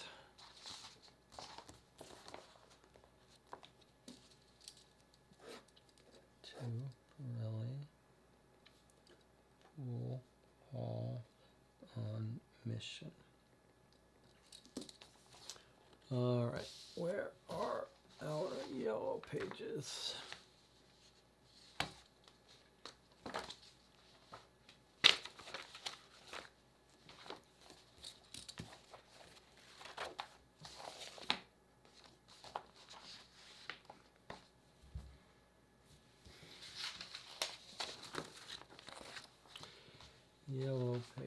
Yellow pages, newspapers. It's a big booklet. You'd think it would be harder to go missing.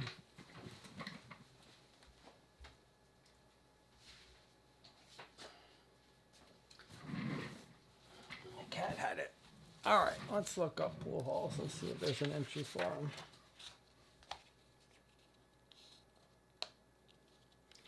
Okay, no entry for pool hall. Could be an ad for it, of course, somewhere.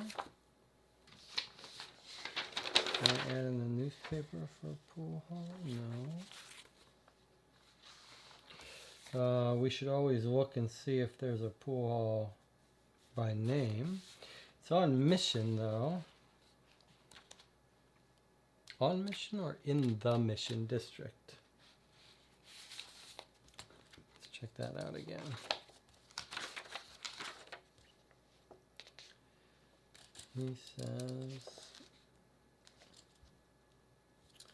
seen him at the pool hall, the one down on Mission. So probably Mission Street. Alright, let's see if it's just listed under pool hall in the white pages.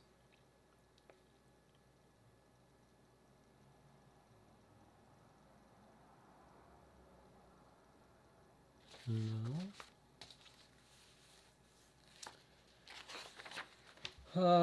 Where would you think that might be? A tavern, perhaps? Let's see what we got here in our yellow pages. Sports, beer taverns. We're looking for an entry of Mission Street. Beer Tavern at 7123 Mission. We actually should know. It's probably 2435 Mission that we're looking for. I don't see it under Beer Taverns. Billiard Parlors. There we go. Anchor Billiard Parlor, 2435 Mission. Okay.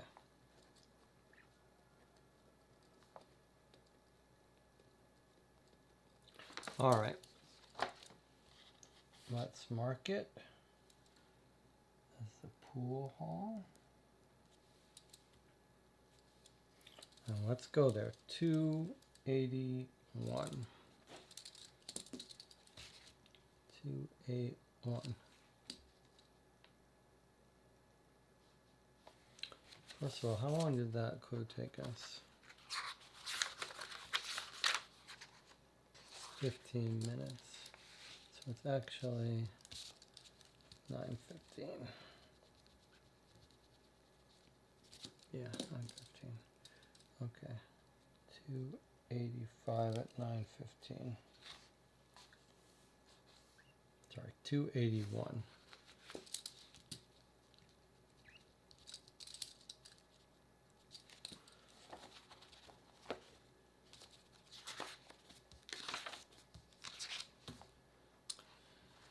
This is your first visit. Well, this is the first time we've seen one of these. 281 Pool Hall. We've never seen something that says if this is a first visit. First visit. I wonder if there's going to be some tough guys here saying don't come back. First visit. And if we want to return... So 12 on our first visit, 74 if we want to return, and if we want to stake it out, 238. Okay. So let's go to 12, our first visit.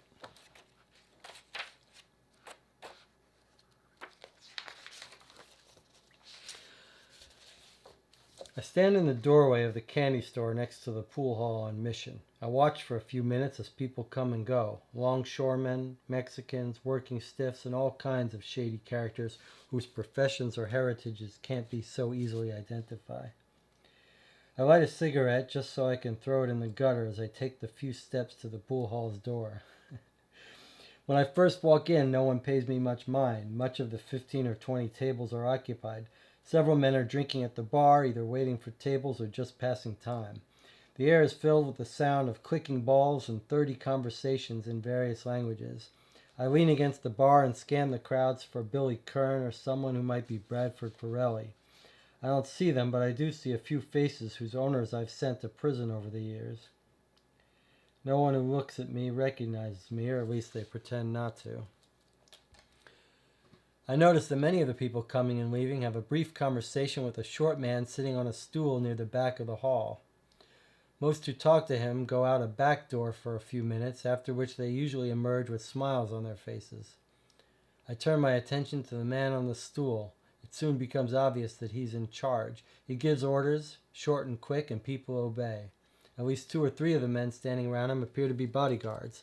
2 look like ex-fighters. One I recognize as a professional strike-breaker, and a 4th jerkily moves his eyes around constantly. The man in the chair is fairly short, but stocky and muscular. His muscles are supple with no excess fat. His skin is tanned and his hair is golden and a little too long to be fashionable.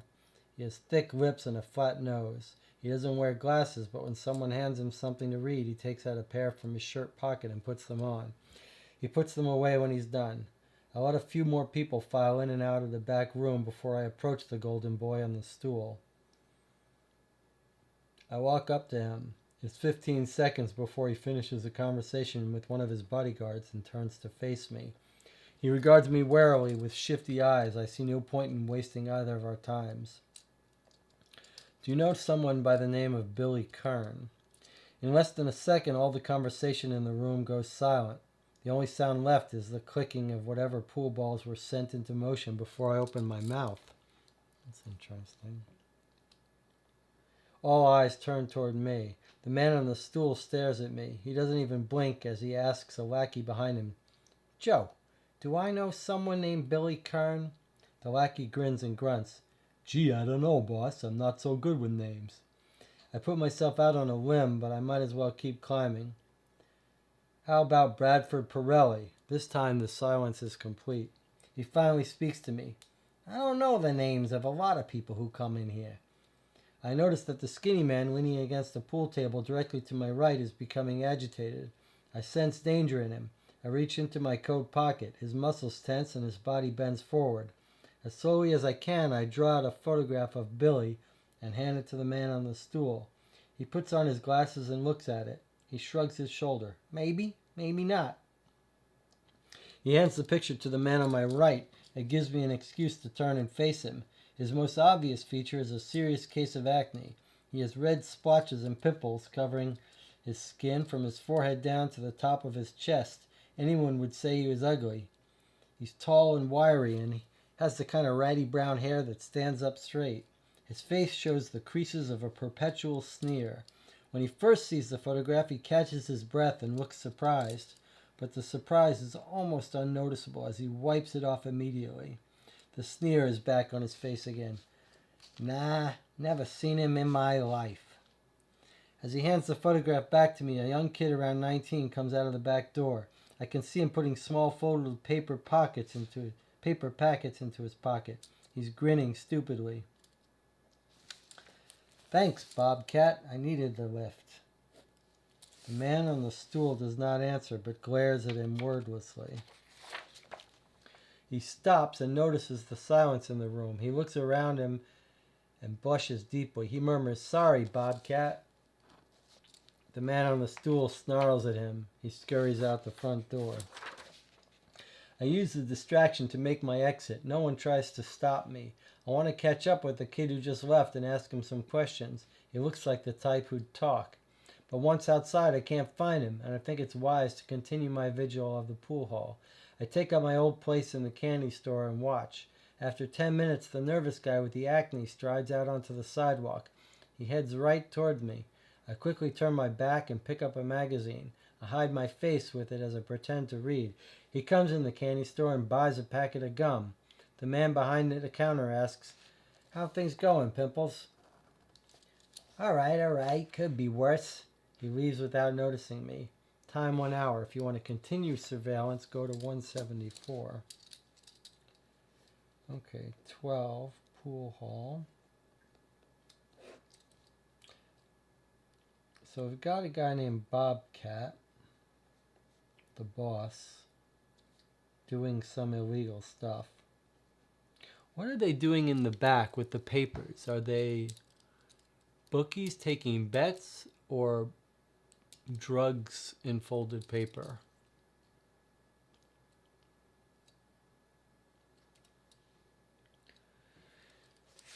All right, let's see. So,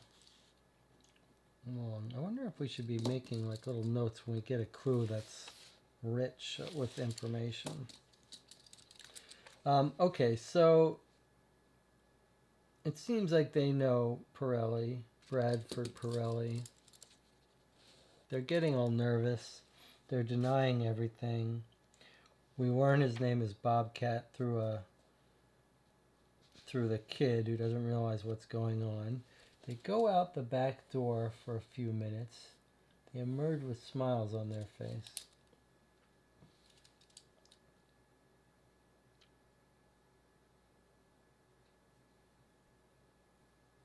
We meet this guy named Pimples.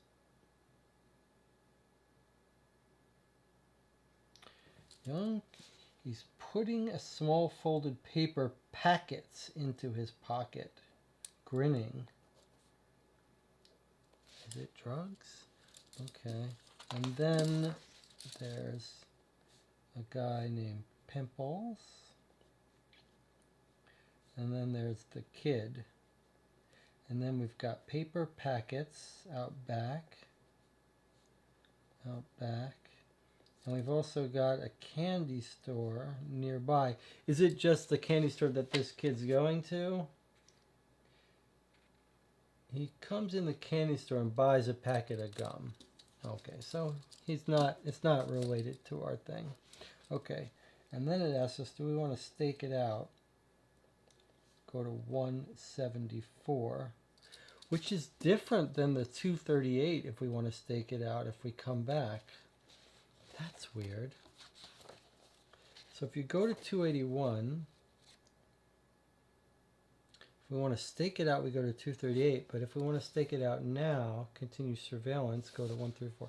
And that was an hour, by the way.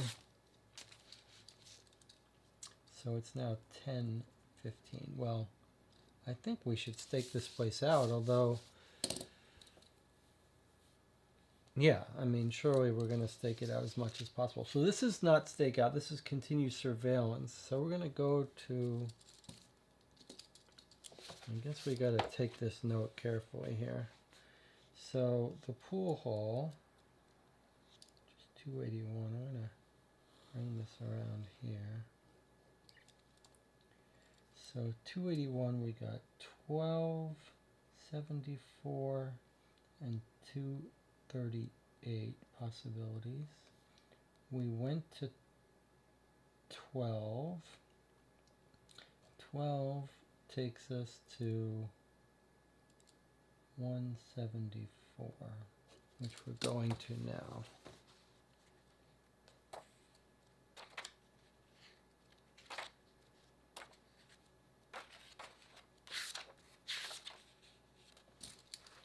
Okay. 174. Pimples goes straight back to the pool hall. I wait for half an hour in the candy store, but no one I recognize goes in or out the pool hall. I'm not stupid enough to go back in there. Time 45 minutes.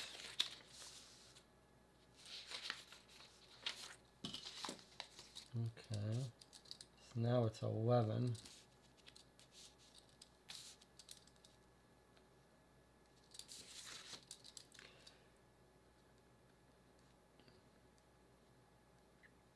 Take out to 385. Okay, so 174 goes to 385. Not stupid to go back in there. That means if we go back in there, we're going to get beat up or something. All right, let's go to 385. Let's keep staking it out. I've looked through half a dozen magazines, bought one and some gum, and endured the nasty looks of the store owner for another 15 minutes when the guy they call Pimples comes out with a big-eared guy who'd just gone in a few minutes earlier. I decide to follow them as they head north on mission. They take the first right onto 19th and stop in the middle of the block. I can hear what they're talking about. I can't hear what they're talking about, but they don't seem to be in complete agreement. The conversation doesn't last more than a minute or two. Then Pimples walks up the steps to number 3320, and the other man continues down 19th and turns left at Cap. So Pimples argues with Big Ears, and then Pimples goes to 3320 19th Street. And the other guy goes 19th and Cap left on Cap. Okay, so that's the end of that path of following. 3320 19th Street.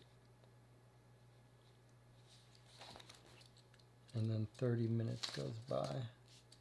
So it's 11:30. He went to 385. Okay, walks up the steps to number 3320. Do we have an entry for 3320 19th Street? Yes, we do. Okay. Let's go to 3320 19th Street, but let's remember we can go back in that pool hall or stake it out further. Let's go to 3320 19th Street, which is 348.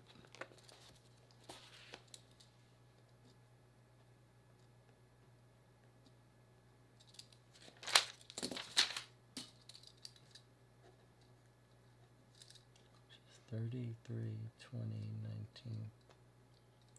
Pimples.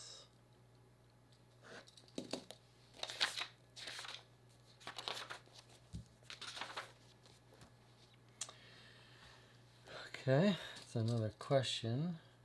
It says before 5, go to 152. After 5, go to 37. So we're going to 348, we're going to go to 152. We're going to make a note here.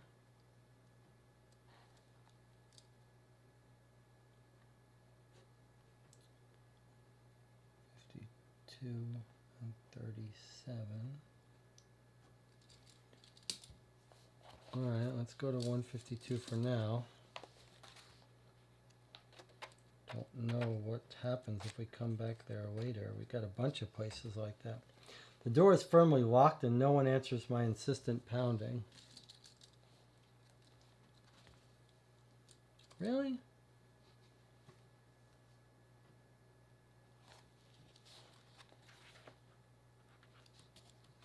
Let's make sure that's right. We just saw him walk in there. 152. Alright, well, we might want to come back after 5. We got a bunch of places that it says we should come back after 5. We could go back to the pool hall.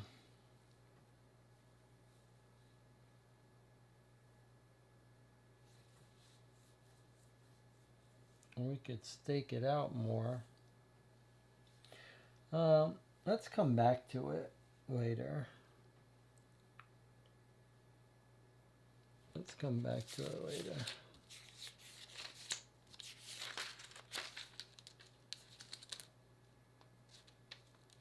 Yeah, let's come back to it later. For now, let's continue with our plan, which was to go and check out Billy Kerns' stuff. So we went to 315, that was Pirelli. Let me mark that.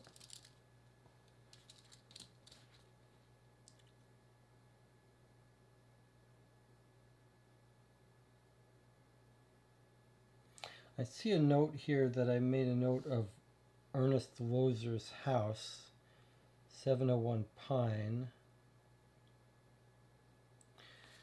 Did we go there, 386? He's the guy who had his car stolen. I want to go there. Okay, let's read this. So I'm going to go to the guy who had his car stolen and used in the robbery. And that was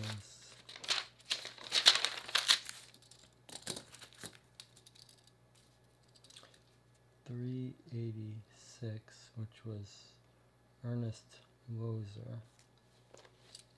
Could you tell me where your car was taken from? My interview with Ernest Lozer is taking place in the hallway of his apartment house. Lozer is a tall man in his late 30s and seems a little annoyed at my questions. We read this, actually. Why can't you get this information from the police? I talked to the police. He said he had dinner. It says car stolen outside the Columbus Cafe on Pacific off Columbus. On Pacific off Columbus. Alright, so there's no entry on Pacific that we haven't been to, but I wonder if we might want to check his alibi at the Columbus Cafe.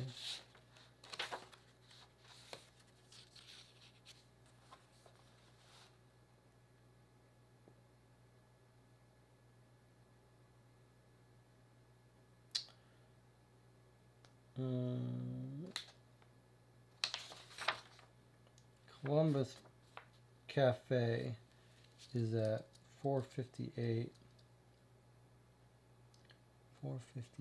Columbus. Let's see if that's an entry for us.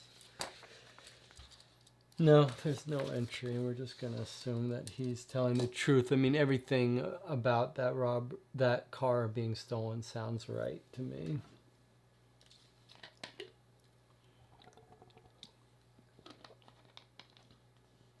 All right. There's still a bunch of addresses that we don't know how they're relevant. But, well, or because of that, let's go to the ones we do. Let's travel to, it's 11:30 now. Let's travel to Palo Alto and see if we can talk to some of Sam Thacker and Billy Kerns' friends or acquaintances. So we're going to go to 100 to travel to Palo Alto. San Francisco to Palo Alto is 70 minutes. So an hour and 10, which brings us to 12:40.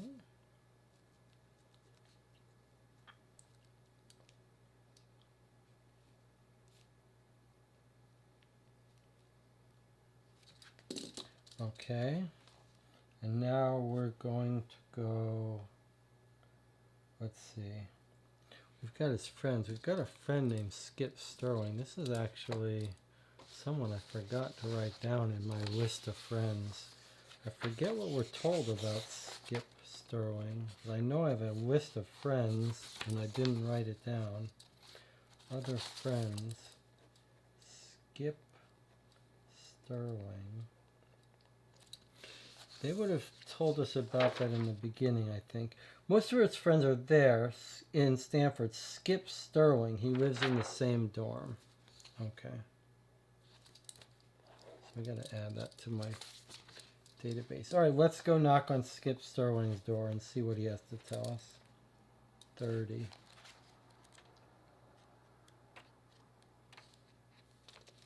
Skip Sterling goes back to a large table after distractedly letting me into his room. The table is foot deep in stacks of books, papers, magazines, slide rules, charts, photographs, technical drafting tools, and hundreds of scraps of paper with incomprehensible scribblings on them.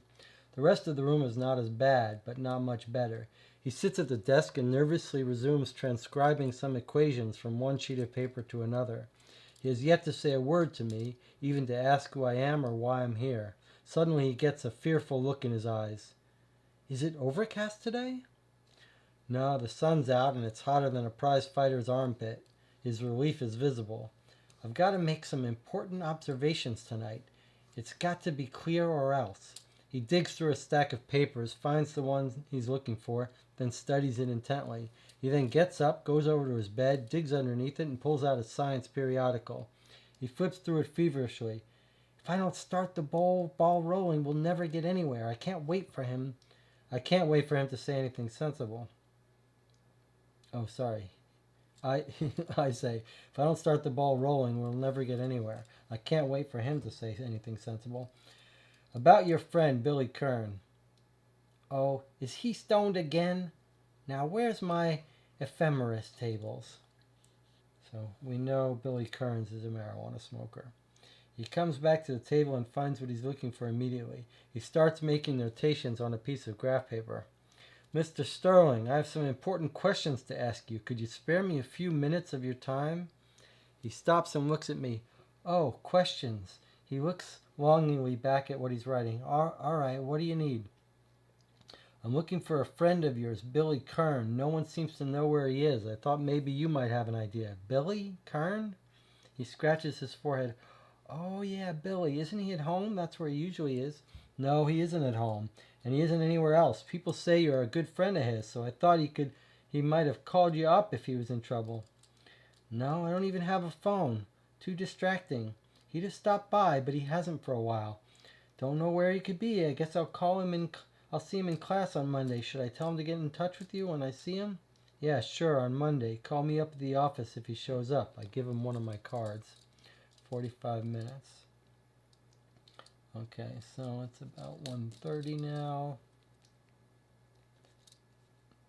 This was cool. 30, useless to us. Okay.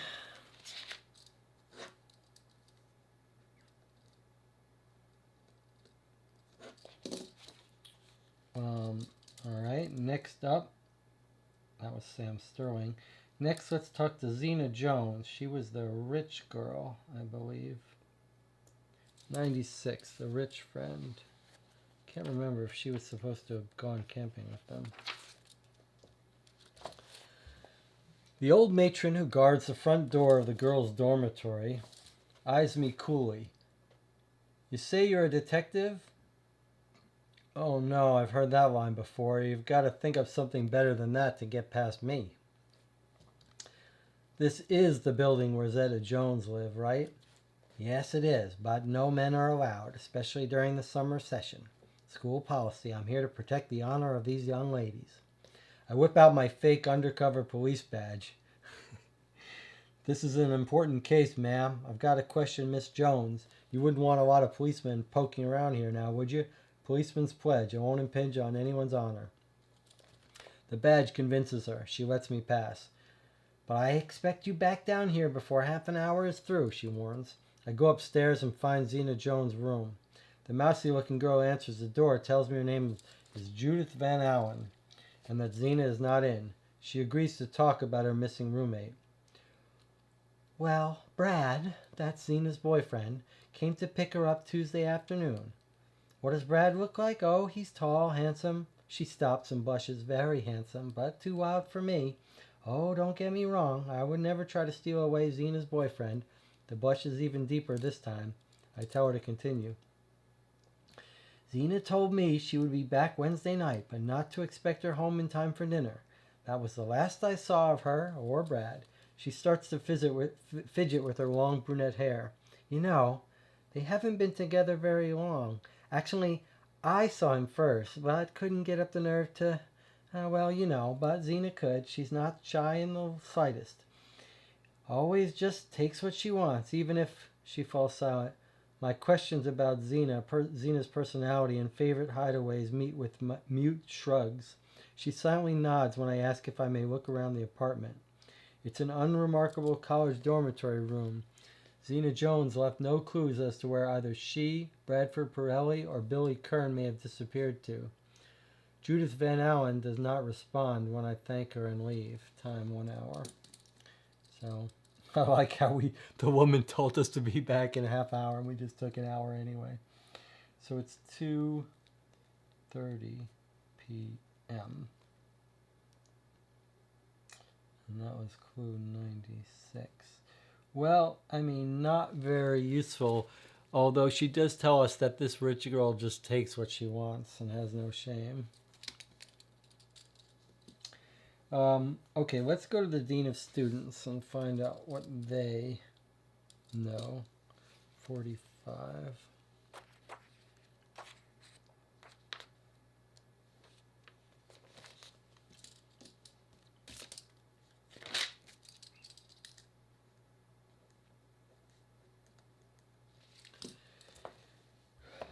I have to put on my undercover policeman act to get past the secretary to Mr. Greer's office.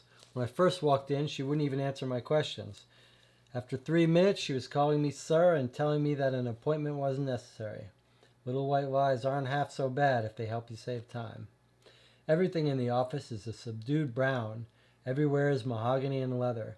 Mr. Greer regards me with emotionless brown eyes behind brown-rimmed glasses. Exactly what is the reason you are seeking this information? Like most administrators, he sacrifices succinctness for eloquence. I tell him that several of his students are missing and that information on their backgrounds could help me find them. I point out it wouldn't look good for the university if it couldn't keep track of its own students. He ponders that for a while and asks to see my identification. Then he has his secretary call up the old man to have him verify that I'm really me. I am. Finally, I judge your given reason to be acceptable. I give him my list of names. He gives it to the secretary, who returns a few minutes later with a stack of files. Mr. Greer reviews them. William Kern. He has a spotless record, good grades, has never been in any trouble. Is scheduled to graduate next year. If you want to know more about him, talk to his advisor, Professor Makarov. Marianne Jurgensen. She has attendance problems. She has been absent a little too often, and her grades have suffered as a result. They're not terrible. He looks at me over the top of his glasses. I have no record of a Bradford Pirelli being a student here. We have a Stephen Pirelli. No, that's not him.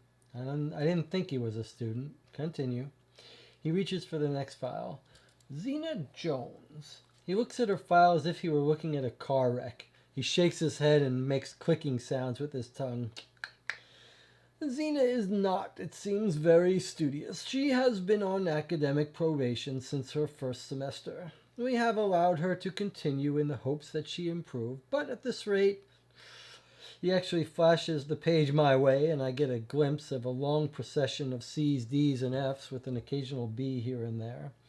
As to her conduct, she has been cited twice for drinking alcohol on campus. He flips through a few more pages, shaking his head. I'll have to bring this young woman before the review committee. He breaks off mid-word and his pupils dilate. He brings one page closer to his face. I can see him working his jaw muscles. Suddenly, he looks like a man in a tough spot. Is there anything wrong? I probe. No, well, yes, it seems that her parents have taken upon themselves to donate large sums to the university. How large? He glances up at me and pretends to cough. Large enough so that they wouldn't appreciate it if their daughter... he takes a deep sigh and sets the file aside. Sherry Dillon is not a student, at least not a student at Stanford. Now, Sam Thacker... No misconduct to speak of. His grade point average was very high in his freshman year, but it has steadily dropped off since then. Perhaps his focus of interest has changed. Skip Sterling is a model student. He has never gotten less than an A. He takes a full load of classes every semester, even during summer session. He appears to know more than his professors. He stops and a shiver goes through his body. Frankly, the boy frightens me. Spencer Moon is also quite a good student and has a very high grade average. The secretary steps in. The head resident of the boys' dorm wants to know what your decision was about, She refers to a note in her hand. Paul Manning. What did you want to do about the situation? Okay, and that's the last we hear from them. An hour passes. It's 3:30 now. That was clue 45. So we got information about Zena Jones she does whatever she wants. Her rich parents have paid their way through everything. We did get the name of his professor, Professor Makarov. And we did get mentioned that there's a Stephen Pirelli. But we say, no, that's not our guy. But are they related?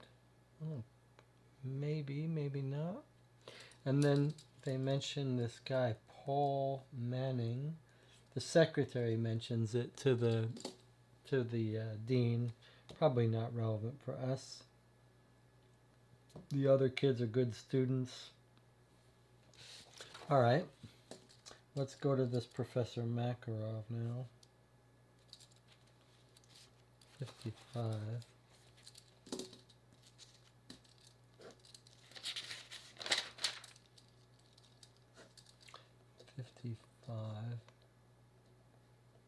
Makarov.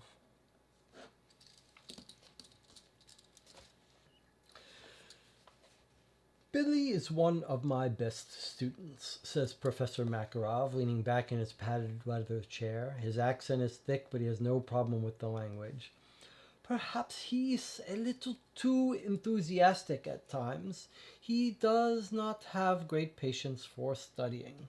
He likes to see for himself. Many times he has spent the entire night behind the telescope instead of preparing for his class, but he is quick, he says, tapping his forehead. He is quick. So he does not always need to study. Mind you, he is not a genius, but he is truly interested in astronomy. So he's a real student. He leans forward and presses his bearded face close to mine. Makarov is a little melodramatic for my taste. Billy has two great loves, astronomy and Marianne. I'm afraid that of late the latter has taken precedence. She is so devoted to him that she has started to take astronomy classes just to be near him, but she knows nothing of the subject matter, and I don't think she cares to learn. She passes, but only with his help. Yes, he does her homework. I do not try to stop him. What is the point? I couldn't prove it anyway, but I like to see him happy, so I let her pass. I like Billy. I think he could become a real scientist with some encouragement, so I give him that encouragement. I hadn't asked for a psychological profile of the boy. People rarely say what you ask them to. I put to the professor some specific questions. Do you know if he had any enemies? Do you know where he might have disappeared to? No, he had few friends, but no enemies, at least that I know of. I have no idea where he went or why he left. I'm sorry I can be of no help. When he wasn't studying or observing, he was with Marianne. My only explanation is that there may have been some accident. He ponders for a second, or perhaps they eloped. Okay, so 1 hour, sounds like they're in love. It's now 4:30.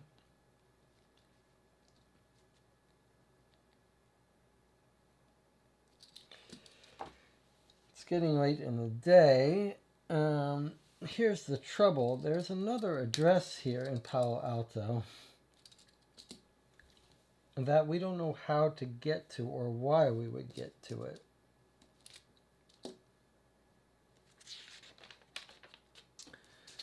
That's a little troubling. Let's look in our Palo Alto section of this directory. Let's look for a Pirelli in case they're related. I might need my glasses for this. Okay, I don't see any Pirelli. Who else is at that location?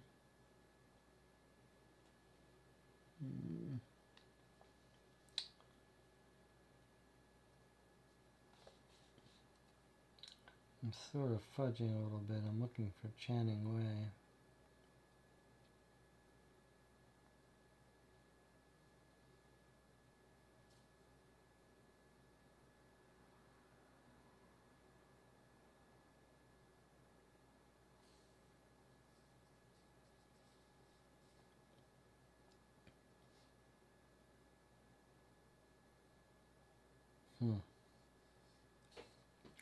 I do not see it. It's 1237 Channing Way.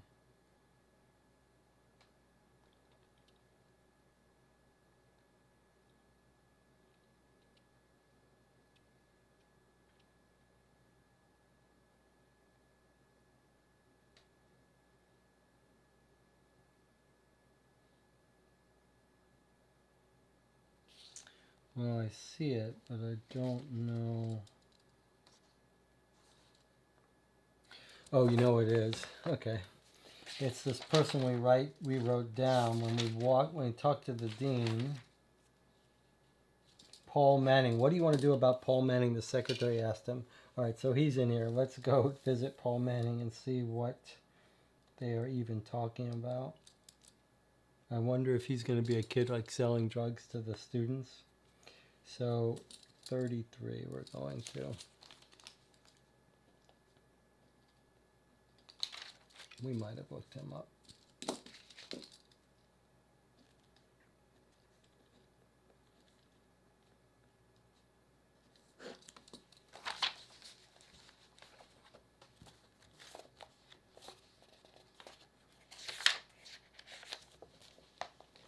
Paul Manning does not answer the door at his ground floor rooming house apartment.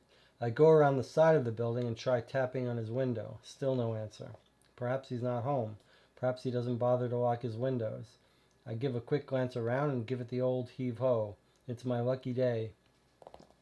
I climb in as quietly as possible. I'm alone in the room. The first thing that strikes me about the room is that, beside the red Stanford banner pinned to the wall above the bed, there's nothing in the room to indicate that its occupant is a student. No books, no papers, no typewriter, no writing desk, and very few pens in sight. I find a secret address book in a typical hiding place, the toe of an old boot in the clothes closet. The listings aren't alphabetical, and most of the names and addresses mean absolutely nothing to me. But one page catches my attention when I see Billy's name on it. So then there's a little photo of this notepad. So it says Sue R. at V's place, $5. H. Mundell, even. B. Kern, paid. 2405 Pacific. Pimples. Oh, look at that. Plus $210. Billy O'Keefe, $32. Eve Sutton. Mom, $25. Arch Bobcat's friends. These are all pool hall people. $15. James Burns, $55. Ron S., $40. You know, I was thinking this was going to be drug sales, but I'm starting to think it's is it drugs or is it some pool betting? Now I'm not so sure. Okay, so we've got an important thing here. It looks like money owed.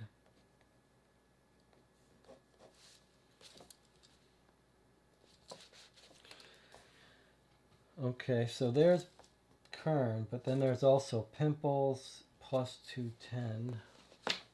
Billy Kern is paid. And addresses. so we might need to look at these. I just finished committing that page to memory when I hear footsteps outside the door. I have time to put the book back in the boot and make it halfway to the window when the front door opens and a snappily dressed, good-looking guy of about 24, 25 years old steps in and stares agape at me. His pleasant features suddenly form a cruel sneer and he gets a lawless look in his eyes. He steps forward and makes a threatening gesture.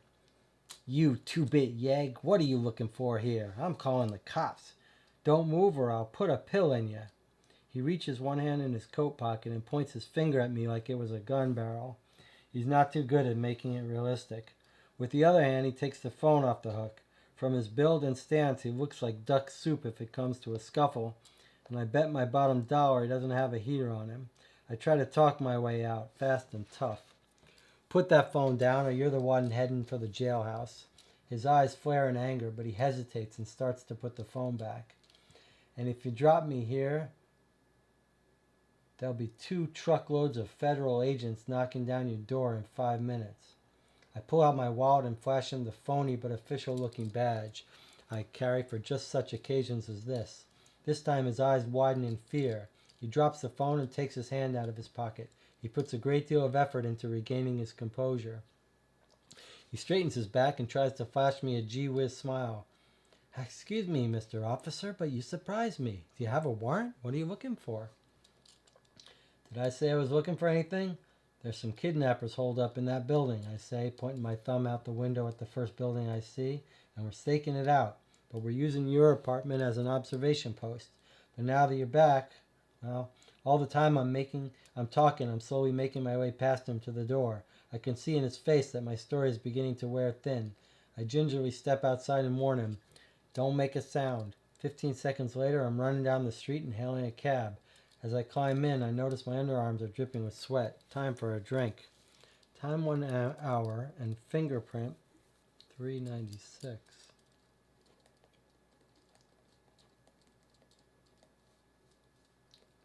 Clue 396. So, and we need the addresses here. All right, let's get our fingerprint clue first.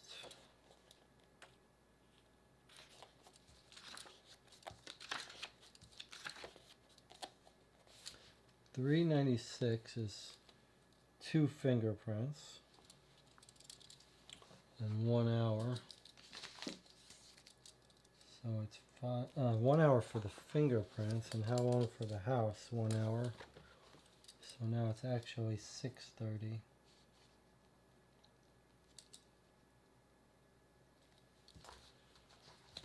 That's 33.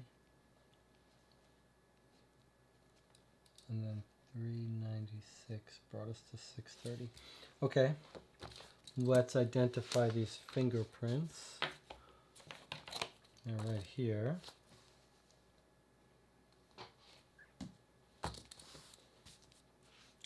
Here's my red pen.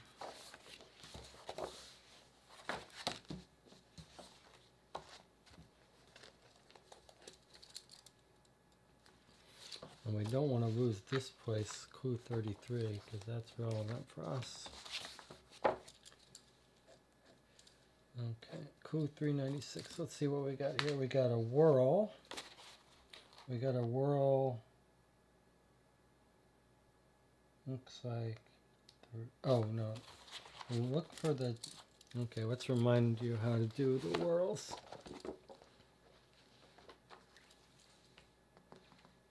So you look for the delta, you follow that around, and then you count how many to the upper delta, and you follow that around, and you count how many to the lower delta. It looks like 2. So this looks like a W2 to me. And then this is a loop, which counts 1, 2. I think that's an L2, I think. Let's look. So first we're looking at our W2s. And there it is right away. The first one we look at. This is L1045. not L1045, it's just fingerprint 1045, which I've been writing as F. But on here it can just be 10, sorry, wow, okay. You can see being on that borderline of needing glasses and not needing glasses is dangerous. Okay, that's 1046. And then we've got an L2.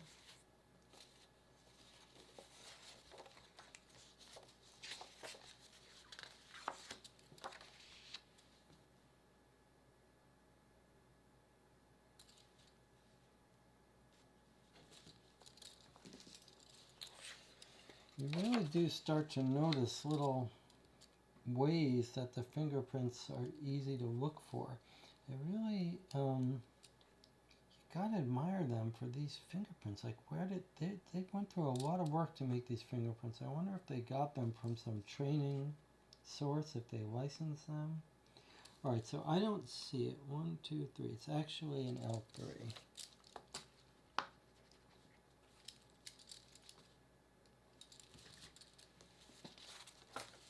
Let's try L3.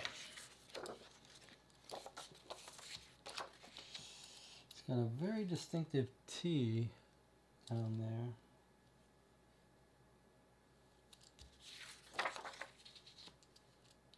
That looks like the T right there.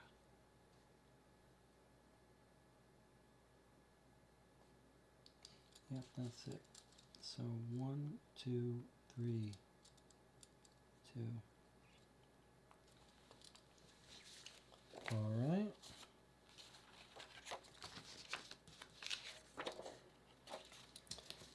Let's write down our fingerprints. So we've got 1046, which is a W2. This is Paul Manning's house. And 1232, which is an L3. So we could go look those up in the DMV. I don't see how they're that useful to us. I mean, they're Paul Manning, presumably. Let's see if these addresses mean anything to us and if we should write these down. So this is Paul Manning's book. We know it's illegal. It's either drug sales or pool hall gambling, right? So we've got some addresses here. We've got Sue R at V's place. We've got H Mundell at 2120 32nd Street. We've got B Kerns, which is going to be B Kern, which is going to be Billy, obviously. 2406 or 05 Pacific. We'll see if that's his home. We've got Pimples at 3320 19th Avenue, which we've already been to. Then we've got Bill O'Keefe at 1226 18th Ave, apartment 113. Then we've got Eve J at 1078 Sutton, number 203. We've got Mom. I think, okay.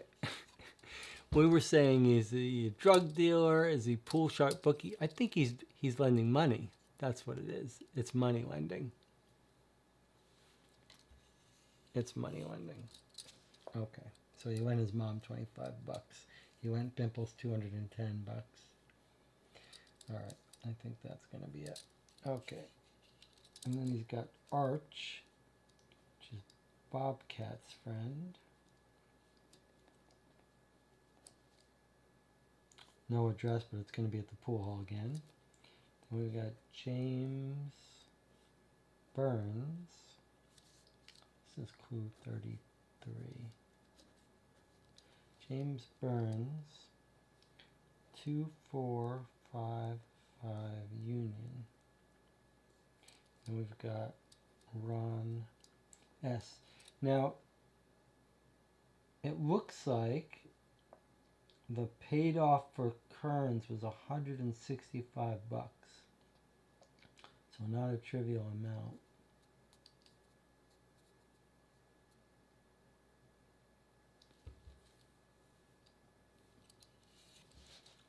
I'm really wondering if those kids decided to keep the jewelry money or something. All right, let's see if any of these addresses are on today's clue list that we don't know about yet.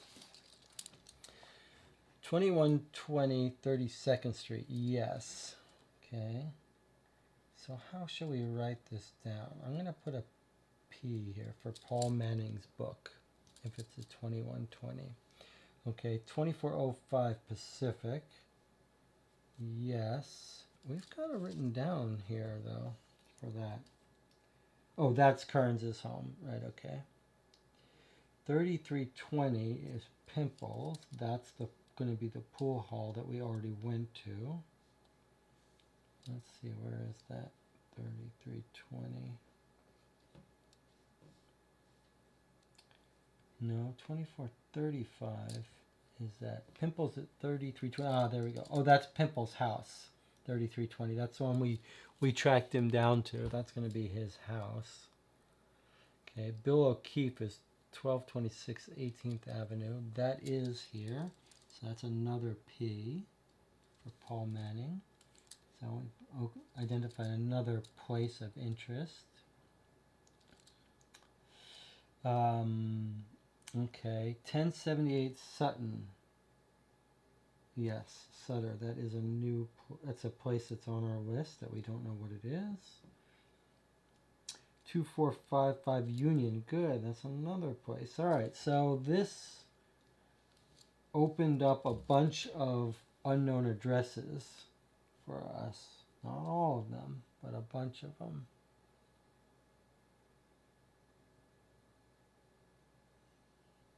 And then mom, where do you think his mom lives in San Francisco? Should we look up Manning in San Francisco?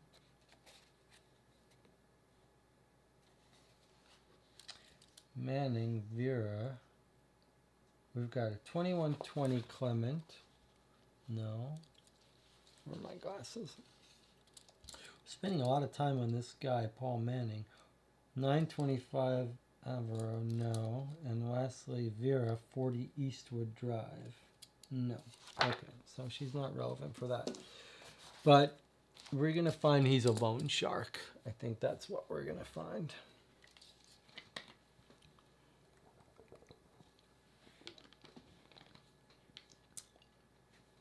Were there any addresses here that we weren't able to look up?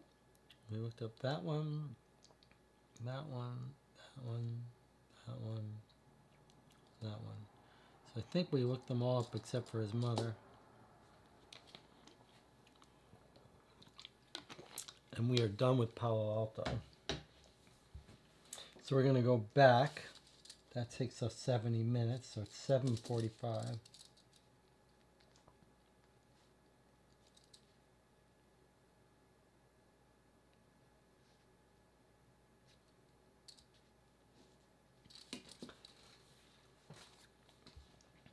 Well, we could go back to, let's start with Pimple's house, which is after 5 p.m. So that was 348, which told us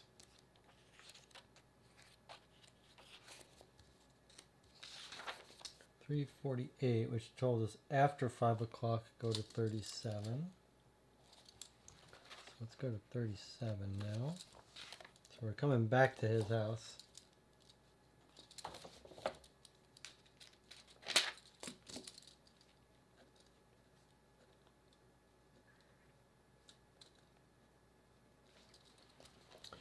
The door opens just as far as the chain lock will let it. An acne-scarred face shows itself in the crack. While Pimples is giving me the once-over, I'm trying to look past him into his room. All I can see is a set of measuring scales on a table, surrounded by small packets of paper. The place smells like a pharmacy. Oh, it is drug dealing. Apparently, Pimples doesn't like what he sees. He doesn't give me a second chance to introduce myself. Scram, buddy. What you weighing in there, Pimples? Show me the law that says a man can't own a pair of scales. The door slams in my face. 15 minutes. Okay, so Pimples is making drugs. Okay, so maybe it wasn't a loan shark after all. Not sure how Paul Manning is got a $200 thing with this guy. Either I don't know, but Pimples is making drugs and it's being sold out the back of this pool hall.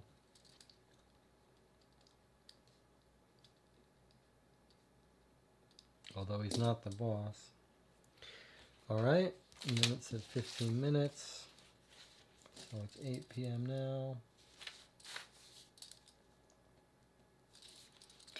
I mean, I'm inclined to go to the rest of these people that are on Paul Manning's list just for fun. All right, let's go to 2455 Union, which is 87. We're just going to work our way through this list because I want to hear what they have to say for themselves.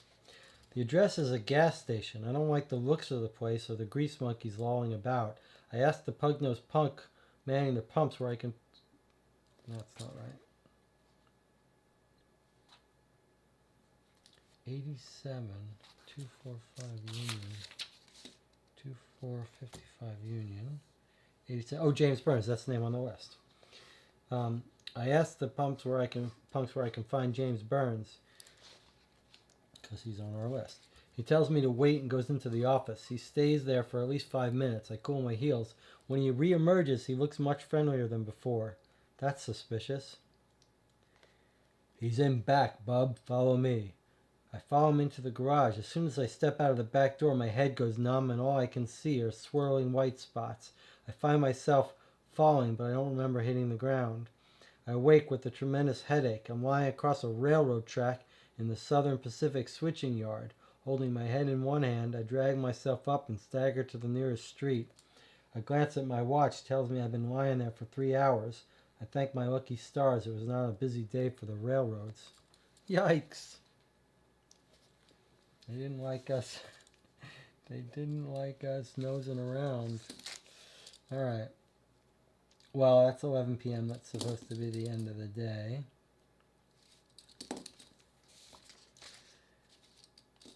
We're going to circle around back at 5 p.m. on our repeat play. I'm going to repeat this. Well, okay, we'll take a little break.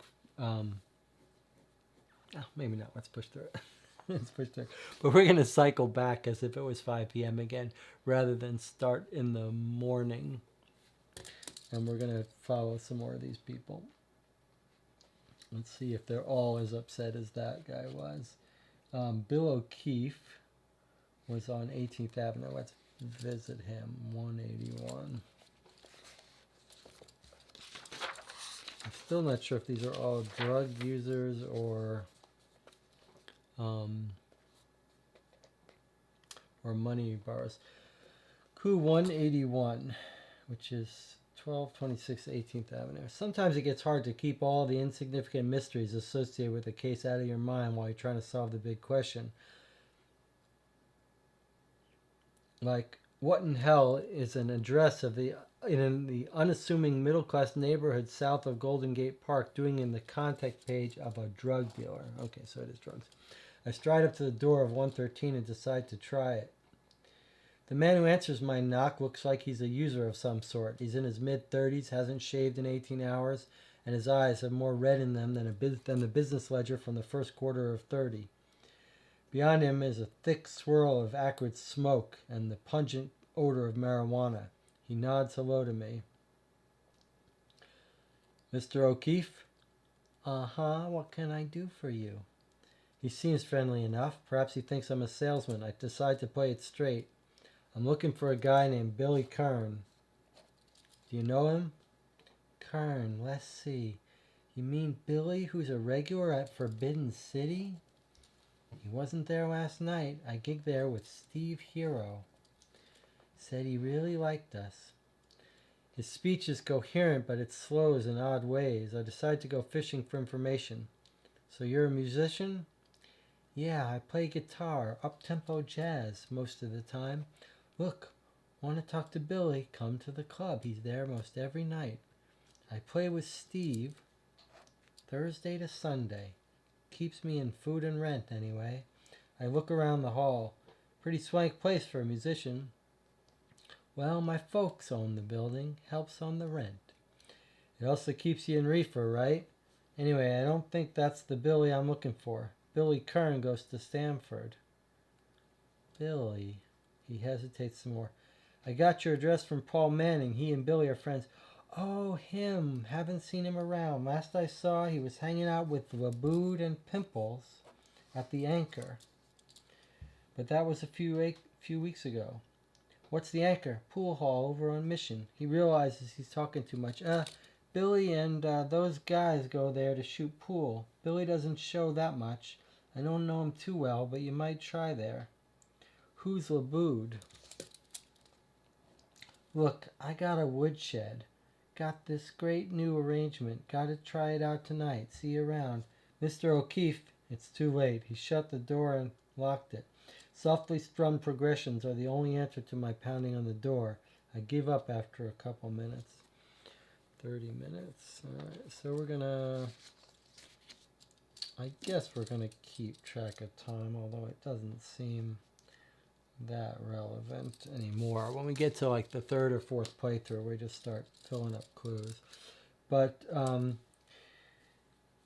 you get Forbidden City. Alright, I guess we start keeping notes about this one. This is kind of important. So 181, O'Keefe, drug user. Kern, you mean Billy, who's a regular about Forbidden City. So this doesn't sound like this is our place. I gigged there with Steve Hero. I actually remember seeing a mugshot of the Hero brothers here somewhere. I remember Steve Hero. Hero Raymond and Hero Steven. So let's just look at these for fun.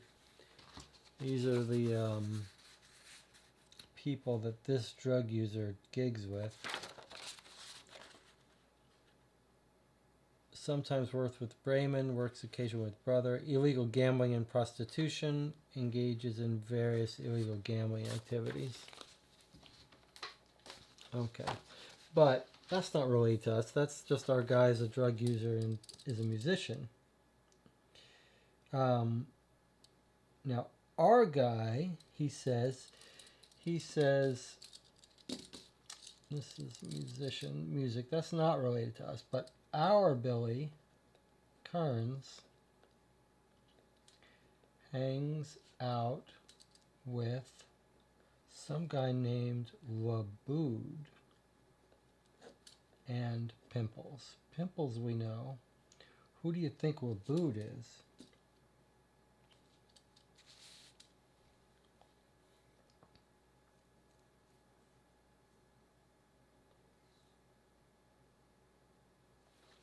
Let's look up Labood and see if that's a last name.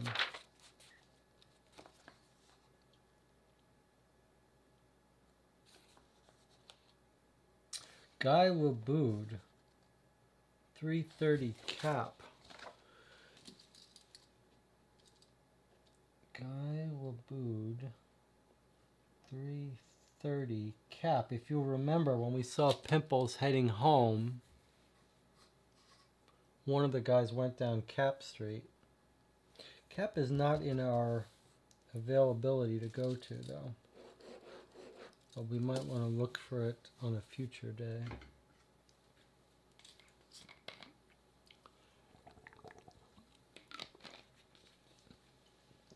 Alright. Chasing down these drug users is proving to be quite profitable. 2120 32nd Avenue. Do we go there yet? That's 51. That's another of the people on the drug list. H. Mundell is the person who lives here. Alright. So now we're going to 51.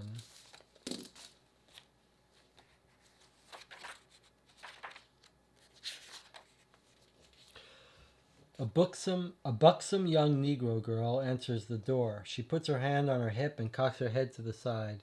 Yeah, is her only greeting. I'm looking for Mr. Mundell. I try to look past her into the room, but she steps aside to block my view. I can see several other young Negro girls all standing in a row with their backs to me. There's a lot of talking going on, but I can't make any of it out. The girls are doing something with their hands, but I can't tell what. Mr. who? Mundell. She gives me a quizzical look. She closes the door and I hear her yelling something inside. Then the talking inside stops, and I can barely make out a whispered conversation. She comes back to the door and opens it up just a few inches. She peeps out at me and asks, "What's tomorrow's password?" "How can you expect me to know that?" "Well then, who sent you?" I think quick. Paul Manning. Now she really looks confused. The door closes again for another secret conversation. It opens again. What size was he looking for? I hesitate too long trying to figure out that question. The door slams in my face. My knocks go unanswered. Okay, so at 51, which is 2120 32nd Ave, which is the Black Drug Supply Girls. Okay. Who else we got on Paul's list that we haven't visited? We got beat up on one, knocked out completely. Is that it? We've been to them all? I think we might have been to them all now. We went to Pimple's house, Billy Kerns' house. We went to the Mundell place. We went to O'Keefe. We went to James Burns and got our head beat in. 1078 Sutton. Oh, Sutter, we haven't been there. Okay, that's 111. That's our last place.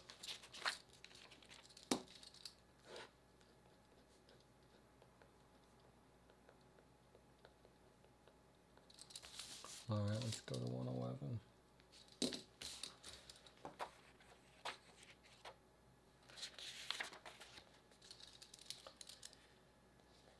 A terribly emaciated teenage girl answers the door. She's of medium height with light brown hair, but from her look she can't weigh more than 80 pounds. Her face is pale and taut. Her stare is hollow. She looks like she hasn't eaten in a week. She tries to swallow, but has great difficulty. She steps forward and clutches my lapel. "Do you have it? Are you from Paul?" She's holding herself up by clinging to my clothing. I pat her on the shoulder and reassure her. "Yeah, I'm from Paul." "Oh, please give it to me.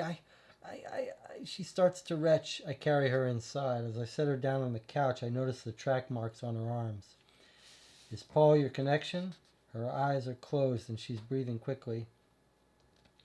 "Sometimes. I don't care who it's from, please." Again, she grabs at me. She starts sobbing. "Please, I don't have the money now, but I'll pay you later." I feel like a first-class cad, but I have to ask her the questions I came here to ask. "Do you know someone named Billy Kern?" She's sobbing again. She managed to shake her head no. "Are you sure? Has Paul ever introduced you to someone named Billy?" She lifts up her head. "Yes, no, whatever you want me to say, please give it to me. Billy, I don't remember. I don't know anything anymore." I curse myself for getting into this predicament. I don't have anything to give her, but I can't leave her like this. I take the only way out. "I'm calling the hospital, don't worry." I make the call and leave before the ambulance arrives. Time 45 minutes. Okay. So that's just a junkie girl, not important to us. So we've tracked down this drug dealer, And we know Billy owed him $165 for drugs. So they're out there doing drugs or selling drugs or something. Probably just using drugs.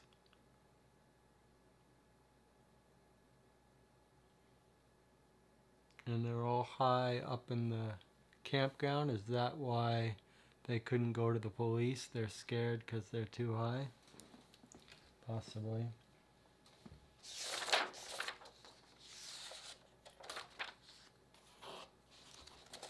Well,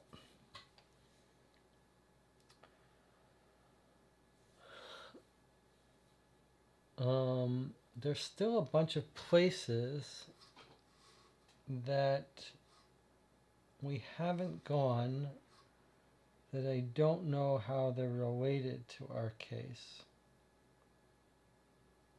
Not that many, but a few. There's a whole bunch of hotels in San Francisco. And then some places out of town. San Jose, San Rafael, Sausalito. Not San Rafael, but Sausalito, San Jose, Hillsborough. So we've got hotels here. I think we're going to go to these hotels and look for either Harry Nelson, who got off the train and maybe he's hiding out, not with a relative, but in a hotel, or maybe one of the couples that was on the train and saw the Chinaman, or maybe even these kids are hiding out in hotels. So that's the rationale we're going to use to just stop by hotels. We're going to go to all the hotels we can find in San Francisco, which are listed here. So Bellevue Hotel, 227.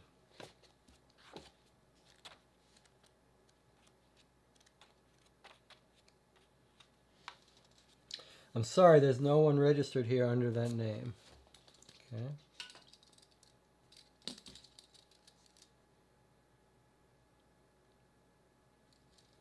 All right.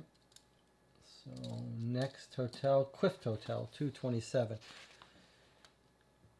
I'm sorry, there's no one here registered on that name. Oh, it's another 227. So Bellevue was a 227. Clift Hotel was a 227. The Fairmont Hotel is a 214. Let's see what we got at the Fairmont. I used the house phone to call the hotel switchboard and ask for Mr. and Mrs. Harry Nelson. They ring room 722. And a baritone voice answers the phone. I put on my best Texas accent. Howdy, friend. Can I speak to Zelda? Zelda? You must have the wrong room, buddy. Oh, this isn't 822? No, like I said, you got the wrong room. I hang up the phone and take the elevator to the 7th floor and knock on the door of 722. The man who opens the door fits the description of Nelson that Hank gave me on the phone. Wow, we found him at the hotel.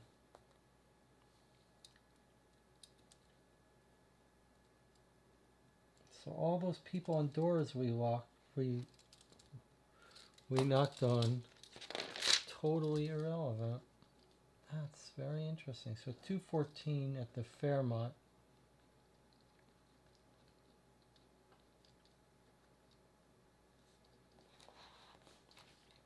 Harry Nelson, room 722.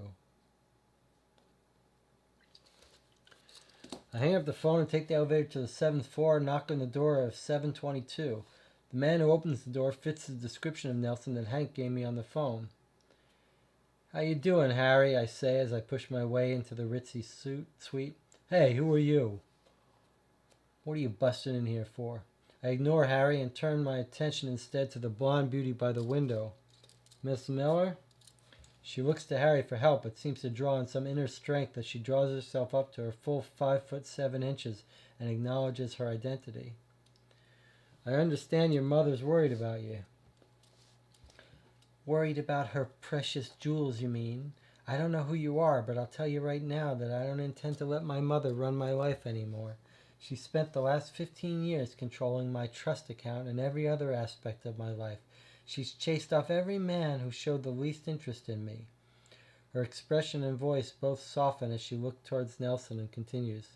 But now I've met Harry and he's opened my eyes. I can't help wondering if he's opened them or pulled the wool over them. But if this looker is the plain Jane Hank mentioned, then I'm all for Harry. Nelson walks over and puts an arm around Joyce Miller's shoulder. He does his best to sound tough. We've broken no laws and we've taken nothing that doesn't belong to Joyce, so why don't you just scram? We intend to be married, and the old battle axe better get used to the idea. That is, if she ever wants to see her daughter again. I must be getting old. I have a soft spot for these two. I wish them luck and tell them goodbye. So we solved the Harry Nelson case. We found him. We decided these two are just in love. It's a little confusing because she was described to us as this mousy girl, ugly. And when we saw them on the train, she was all dolled up, looking good. And I'm not quite sure how to interpret what he's saying here. But there's no foul play. They haven't taken anything. The two of them seems like they like him. Maybe he's brought her out of her shell. Okay. That's weird, but we seem to have wrapped up that case.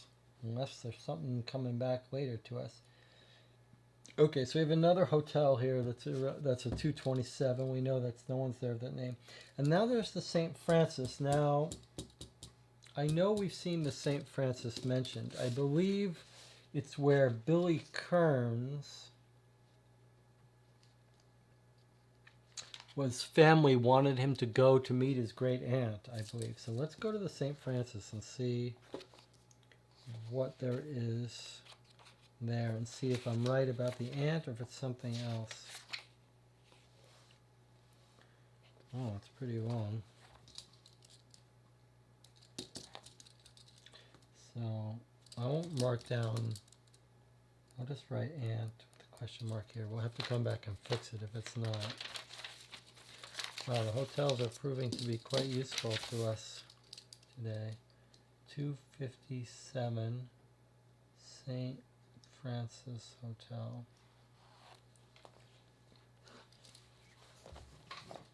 The St. Francis corridors are about as noisy as your average morgue. I quietly knock on the door of Agnes Harmon's room. Miss Harmon, I murmur. A prim and obviously wealthy old woman answers. Yes, may I ask to whom I'm speaking? I silently hand her my card. I've been hired by the Kerns to find their son. So she's Billy Kerns' great aunt who has money, and the family wanted the son to go make a good impression on her. She purses her mouth in disapproval at the mention of her nephew and his wife, but then smiles at the mention of Billy. She thinks for a few seconds. I'm terribly sorry, but I'm busy right now, and I'm sure I don't know where Billy is. Good day. She begins to close the door. I wonder if he's hiding out there. She begins to close the door. An inspiration strikes me. Miss Harmon, wait. She looks back out at me. I don't expect you to know where Billy is. No one seems to. I just want to talk to you about Billy and the Kerns. Knowing something about Billy's family life might really help me. Well, why didn't you say so in the first place? Come right in. All right, they're not hiding her, I guess. I nod affably to her as I step into the plush stateroom. She seems like the sort... Oh, she thought we were hired by them, so doesn't like us, but no. Okay. I nod affably to her as I step into the plush stateroom. She seems like the sort who enjoys giving advice to those younger than she.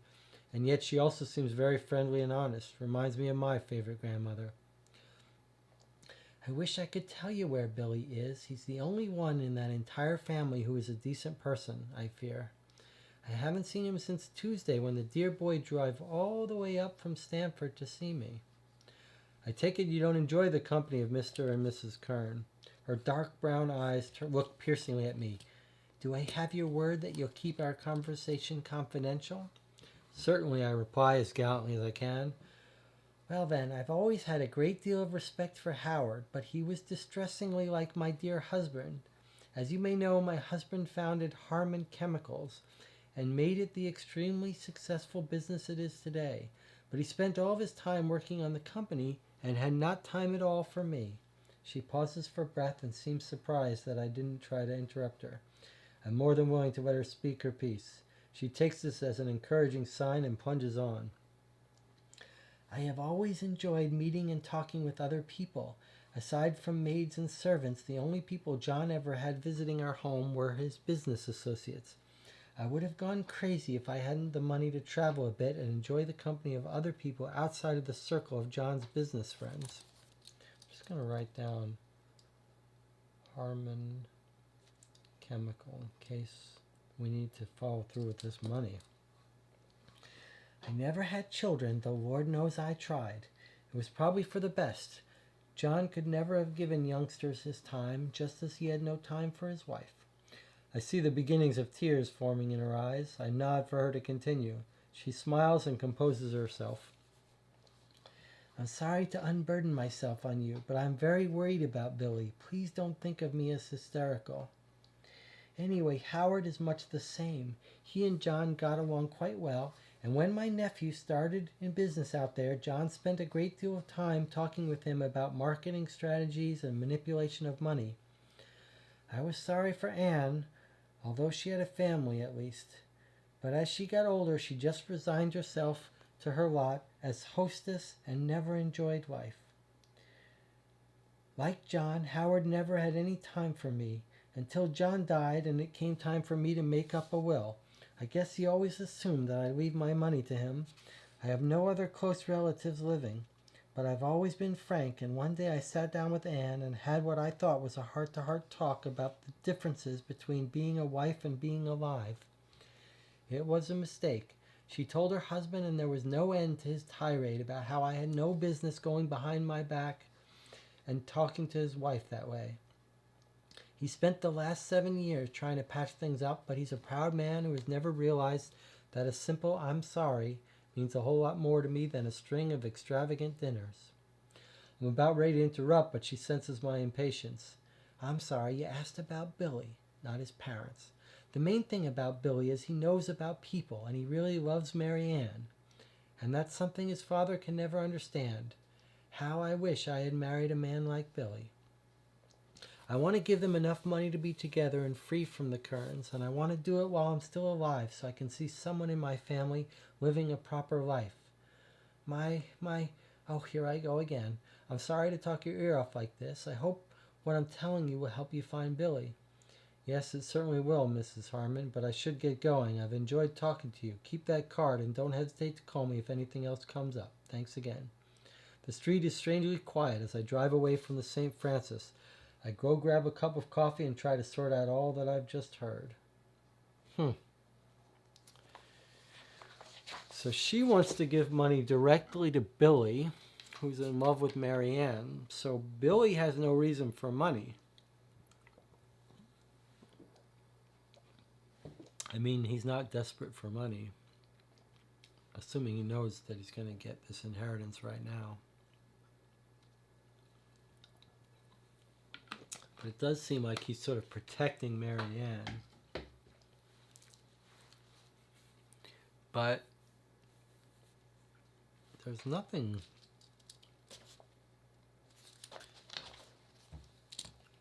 There's nothing...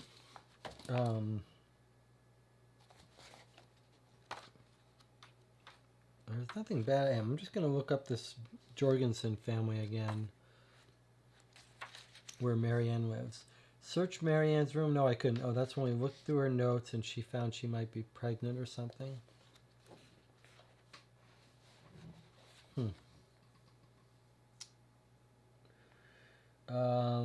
Well, those are the hotels.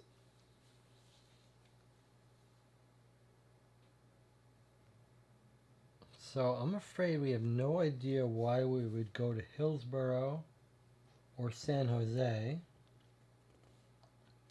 or San Rafael. Sorry, or Sausalito. And we've got a couple locations. 1204 Post Street. I don't know why we would go there. 685 McAllister. No idea. 1350 Hayes. No idea. 400 Grant. No idea.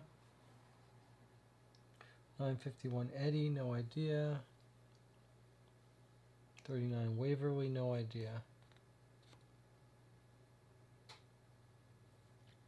Let's go stake out the pool hall that we had a chance to do at some point and didn't. Maybe we go knock on the door to that pool hall again.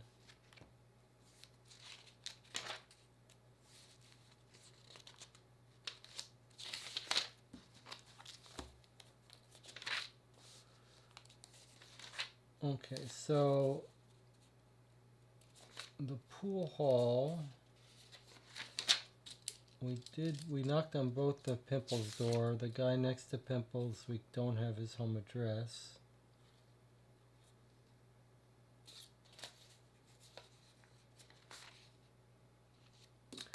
Okay, so we can stake it out by going to 238. So let's go to 238. We could try walking back in too. I think we're going to get beat up, but we might try it anyway. The pool hall is not a safe place for a long stakeout if they know who I am. A big bruiser blocks the door, scans the street and sees me. He's about 6 feet tall, 240 pounds, looks like a prize fighter gone a little soft, but only slightly. His nose is flat, his ears are cauliflowered, and his fists look like boulders. He crosses the street towards me. If you want to face him, go to 284. If you want to leave, go to 207.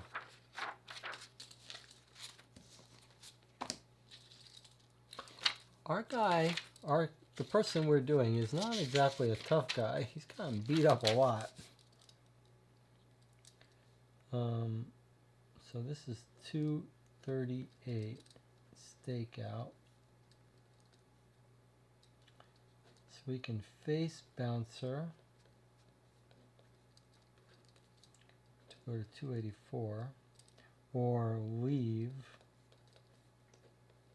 go to 207.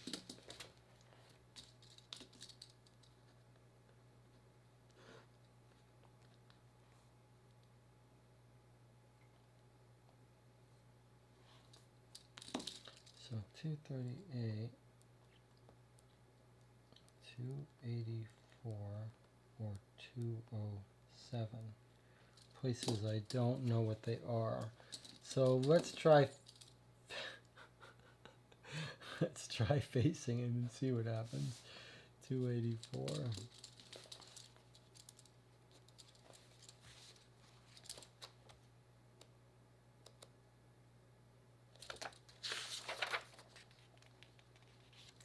I stand and face the fighter from the pool hall. It looks like a movie I once saw about gunfighters in the Old West, only we're getting close to playing with fists. I look at those hams and decide to cheat. I reach under my left arm and draw my gun slowly. Big fists stop. Hey, you don't need no heat. I'm not gonna break ya. I just gotta stay out of the pool hall, he says. Then he turns his back and walks back across the street. I feel pretty stupid since I've broken one of my own rules. I got a gun in my hand and a man's back in front of me walking away. I shoulder my rod and go looking for a drink. Okay? And if instead we had chose to leave, we'd go to 207. I decide that it might be better to move along than provoke a fight in the middle of a stakeout. The big hood just stops when he gets to where I was standing and looks in my direction.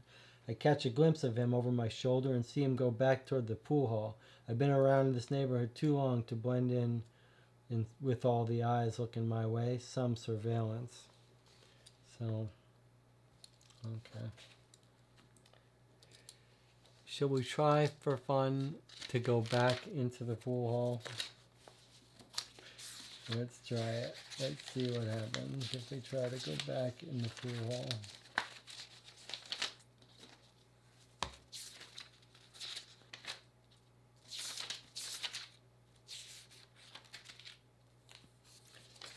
Okay, you want to return, you go to 74.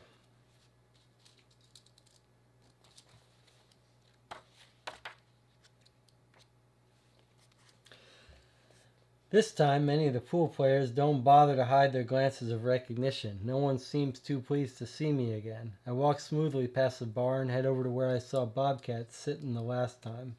I feel a terrible pain in the back of my head. I try to look around, but all I can see is darkness with yellow splotches floating about. Then my head feels nice and numb. I wake up to the sound of a cat fight taking place not too far from where I lie in the alley. A white tomcat chases a scared Siamese across 2 garbage cans and over a fence. I have a tremendous headache. I manage to sit up. My watch says it's 5 hours since I went into the pool hall. That means either someone's been tampering with the hands or I'm seeing things. Or maybe I've been lying in the alley. A painful attempt at raising myself convinces me of the last alternative. A mustachioed cook comes out of a doorway and empties a pot of evil-smelling red sauce into a garbage can. He spots me. "Hey, you! No bums here! Boss say go! Go away!" He shoves me out into the mission sidewalk. 5 hours pass. Okay, that's kind of fun, but we don't. That pool hall's too tough for us.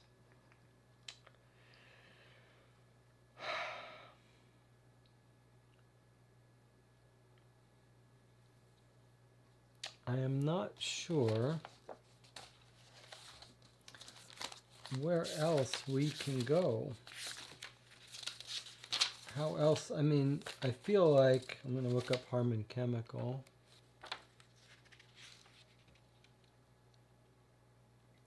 Don't think it's relevant to us, but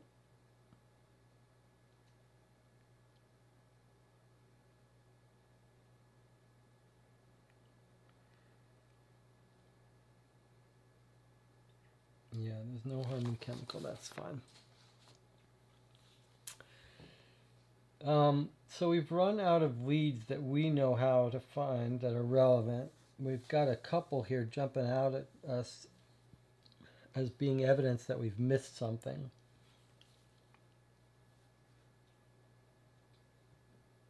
But it's hard to know what we're supposed to solve today. I think this is a good place to stop. And then offline I may study some stuff some more and see if I can't come up with a couple more leads that open up a couple of these places. But yeah, I mean, it's taking us a long time to get through July 5th. We did figure out quite a bit about the connection to the drug dealer, but we still do not know where those kids went off to.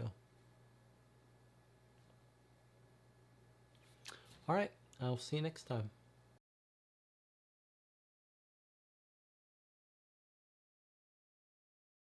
Okay, we're back for our, what I believe will be our final session of July 5th Gumshoe. This is like our 4th or 5th session.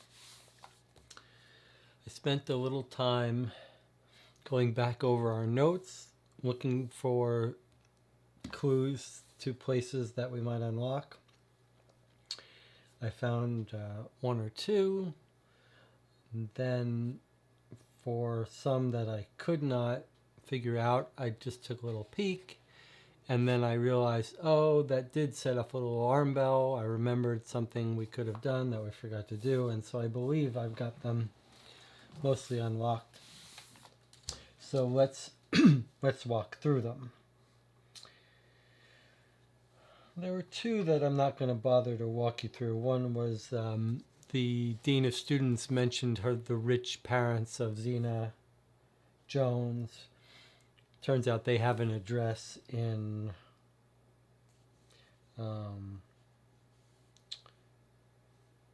Hillsborough. So if you look up their address, you can find them. You go to talk to them. They just remind you that Brad Pirelli is dating their daughter, and they don't love him much. Then I remembered that actually when we went to the Pirelli home, there was a before 5 p.m. and an after 5 p.m. We went to the before 5 p.m. We met the little brother who told us to go down to the pool hall. But there's an after 5 p.m. at the Pirellis, so that's what we're going to do now. We're going to go to, and it is very important that we keep these notes, but occasionally we forget to write down. Most of the time, if you see, I go to some real effort to write down when there's an alternative of multiple places to go at a lead. Let's see if I'll show you this in more detail. When we go to a clue and we look it up and there's multiple things like a 5 p.m. or an after 5 p.m. or question, do you want to do this or do that? I try to write them both down in here and then underline them as we do them so that I can always look at this and say, oh, there's one we didn't do. But I neglected to write it down here for the Pirelli house. So you can see I've written down Pirelli here at Lombard Street. And I neglected to write this down. If I had, I would know that we went to the 2 clue, which was before 5 p.m., but not the 57 clue, which was after 5 p.m. So let's do that now.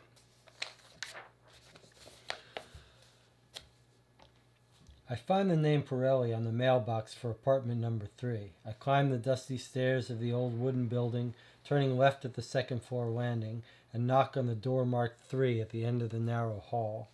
A dark-haired woman in her mid-40s opens the door. She's wearing nothing but a terry cloth bathrobe tied loosely at the waist. Are you Mrs. Pirelli? I ask. She eyes me suspiciously at first, but after giving me the once-over, she lets a self-confident smile creep over her face. Yeah, but I'm divorced. I'm sick of Pirelli. I'm thinking of going back to my maiden name. There's an uneasy pause during which I try to decide whether to ask her what her maiden name is or keep it strictly business. She decides for me. Why don't you call me Miss Lucy D'Angelo? What do you need? Are you the mother of Bradford Pirelli? Oh, is he in trouble again? Yeah, I'm his mother. I'm just going to write down D'Angelo in case we need it. So we're at 57 Pirelli. Pirelli's house. D'Angelo is the maiden name. We've come across an Angelo, but not a D'Angelo. Oh, is he in trouble again? I'm his mother, not that I'm proud of it. Again, I feel provoked to get off the subject. I resist the urge. I'm looking for a friend of his, a kid named Billy Kern. He disappeared, and your son might know where he is. Once more, she gives me the once-over, this time her eyes lingering on the lump in the left side of my jacket where my gun rests in its holster. She leans back against the door jamb and sticks her smooth left leg out for the world to see. She checks my eyes to see if they show approval. I know they do. Brad don't live with me no more. I kicked him out a couple years ago. He was getting to be too much of a bum like his father. I don't know who his friends are. I don't want to know. I got tired of supporting a bum like that. Let him live off some other woman if he can't find no action cracking heads or doing errands for the boys. I'm not sure what she's talking about. I'm not sure whether she's talking about her son or her ex-husband. Apparently it doesn't matter. I put the next question to her quickly before she can expose another part of her anatomy. Do you know where your son lives? I need to talk to him in person. Yeah, I got it written down. I'll get it for you. She disappears into the apartment. She may want me to follow her. A glance at my watch tells me I'd better not. While she's gone, a young kid of 9 or 10 comes to the door. He bears a striking resemblance to the woman I presume to be his mother. He has a big, wide brown eyes and that air of self-reliance that only boys without fathers can have. I overheard you talking to Mama. If you're looking for my brother and he's not home, I know a place where you can find him. I've seen him here many times. I squat down to his level and urge him on. Yeah? He does? He goes there all the time? What's the address? I don't know the number, but it's a pool hall down in the Mission. We've been to that pool hall. Before I have a chance to thank him, his mother returns and he scurries back indoors. She tells him to wash the dishes and then faces me. So you met his little brother, huh? Give him a couple years. He'll turn out just like his father, too. I'm cursed. She gives me the address. 951 Eddy Street. That's Pirelli's home. Brad Pirelli's home. She gives me an address, 951 Eddy, apartment D. I thank her and make it down to the street without being seduced. Time 45 minutes. Okay, so that opens up 951 Eddy Street. Okay, 951 Eddy Street is 116, so let's go there.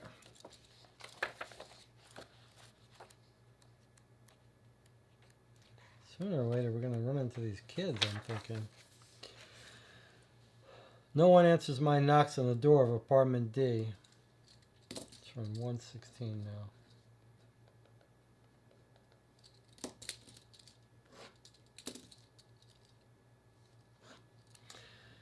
A quick glance up and down the dingy hall assures me that no one will complain if I try to do a little harmless fiddling with the lock.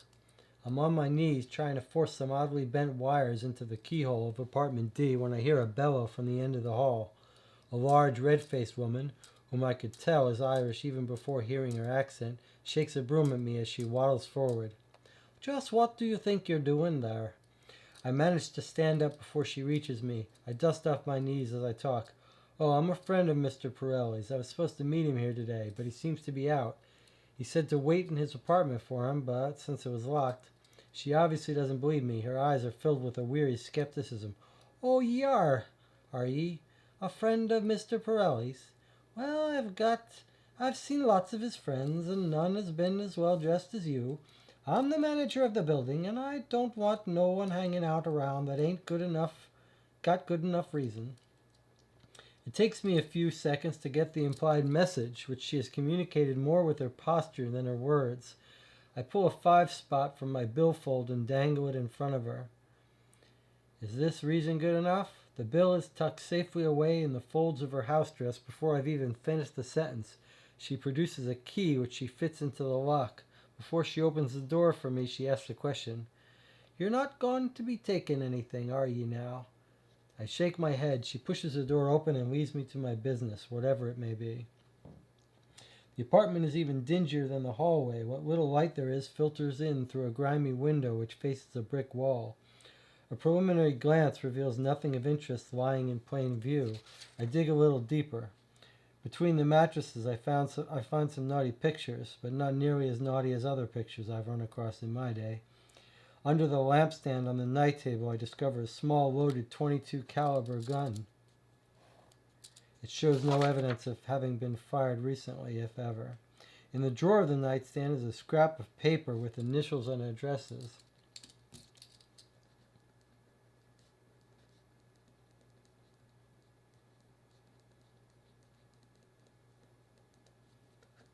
Okay, so we've got a note here.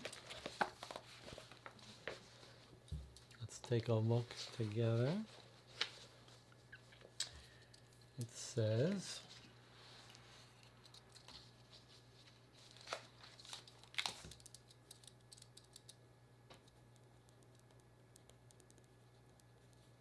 S.J.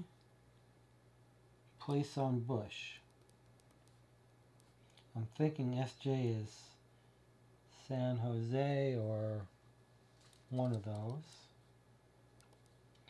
L. Johns, 4th and C. B.K. 2405 Pack, which I'm guessing is Pacific. R.L. says Ron's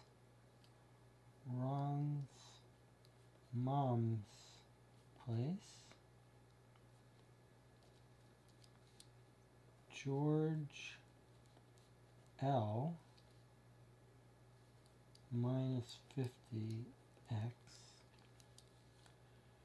P. Manning, that's going to be our Paul Manning, the other drug dealer. 1237 Channing Way, Palo Alto.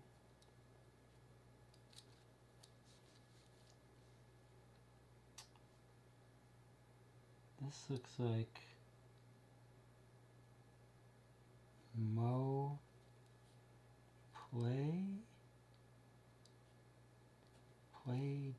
Play something. It's hard to read that. It says night.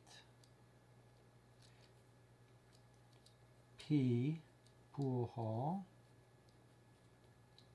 I don't know what the P means. And then something here. It looks like poker, but I can't really tell. It says New Connect Ease House.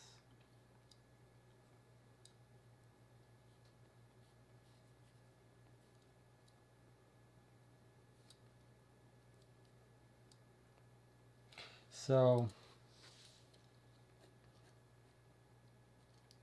that's a hard to read note. We have to come back to that. The next 10 minutes of searching produces nothing. I'm about to give up when I notice the bottle marked Tarragon in the spice rack contains something that doesn't look like tarragon at all. I take it down and sniff it. Marijuana. All the spice bottles have similar contents. After going through all the food in the kitchen and icebox, I discover 6 bundles of morphine and a box marked soda crackers. I replace them carefully. 5 more minutes of effort turn up nothing more. After finding nothing more that looks like it might help me find Billy Kern, I quietly slip out into the hallway, lock the door as I leave, and quit the building through the back exit. And then we've got fingerprint. Clue 402. Okay, so let's look at 402.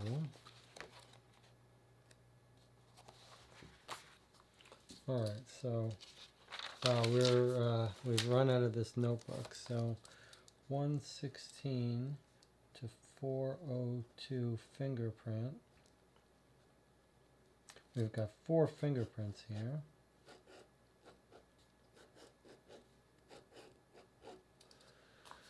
All right, let's take a look at them together.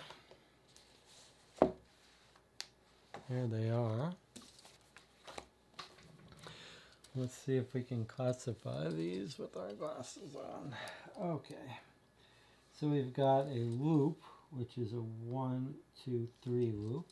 That's an L3. We've got another loop, which is a 1, 2, 3, another L3. Here we've got an L1, and here we've got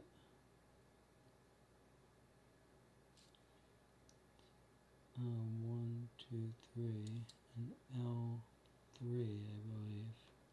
Let's see if we can find these. So 3 L3s and an L1, I believe. And let's note that we have Brad Pirelli's mugshot with his fingerprints. And he is an L1. So first of all, let's see if we can match him up with our L1. All right, well, there he is. There's his L1. Is it? No, I'm not so sure. No, that's not it. Oh, there it is. There's the L1, the 4-finger. Okay, let's classify this first, and then we'll give him his number. Okay, so I think there it is, right there. So this is 1138. L1 1138. Okay. So we've got an L1 1138, which we know is Pirelli. Okay, and it's actually not this top one, it's here. 1138 Pirelli, which is an L1. Now, let's see. Are they all his is a big question. Well, only if their L1s are going to be his. So, in fact, these others are not going to be him. Let's see what they are, though. This one's very identifiable. It's got a little T there. That looks familiar, like we've seen that before. I remember looking for such a pronounced little T. There's a T. Is that it? Alright, well, it's not marked. So maybe I didn't encounter that before. 1, 2, 3, 2. Unless I didn't check it off here. 1, 2, 3, 2. Okay. 1, 2, 3, 2. Alright, what's this one here? It's got pretty distinctive. It's amazing how distinctive these look once you get used to them. Okay, I think it's this one right here. It is 1023. Okay, that one we have seen before. It's an L3 1023. This one we don't know who it is. 1023 we have seen before. So who is 1023? Where is our list of all fingerprints? Okay, 1023 is, according to my notes, Kerns.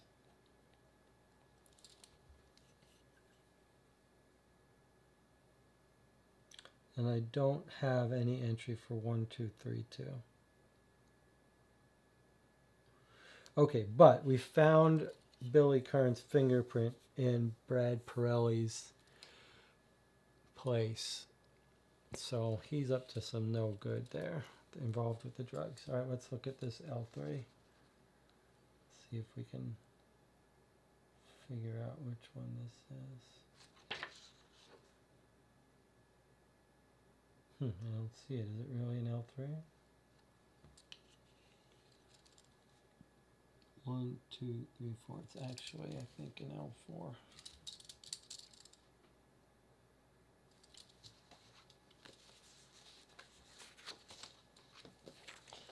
Alright, let's see if we can spot it. It looks like this one, maybe? No.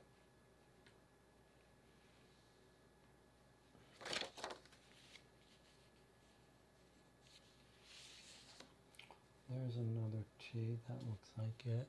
Can you see that? It looks like this is this one here. Yep. 1159. So this is an L4 1159, which we've not seen before. Okay. Let's put these back. One L2. Alright, well, so we've got some more fingerprints for people. We've confirmed that Kerns is there. But we don't know these, and Pirelli, but we don't know who these other two fingerprints were. Except we know they are not they are not the people in Sam Thacker's dorm room, which we've got 3 unknown fingerprints for.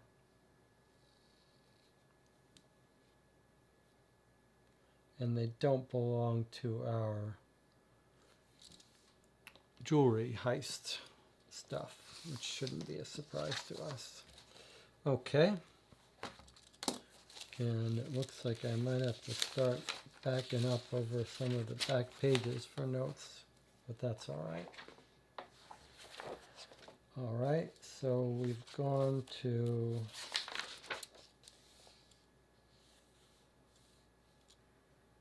Brad's house. That was Eddie.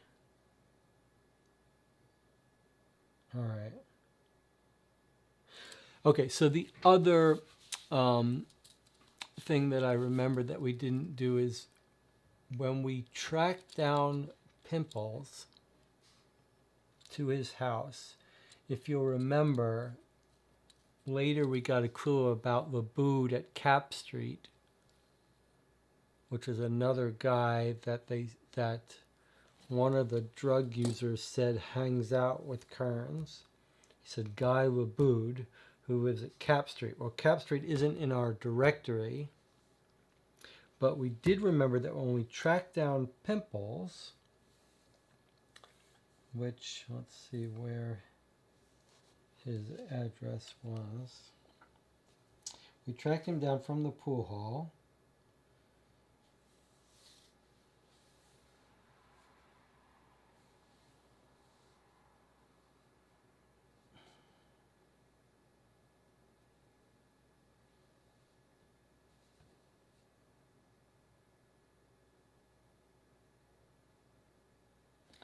We tracked him down from the pool hall. And what happened was, I'll show you when we get to it. Yes, okay, so 385. We waited outside the pool hall. Then we went to 385. Okay, so 380. Let's look at 385. 385 says, Pimples comes out with a big-eared guy who'd just gone in a few minutes earlier. Decide to follow them while they head north on mission. They take the first right onto 19th and stop in the middle of the block. I can't hear what they're talking about, but they don't seem to be in complete agreement. The conversation doesn't last more than a minute or two. Then Pimples walks up the steps to number 3320, and the other man goes down 19th and turns to Cap. We stopped at that point, and we looked up number 3320, the house that Pimples lives at, and we visited it, 3320 19th Street. And I believe he wouldn't open the door to us, and then eventually he did. But what we overlooked was that there's actually some options here. If you want to follow the man, go to 255. If you want to place the house under surveillance. Okay, so we didn't do those. But if we do, let's see, 385. Oh, 385 was, oh, here, it was some following them. Okay, so we didn't do either of these. If you go and you stake out the house at 392, it just says, I've been watching the house for an hour, and the only thing I've noticed are the stares of passers-by. So 392 has nothing. But if we follow the other man who's going to Cap Street, and we go to 255, then we are rewarded.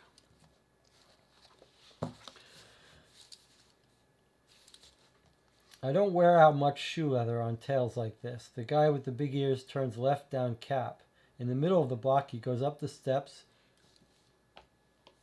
checks in the mailbox, and unlocks the door of number 330. So, 330 Cap Street.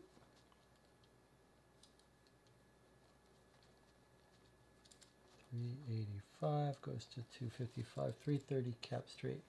The name on the mailbox is Guy Laboud.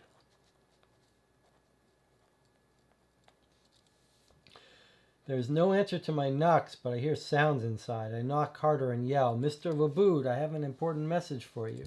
The door opens a crack. I push it open and stride in. Guy is dressed. Let me just circle this. Number 330. The door opens a crack. I push it open and stride in. Guy is dressed only in the underwear and undershirt, but that doesn't bother me any. Instead of acting indignant at my bursting in, he trembles with obvious fear. Any guy who doesn't gripe when you bust into his apartment won't resist too much when you try to squeeze some information out of him. He asks with a tremor in his voice, Who are you? What do you want? I growl at him. What I want is the lowdown on Billy Kern, the Bobcat, Pimples, Bradford Pirelli, and anyone else mixed up in this business. I grab him by the shoulders and shove him down in a chair. I pull up a chair in front of him. Talk. He just sits there and trembles. Or do I have to resort to the rough stuff? That snaps him. Okay, no rough stuff. I'll talk. What do you want to know? Start with who you are, what you do, then tell me everything you know about Billy Kern. Are you No more questions. Talk. Oh, I'm Guy Laboud. I'm a delivery man for the Bobcat. I'll deliver anything. I don't ask questions, but the Bobcat's got a right-hand man. Goes by the name of Pimples. His real name is Wade, Aloysius Wade. Okay, so he tells us who Pimples is.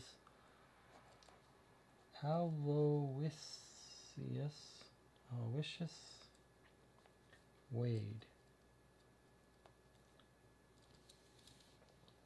The Bobcat don't know it yet, but Pimples is trying to elbow in on his business, and Pimples is using me to move up in the world.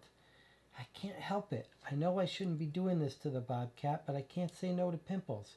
He makes me do the deliveries for him and take the business away from the bobcat.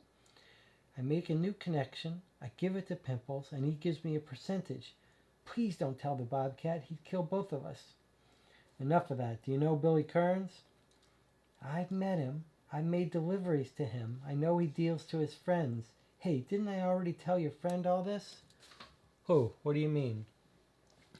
The other private dick that came around here a couple weeks ago. He asked practically the same questions. Ain't you guys together? No, who was he? What did he want to know? Poor guy realizes that he has yet again talked too much. I bet it's the story of his life. I don't know his name. You tell me everything you know, or the bobcat's going to get an anonymous phone call telling him all about his friend Pimples and what he's doing. No. Okay, please don't. Okay. I found out the dick's name. It's Steele. Roy Steele. Roy Steele, who's also investigating Billy Kern. He's a private eye, that's all I know. I asked the same questions you did. What'd you tell him? The same, believe me. I don't know how to lie good. I don't know where Billy is. I have no idea. I don't even know what kind of trouble he's in. I didn't know the kid. Didn't? What do you mean, didn't? Please, mister, I don't know. Please. Guy collapses to his knees. I hate to see a grown man beg, so I leave. All right. So, he gave us the name of another... He gave us two names. He gave us Aloysius Wade, is the real name of Pimples. And he gave us the name of the other PI, who also came around last week asking about Billy Kerns. That's quite interesting. That's the first time we've heard of that. 1 week ago. Why would he be investigating Billy 1 week ago? All right, let's see if we can find Roy Steele in the phone book.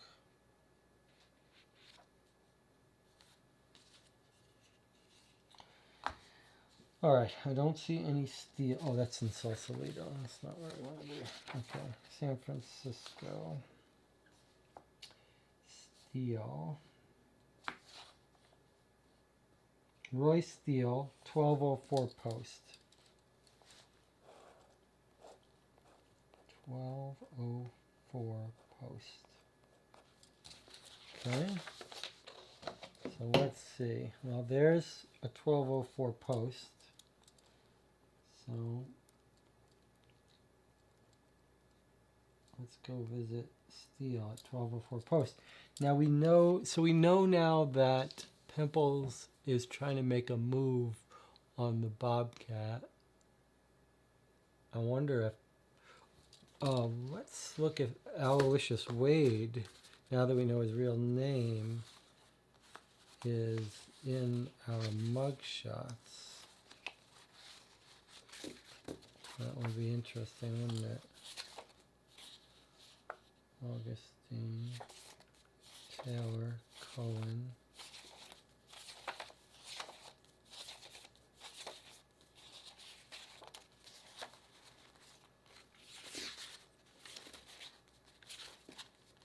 Oh, look, here's Guy Laboud. That's the guy we were just talking about. Oh, and here's Paul Manning. Huh. Okay. And there's Bradford. Okay, well, we didn't find Aloysius Wade. And we didn't find anyone named Bobcat, although I didn't look at the nicknames. Let me just look at this, because there's aliases here on some of these.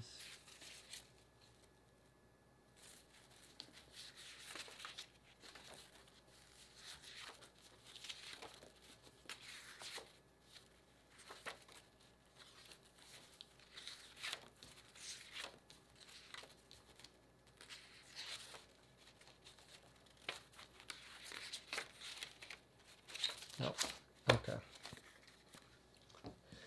Well, let's write down here that we found mugshots for some of these people. So we found mugshots of Brad Pirelli, but also Paul Manning and Guy Laboud. So Paul Manning has got a violent temper, related drugs-related offenses. Served 2 years in Folsom. Okay, that's serious.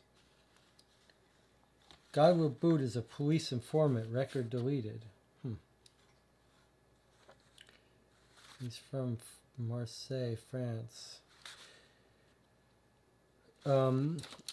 So I'm wondering now if we should try to correlate the fingerprints of these guys with these fingerprints we found in Brad Pirelli's house.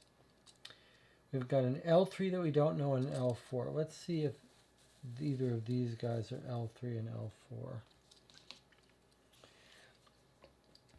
Alright, so Guy Laboud is he's either an L4 or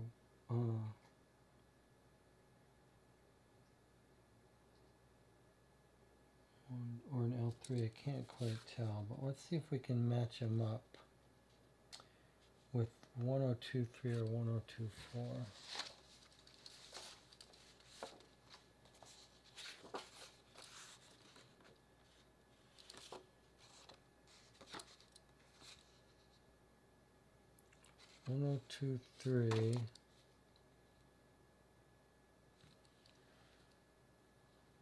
Sorry, not 1023. We were trying to match out with 1232 or 1159.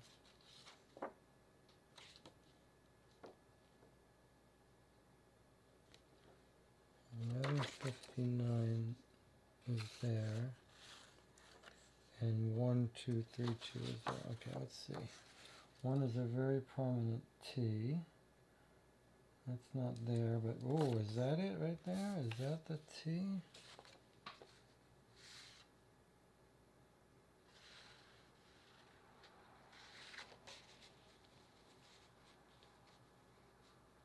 Yep, that looks like it.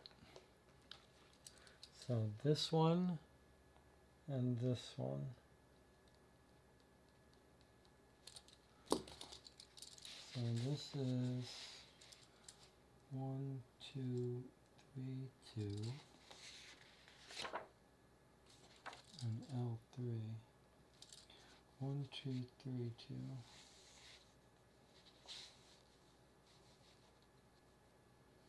Yeah, that's that. So 1232 is going to be Paul Manning. So we found Paul Manning's fingerprints in Brad Pirelli's apartment. Now what about Guy Laboud? Is he the person who owns 1159? Let's see.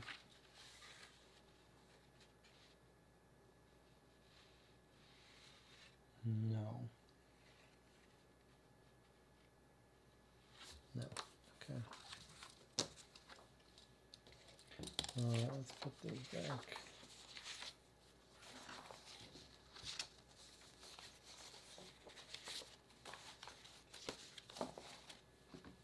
Alright, so we've identified 3 of the 4 fingerprints in the apartment. We don't know who owns 1159 though. We know 1159 is not Billy Kerns. Maybe it's not important. We don't know. Alright. What else were we in the process of doing here?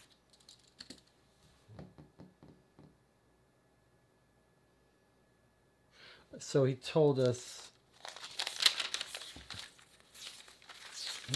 about Aloysius Wade being the real name of Pimples.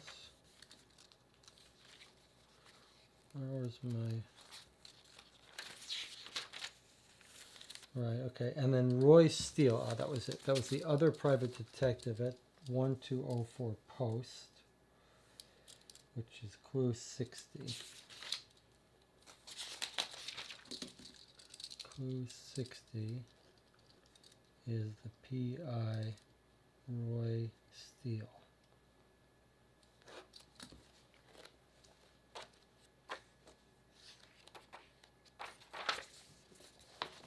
Okay, that's a long one. Mr. Steele? Hello, I'm from the Continental Detective Agency. Ah, visit from my honorable competition. You guys stumped on a case? Need some help from poor old Roy? No, in fact, I think we're already working on the same case.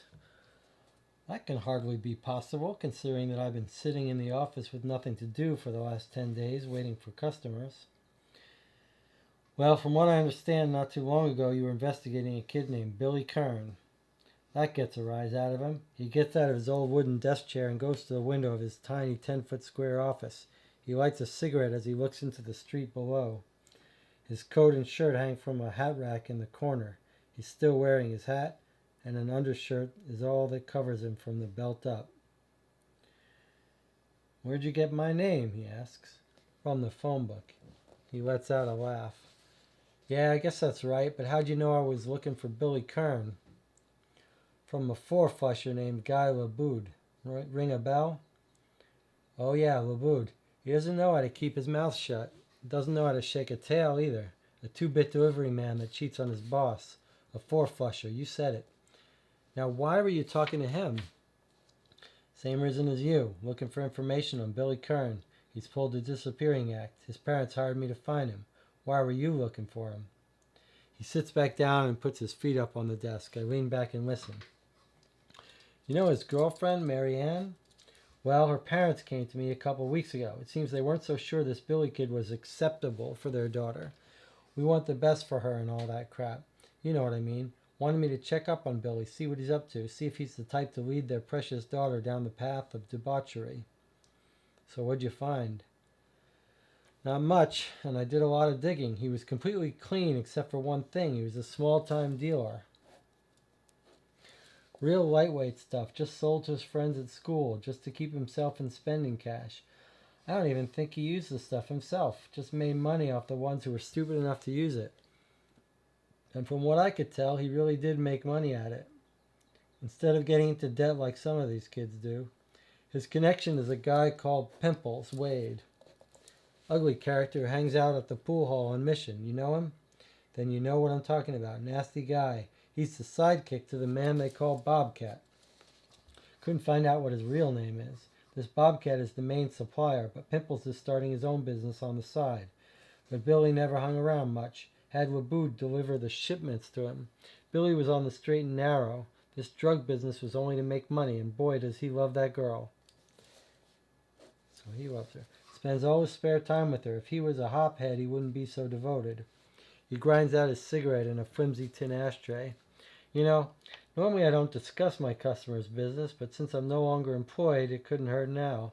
See, when I told them about Billy, they didn't take it so well. Started a lot of crazy talk about the mob and drug parties. I was stupid. I stuck up for the kid. It wasn't my business, but they were looking at it all wrong. I defended him. Boy, was that dumb. Then they started blaming the whole thing on me. He puts his hand on his chest and laughs. Well, as you can imagine, our association ended there. Lucky thing I demanded payment in advance. Last Wednesday, Billy dropped from sight. Could you give me any clues to what might have happened to him? Okay, I'll help you, but you owe me, right? All right, to tell you the truth, I can't be much help. I haven't even thought about the case in at least 2 weeks. Anything that's happened to him since then is out of my range. I bet my bottom dollar that it wasn't this drug stuff that made him disappear. He wasn't involved heavily enough to be killed for it. However, if he was in trouble, he might run to his drug connections for help. If he needed a place to hide out, that'd be the logical place for him to go. But I can't imagine why he'd be in trouble. I mean, who knows what really goes on in people's lives.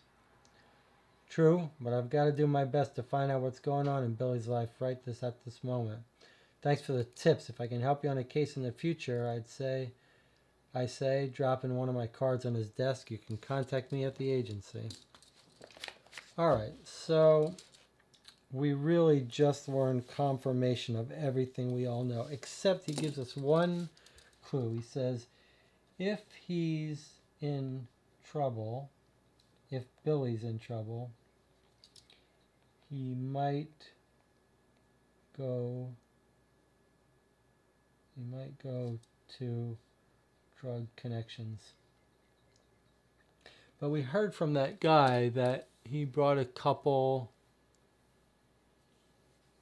and they were thinking of going to 19th and Mission, which I think is where the pool hall is around. 19th Street is where Pirelli lives. So they were thinking about going. So it sounds like Billy was in trouble with Marianne. And they were thinking about going to his house, and then they decided to go to the bus depot instead.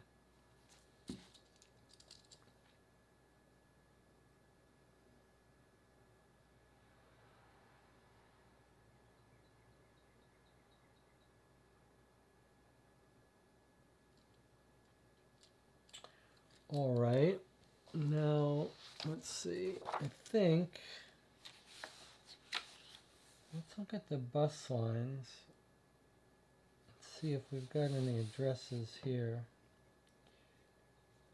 4th Street buses, no. Market Street, no. 5th Street, no. Alright, so no buses, no bus lines.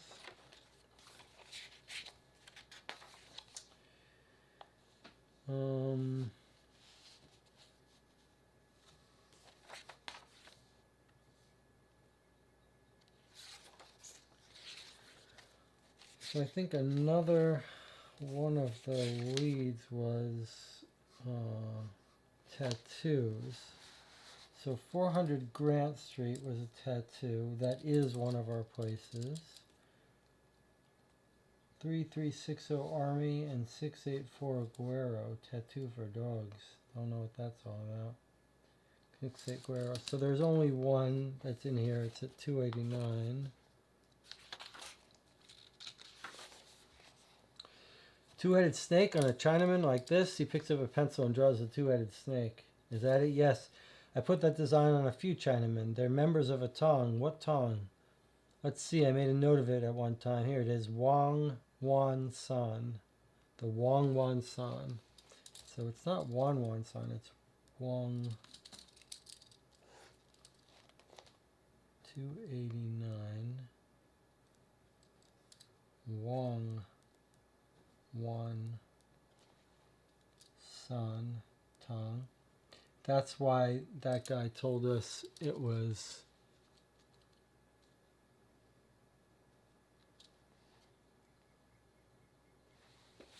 someone named Wong that killed him, I think. All right, well, that's most of the places, but there's still just a couple. Some of these, by the way, I was remarking before, we don't know what this place in Sausalito was, or San Jose, or Oakland. They turn out, they were Nelsons. I looked up on the phone book. So all these places were just Nelsons that we could try to go to knock on their doors. And they just say they're not relatives. We've still got one place at Waverly that I don't know what it is. One place at McAllister and one place at Hayes that I don't know what these places are. So I'm going to peek at these and see, since I'm out of ideas, rather than turn off the camera and think more, let's just look out. Okay, it looks like 243 is some Chinese place, so maybe that's a clue that we should look for Chinese place. And then another one was 1350 Hayes at 113. Let's see if we can get an idea what that's all about. Thacker. Okay, so it looks like we should have thought to look up Sam Thacker's family. So let's do that and see if that's indeed the location of one of those places we forgot to go. Thacker, Mary Thacker, 1350 Hayes. 1350 Hayes. So this is going to be Thacker's place. All right, let's go there. You can see what happens. I mean, this is a little bit of cheating, but you can, it's one of the, you might call that a little mechanic of the system, that if you really get stuck on a place, we're trying not to go to places unless we have reasons to go to them. After 6 or 7 hours, if you really get stuck, you might take a peek and then see if that jars your memory, and then you try to back up and justify why you would go there. So 113, let's talk to the parent of the poor kid that got killed.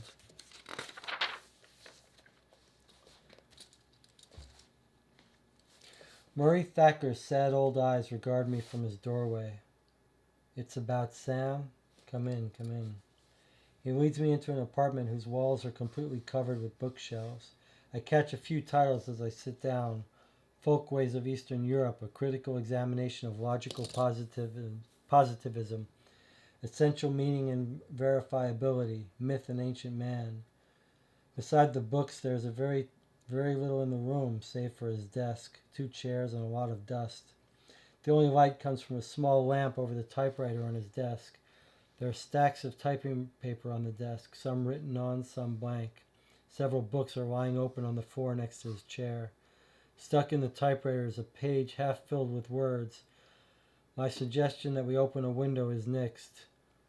The wind blows the paper all over, he offers as an explanation, so we talk in the stuffy gloom. Before I can start to question him, he begins to speak. Sam was my only child. There was no one left in the family except me and him. My own parents died long ago, and he turns his pale face away and stares morosely at a row of books. Sam's mother passed away when Sam was only 11. We've been alone ever since. He lets out an ironic laugh. I think he took it much better than I did. It's hard for an old man. I was so proud of him. He had such a promising future, and now he's dead. I break in on his self-absorbed monologue to ask the questions I've come to ask. He finally gets to the point. No, I don't keep track of Sam's daily activities. He lived at school at Stanford, but he came to visit every now and then. I hadn't seen him in over a week. I don't know how this could have happened. He was such a good boy. All right, nothing for us there.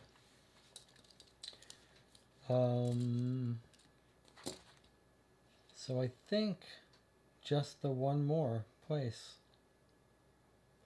which was the Chinese place, not related to our thing. Let's see how we would get there. 39 Waverly. Where do you think that is? Is that going to be in Chinatown somewhere? Let's see. Waverly. C13. So yeah, right in Chinatown. Somewhere in Chinatown here. So let's look at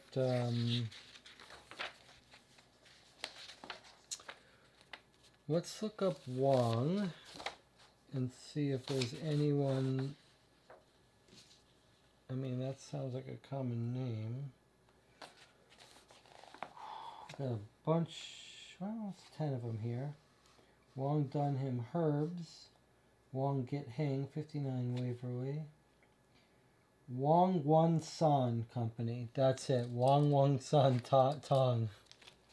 Okay, so that's that. So 39. It's a Wong One San Company. 39 Waverly. Okay, so we found the organization that this Yakuza Chinese guy who was killed works for. So now we get to go look at it. I thought we did that already. Look for Wong Wan Song, but I think I might have looked for Wan, because the other guy might have someone might have given us Wan, W-O-N-W-N, instead of Wong Wan Song. But they may have just known it. misheard it. So 2:43, and this is our last clue of the day. Unless we get more clues. There are a number of tables in the large hall that occupies the second floor of the Waverly Street building. The tables are surrounded by elderly Chinese gentlemen playing mahjong. The click of tiles sounds not unlike the rat-a-tat of a machine gun. At times, the players and onlookers alike break out in excited discussion of some aspect of the game. At first, my presence is ignored, but when it becomes apparent that this alone will not drive me away, a Chinese, larger and younger than most of the men in the room, comes over to me. "What can we do for you? Do you know Sam Lee? They say there are many Lees in Chinatown." This is a Sam Lee who has a tattoo of a two-headed serpent on his left arm. "They say a two-headed serpent is a dangerous thing. This Sam Lee is dead. Any idea what is more dangerous than a two-headed serpent? They say that death is at times only an illusion." I'm sure Sam Lee will be glad to know that. Was Sam Lee a member of this tong? This tong? This is merely a social club. Fine. Was Sam Lee a member of this social club? I can't give out that information. I decide not to continue this lesson in Oriental inscrutability and walk down the stairs and back into the street. The street is crowded with people, most of whom are Chinese. Chinatown. You can't think of San Francisco without thinking about the brightly colored pagoda-style buildings into which 200,000 Chinese are crowded. To the tourist, Chinatown is a picturesque world, exotic and strange, full of restaurants and curio shops, a place for a day's entertainment, and even a night's if you stay in the big clubs designed for the uninitiated. But wander into the back alleyways or the hidden opium dens and you enter a world of intrigue. I walk along, being pushed by the crowd, not sure where the case will lead. I turn up Washington and cross the street when the push of the crowd gets stronger. I try to turn around, but can't. I try to stop, but can't. I try to see who's pushing me, but can't. Then I'm maneuvered into Ross Alley. 3 men move me along. I can't slow down, so I run ahead. This throws them off guard, and as I get a few steps ahead, I turn and face my 3 assailants. I let my right fist fly, catching one full in the face and sending him to the ground. He won't be getting up right away. The 2 remaining tails stop and look me over. They move as far apart as the alley will allow them. I keep my eyes on them and hope no one's behind me. Both men are dressed in black. One is about 5 feet tall for a Chinaman. The other is a few inches shorter. Both are better built than I'd like.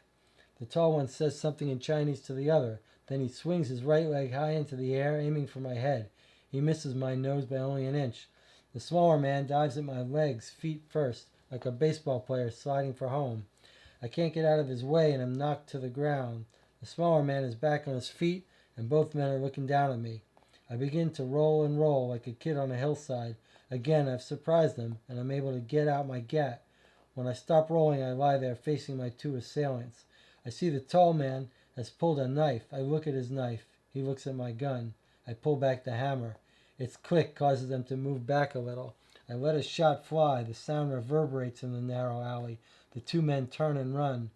A group of men is moving up the alley from the other end, attracted by the sound of the gunshot. I turn and face them, placing my gun back in its holster. The men look me over, say nothing, and leave. I turn and see that the 3rd man has run off. I reach down and pick up my hat, dusting it off the best I can, and place it on my head before going back out on Washington Street. I look up and down the street. Everyone's wearing a black suit. I must have been getting close to something. The tong, the old man in the hall. Wish I knew. 1 hour. All right, well, that was a fitting end down in Chinatown, asking questions, and people did not like it. So that was July 5th. That took us a long time to play through that day, and that was a full and crowded day. Not much about the Scott Hayes case, almost none. Lots on the Lindemann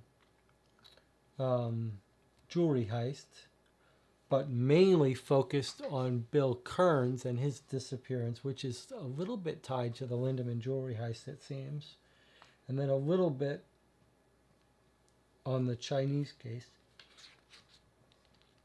And Harry Nelson case looks like we wrapped it up. We tracked him down to the hotel room. We decided we like them. Nothing to do. There's nothing for us to do. They're happily together. The rich woman and her beau. And that was July 5th, and July 6th looks maybe a little less busy, but very similar. Okay, wow. This is taking a lot of energy out of me to play this Gumshoe. I mean, this is so epic. Such a ambitious thing with all these different cases intertwining.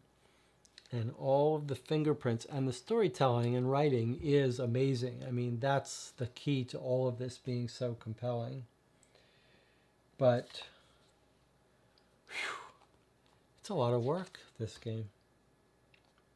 All right, so we might continue with this on camera. At some point, I might start playing these off camera just to reduce the workload.